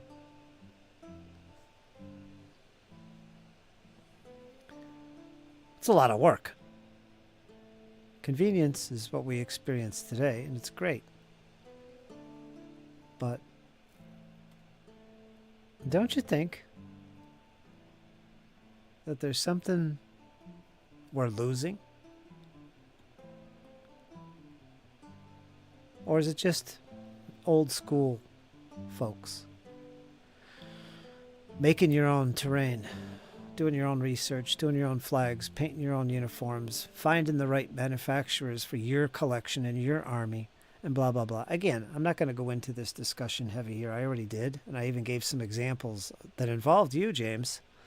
I gave an example where James was doing something for a particular period and how he went about it. And then I think I had Clyde. I think it was Clyde.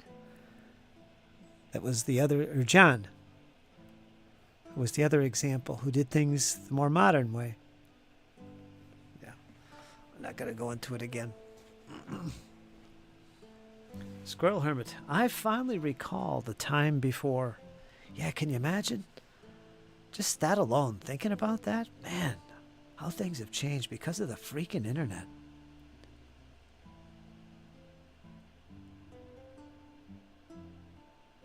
I mean, I'm sure I'm not alone, but I can remember. I can remember the day the music died.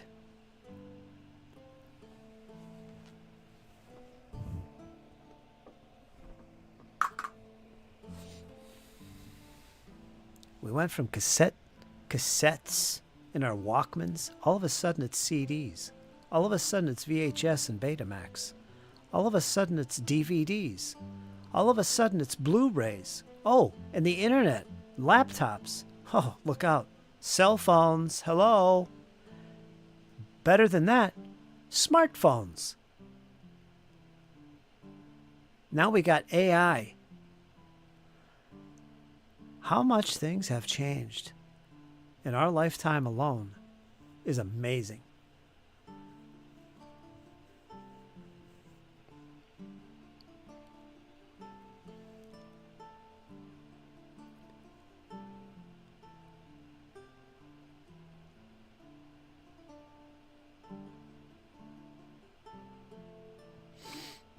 The time before. Scratch building is nice, but most scratch builds are not durable because they are made cheaply, and thus it's hard for such pieces to be transported back and forth from the game store. How very commercial of you, Byron. You sound like you're totally into the industry here, which you are. Speaking of terrain, my copies of War Games Illustrated and Readers' Wives have arrived. I shall chop some firewood for the kettle. Ah, the good days. So watch your stream 4 times. Got it.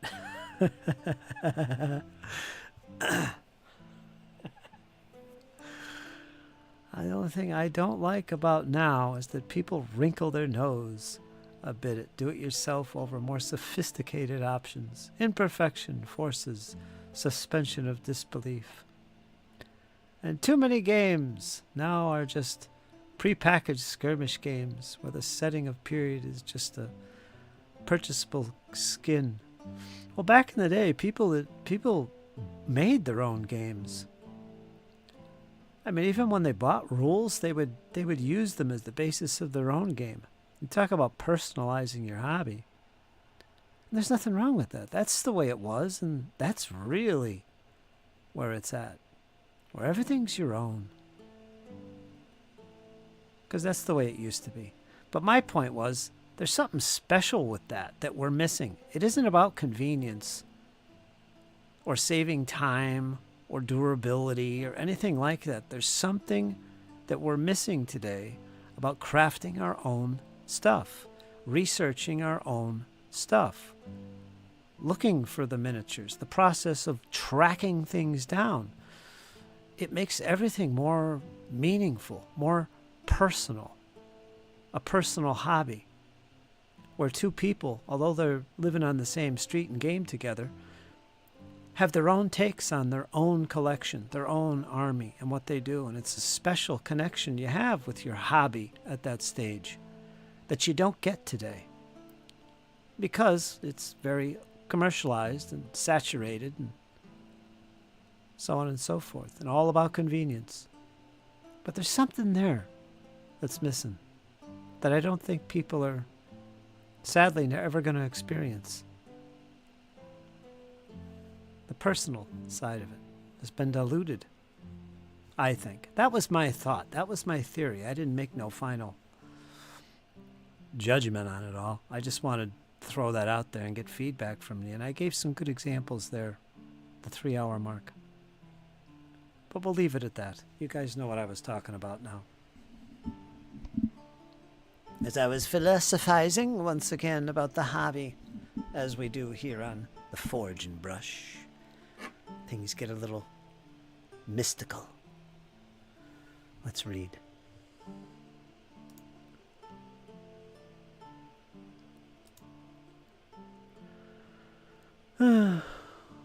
Yeah, that makes a lot of sense.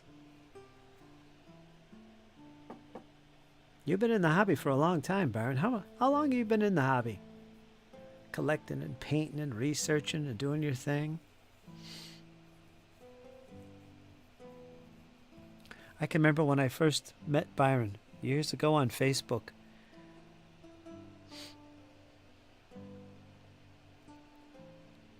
I forget where we met there, Byron, but I'll never forget it. You struck me as an odd character, if I recall. Because you're always talking about some conspiracies, if I remember. Things that really didn't have anything to do with wargaming. I don't know how we got on that topic. I was kind of like, who is this guy? What's he talking about now? I was talking about painting a miniature, and all of a sudden we're talking about lizard men. This is way back. And yeah, we had some good conversations back then. Then I got to know you. Realized, wow, this guy's a pretty damn cool guy. How do you like that? How do you like that? Yeah, how long have you been doing this hobby? The good old days. I'm doing a lot of reminiscing today, folks. Been building models since, that's what it was. You were into the modeling side of it. You were talking about tanks all the time. That's what it was. I was doing the Flames of War thing. This is back when I first got back in the hobby. 2012, right in there. Jeez. Been models since 1998. I've been in the wargaming side since 2006. There you go. Been around the block.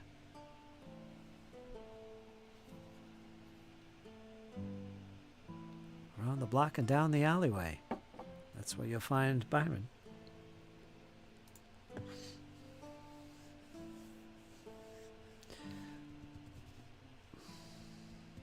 How are you in so many Discords? Who? Who's in Discords?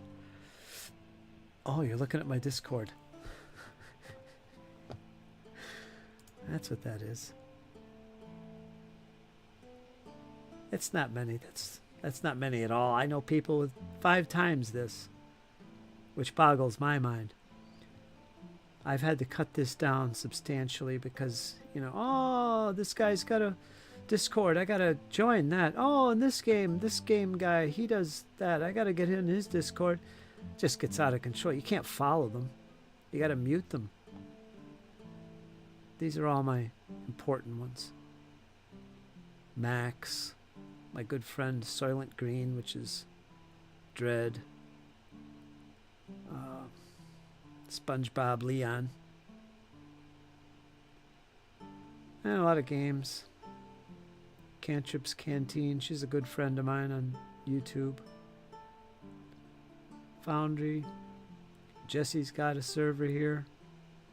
He never uses it. I don't know why he made it. Rachel's got a server. Frizetaverse. Blah, blah, blah, blah.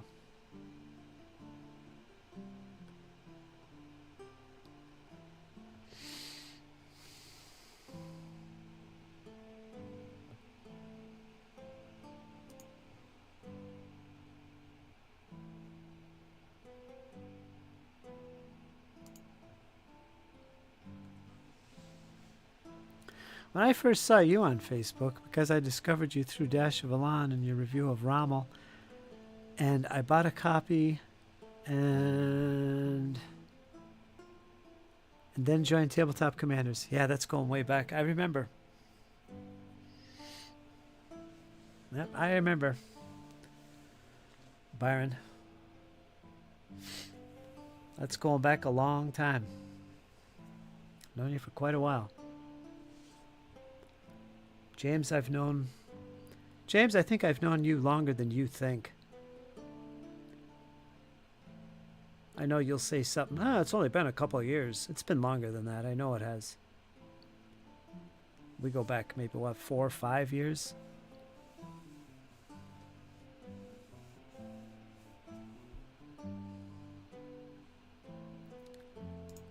I'm in 2. Yeah, but I just keep them as reference. I don't follow these religiously. I don't get messages from them. I have most of them muted. They're there because when I'm interested in something, like, oh, Hyperborea, I'll go over there because you can get information and stuff like release dates or Q&A or stuff like that. For the most part, that's what I do.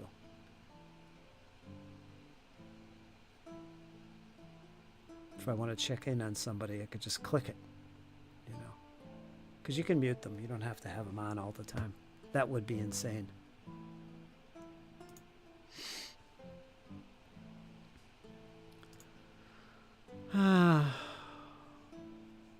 She's the quintessential nerd with her big giant glasses. I'm trying to get her in on our Wednesday sessions too. Because she doesn't get a lot of chances to play. She's very ambitious. She's got this thing going on now where she's running a West Marches campaign, which is a lot of people. And I don't know if it's easier on her or if it's harder. I have no clue. But she doesn't get a chance to play much. So I'm always giving her some opportunities to join us over here. So she knows. She's got a whole lot going on. I have Discord. Rarely use it. Tried to get folks to use it. It fell flat. No worries. Yeah, some people don't get into Discord. I don't know. Is it the technology? I don't know. It's so... To be really honest with you, Discord is one of the better platforms for staying in touch with your friends and your community and forming a community. Facebook is just so much junk on top of that you got to be onto. And most of the people in the groups over there, you don't know who they are. They're huge groups. I've got a group on solo gaming that's got tens of thousands of people in it. I don't know these people, and it's a hassle to maintain. Instagram is all pictures. X is all news and crap. But YouTube is all videos. Kick is all videos and streams. And Twitch is all stream. It's like Discord is this nice little thing you could kind of sculpt and control. You know, it's my favorite. My server is just people I know. Or people I'm getting to know. I could host my games. I could find players. I could share my pictures. People could get to know each other. I don't let it get huge, like this big 1,000-member thing. So it's really perfect for me. So I love it. You're not overwhelmed with posts every day. It's my favorite way to keep in touch with folks. I don't know why people don't see it that way. I like it because it's closed social media. That's a good term for it, closed social media. Yeah. And there's other sites like this that are similar. I can't think of the name of the other one I'm trying to remember. It's also popular. And you got voice chats. You know, you could do so much over here. It's actually kind of cool. Yeah, it's my preferred platform for keeping in touch with people.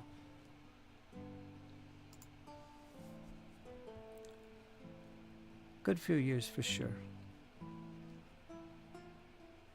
It goes back. I can remember. I can remember playing high lung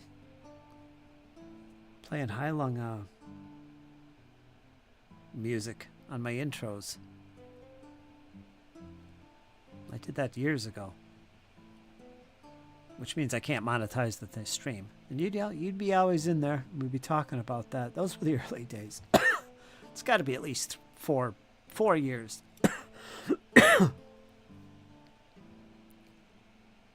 Remember, it's 2025. Might even be 5 years. I only use Discord and Gmail, says James, and YouTube. That's it. Thinking about it. Thinking about Insta for Army Men Backyard Adventures.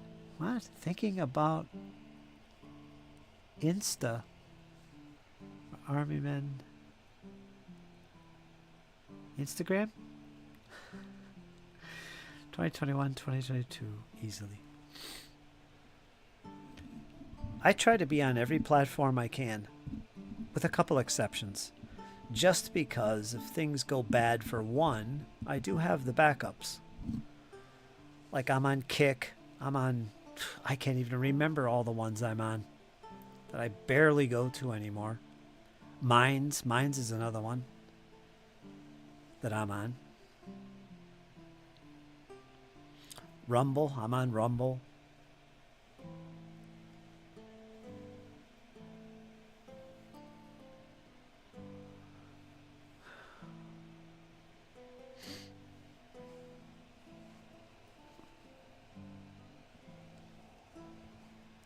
Because there was a scare a few years ago. Well, many years ago, there was a scare that YouTube was going to go. What was it? Oh, YouTube was getting rid of its live streaming function. You weren't going to be able to do streaming on YouTube anymore. Which was partially true. They did actually end their chat that they used to have on YouTube. There was a chat function where people could join the chat. And you could have these chats on YouTube. They used to have that. They killed it. And there was this big fear that they were going to kill all the streaming. Then after that, they had a problem with their they made up some rules about something. That was a big scare. I don't remember what it was. There was a big scare with YouTube. So I was looking for alternatives at the time. Nowadays, I don't use YouTube to stream at all.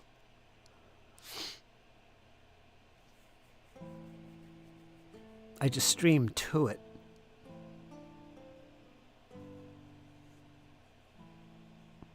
Well, actually, nobody can stream on YouTube. They have to have a third-party program to stream to it. Yeah, that is what changed.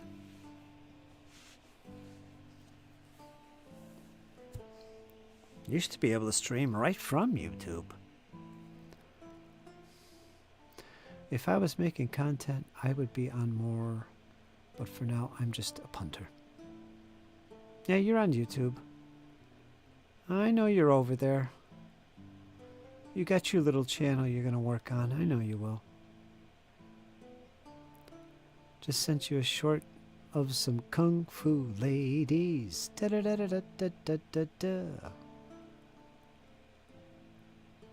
I'm going to have to go look. Let me get this off the screen. Schlink? You guys can't see that. I want to see some Kung Fu ladies. Kung Fu ladies. Retro wave. Kung Fu action. Unstoppable 80s.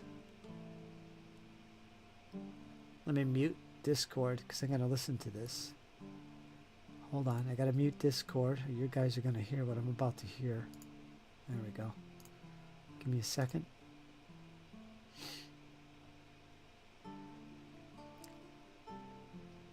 It's Cynthia Rothrock. She's a Scranton native. She has schools here.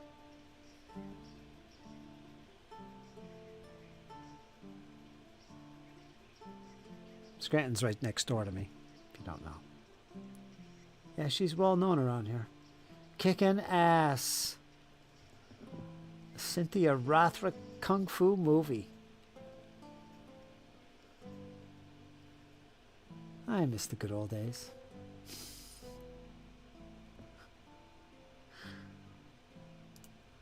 Do do do do do do do do. Got some ideas for a channel for sure. You should. Get that baby ripping and roaring. And join us here in the community of YouTubers. Us creative sorts. Am I dreaming, or did you actually make a few videos at one point? Didn't you make a... Or am I thinking of someone else? Yeah, I think I remember you laying on your couch or something on your back and you're making some short video on something. That could have been a stream, for all I remember. I thought for sure you did something. That could have been somebody else. I don't know. I don't remember.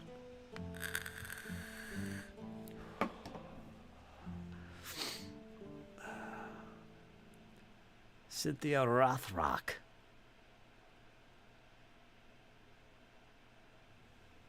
That's a music channel, but they make great shorts.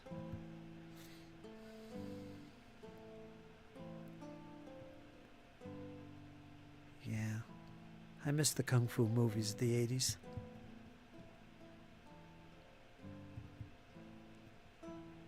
Good times, good times.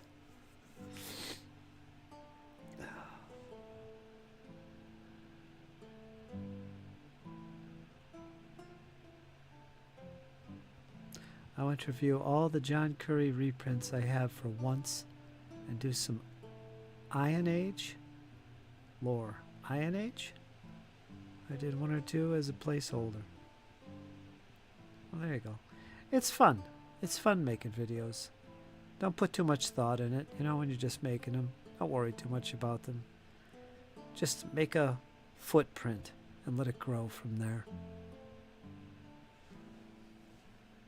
You'll get better at it. You'll get more into it, if you're into it. If not, doesn't matter.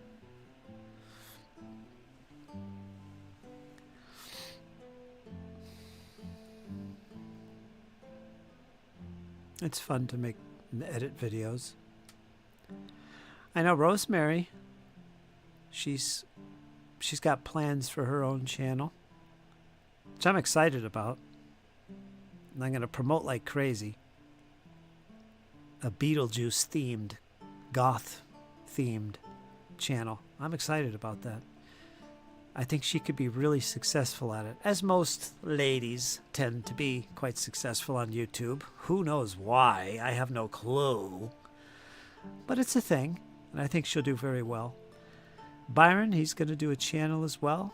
He's, again, been planning for years. I'm sure he's got content building out the wazoo by now. And I think he's going to be quite successful as well, because he's going to be focused on painting and the modeling aspects, and he's got a lot of experience to share with folks. So yeah, that's going to be pretty cool.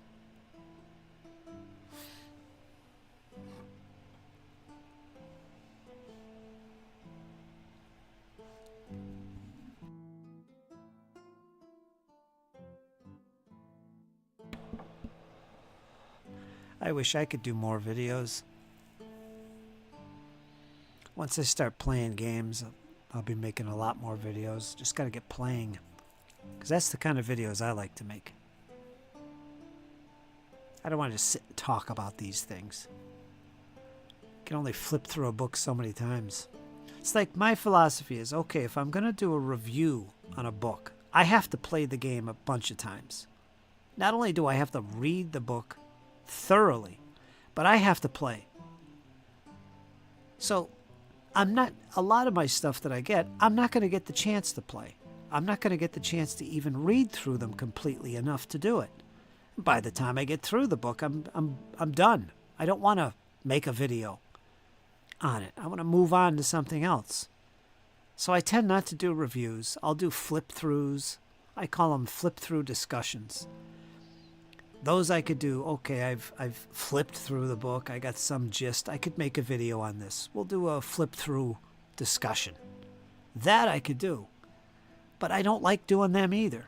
They're boring to me. But people like them.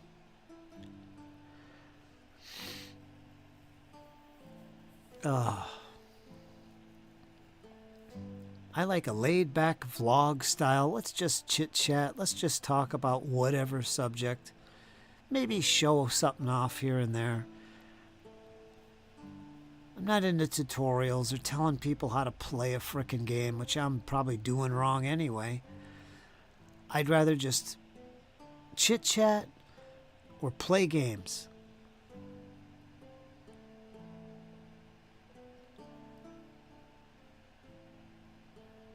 Teach people how to play a game by playing it. That's what I like. That I could do. That's enjoyable to me. I'm not going to make videos just to make videos. I'm trying to help Matt and Nordic with their show. You are.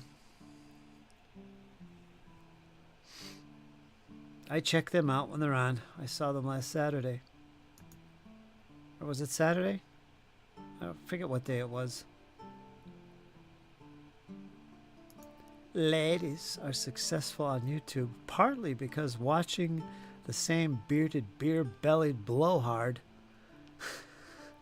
Blowvading gets tiresome. It does. Ladies are usually nice to look at too. So, Rosemary and Byron putting LEDs in vehicles and showing airbrush techniques would be interesting to me. Did you hear that, Byron? Did you hear that? When we get our new house, we are going to build a studio for vids. Did you hear that? Stand back.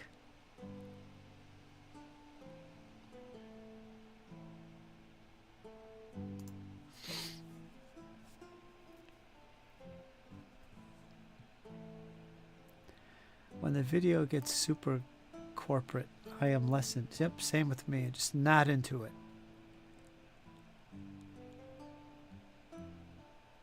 Stay real. There is a happy medium between the garage and the ring.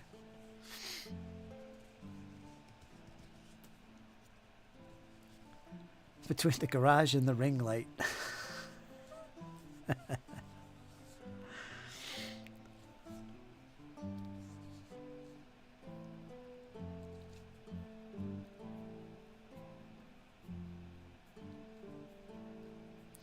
I've been hassling various companies for free stuff for them to review. James, Matt has a lot of connections. He could he's got to be careful though, because he's been down this trip before. I mentioned this to him the other day. Matt is extremely enthusiastic and individual, and he oftentimes gets himself over his head, and he burns himself out rapidly. And I know this from experience with many conversations with Matt. And if he wanted to, he could do a lot, bring in a lot of people from the industry and do the review thing. But I think he needs to be careful because of his enthusiasm getting ahead of him. I could see him getting overwhelmed quite quickly. I mean, I'm seeing it already. I was telling him the other day, be careful, Matt. You know this, man. You came into this chat a few months ago, no interest in wargaming and painting miniatures ever again. Now all of a sudden, he's spending hundreds of dollars on thousands of miniatures and painting like a madman again. And now he's got all these ideas and the channel is going. It's all coming back. He's going to get himself in that same situation again. I know it. And he knows it. So you got to keep an eye on him. And keep an eye on that wild man. I haven't seen many people like him. He's very enthusiastic. And he knows, though.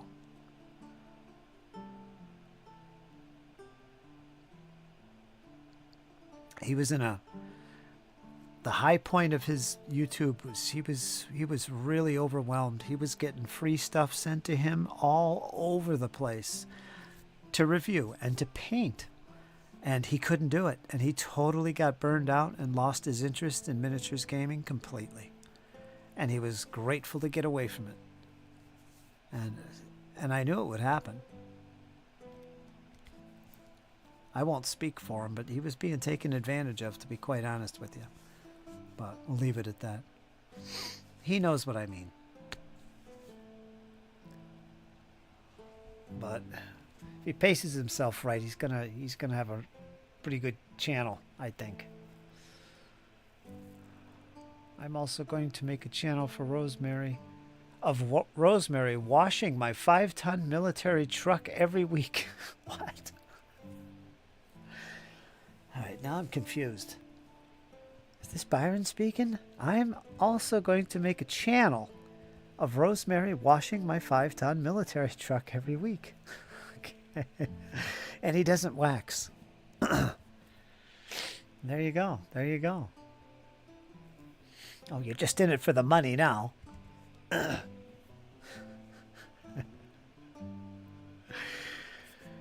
Uh, Byron, only if you wax her car in your best mankini. There's Byron in his banana hammock. Look out, Byron. Right.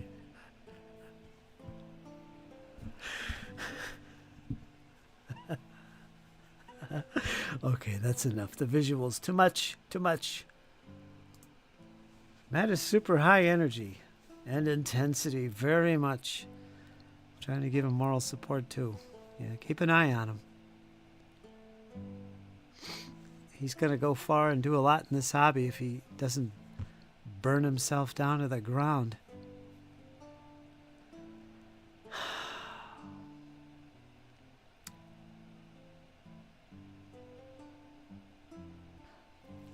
But I'm glad he's back into it again.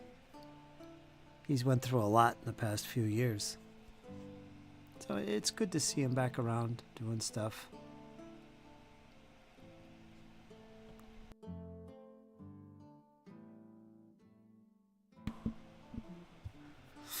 I never thought he'd be doing board games. But again, that enthusiasm. All of a sudden, he's all into board games, and it's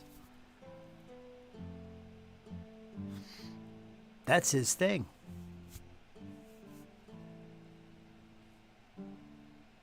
So if you tempt him with some new game, chances are he's going to be headlong into it deep. He's got to be careful. Doesn't take much to tempt him. Trying to farm out the dog's body work because we want him to stay healthy and have family time too. Yeah, he's got a big family. Too bad he couldn't bring some of them into his streams. I guess they're not all into his hobby. He could have some great multiplayer tabletop action.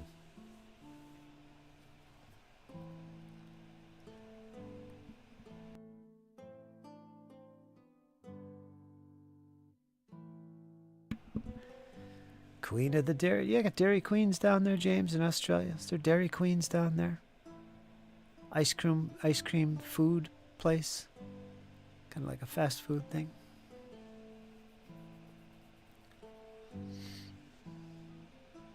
I asked him to think of me as a kind of unpaid intern.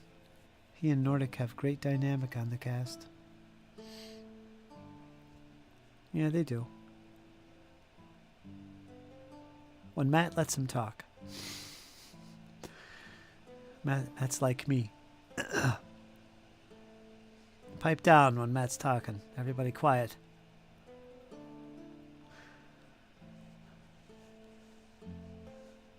I like Nordic talking about role-playing games and Beck me. How to get started.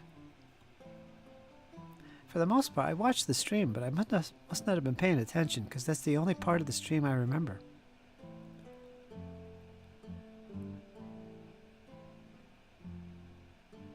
Because he's talking about Beck me.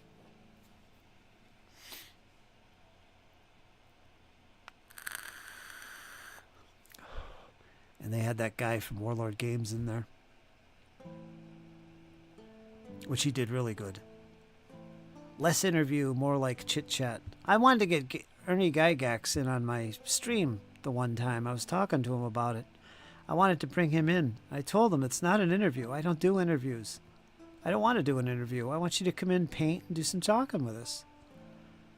And of course, I'll ask him things, but still. Never had that chance, sadly.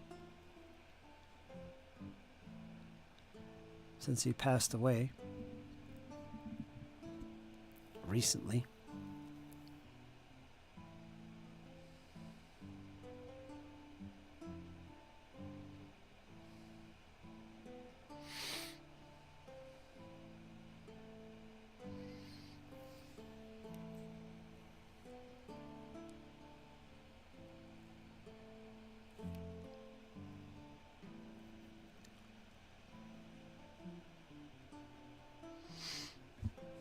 Beck may always be great. It's a all-in-one game that set the bar for every other game out there, and I don't think anything comes close to it. The one book you'll ever need. Boom. And it's written like a cyclopedia.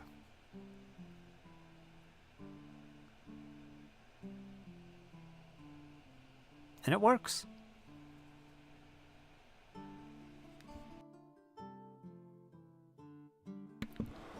Heck, it's even got maps and stuff.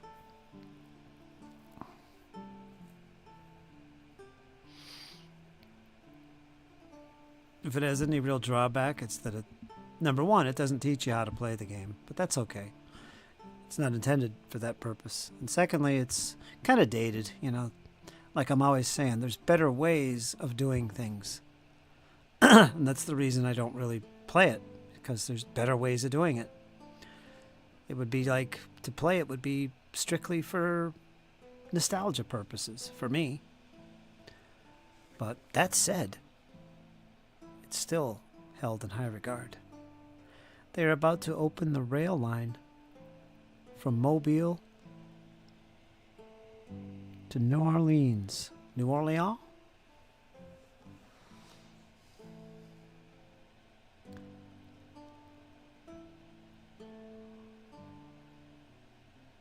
Mobile, Alabama to New Orleans. Wow. I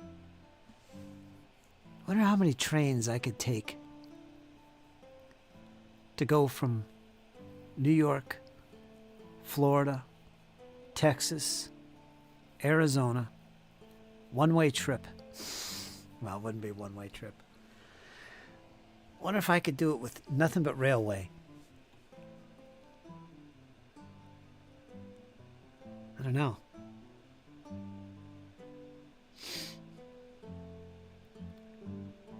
Hoping they keep going east to Jacksonville, Florida. That way people could travel to Orlando from New Orleans. Yeah, that would be nice. Love a rail journey. I think Ree and I will take one on a future holiday. Yeah, me too. The first thing I'll do is look for railway trips if I could do it. I want to go out west and go to GaryCon, visit Squirrel Hermit in Ohio. So I'm going to be going out that way a few times. But mainly I want to go south down to Florida. Visit my community down there. I say community because I have a lot of friends. Top on the list is Rosemary and Byron. In that order.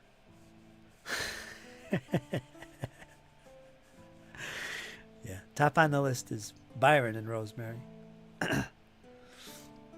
And go see Max over there in Alabama, because he's right there, right above Florida. Oh, Max, he's right there. I don't know who's in Texas. Oh, Nerdy Ogre's over in Texas. Be banging on his back patio door. I'll probably set the dogs loose on me. Arizona, I'm going to be living on the reservation with my Apache friends.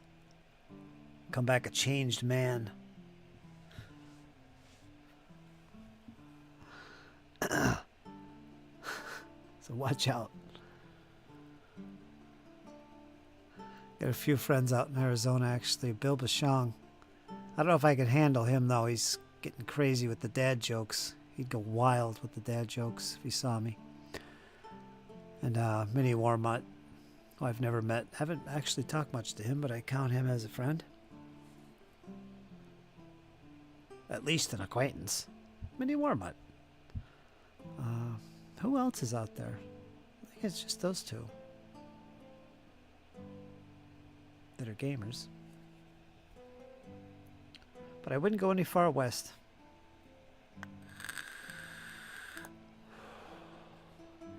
I've been further west. Don't need that. So hopefully if I could find railway trains taking me through that way, that would be great. I doubt it. Definitely down to Florida. But heading out west, even along the coast, that's questionable. I don't know.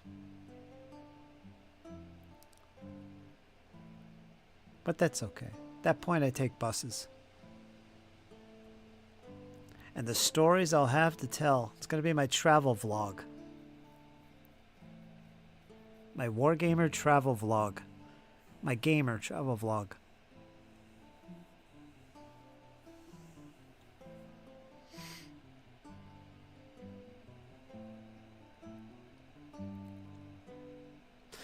It's almost 8 o'clock. 5 hours. Boy, I stayed on an extra 2 hours. I'm going to call it because I got to eat and relax. I'm going to get a headache here pretty soon. If I do this to myself, I won't be on tomorrow. And I got to be on tomorrow. So we're going to call it, folks. So let's wrap up. Squirrel Hermit, once again, I'm indebted to you, my friend. You're a fantastic person for sending along. Well, not this book. I bought this, but that entire collection of yours is just blown away. I'm grateful for it. And I'm going to make heavy use of it. For sure. You've inspired me. Time for Snackingtons. It is indeed. But I appreciate it, Squirrel, you and Zaddy. You take care of yourself and have a safe ride to GaryCon. And everybody else in the chat, James, I appreciate you, my friend. And Byron, of course, say hello to Rosemary. For sure. Tell her to get that Beetlejuice on. And I saw her pictures on Instagram. She was sharing some old pictures from back in the day. Child days. I saw them. Yes, I did. Very good stuff. Love them all. Good memories she's passing on there. Good stuff from the Rosemary. Yeah, say hello to her. And you guys take your time. Enjoy that video game. Just know that we're playing every other Wednesday, starting tomorrow. You know, you guys are welcome anytime to join us in the visual, the audio, the video, whatever you call it. Join us in there from dice rolling and all that other good stuff. Always welcome.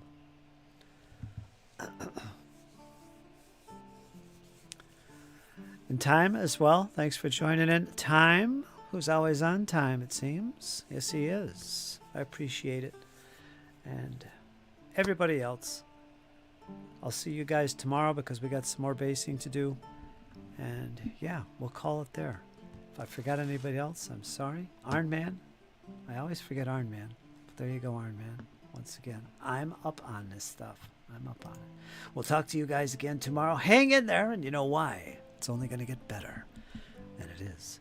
We'll talk to you soon, folks.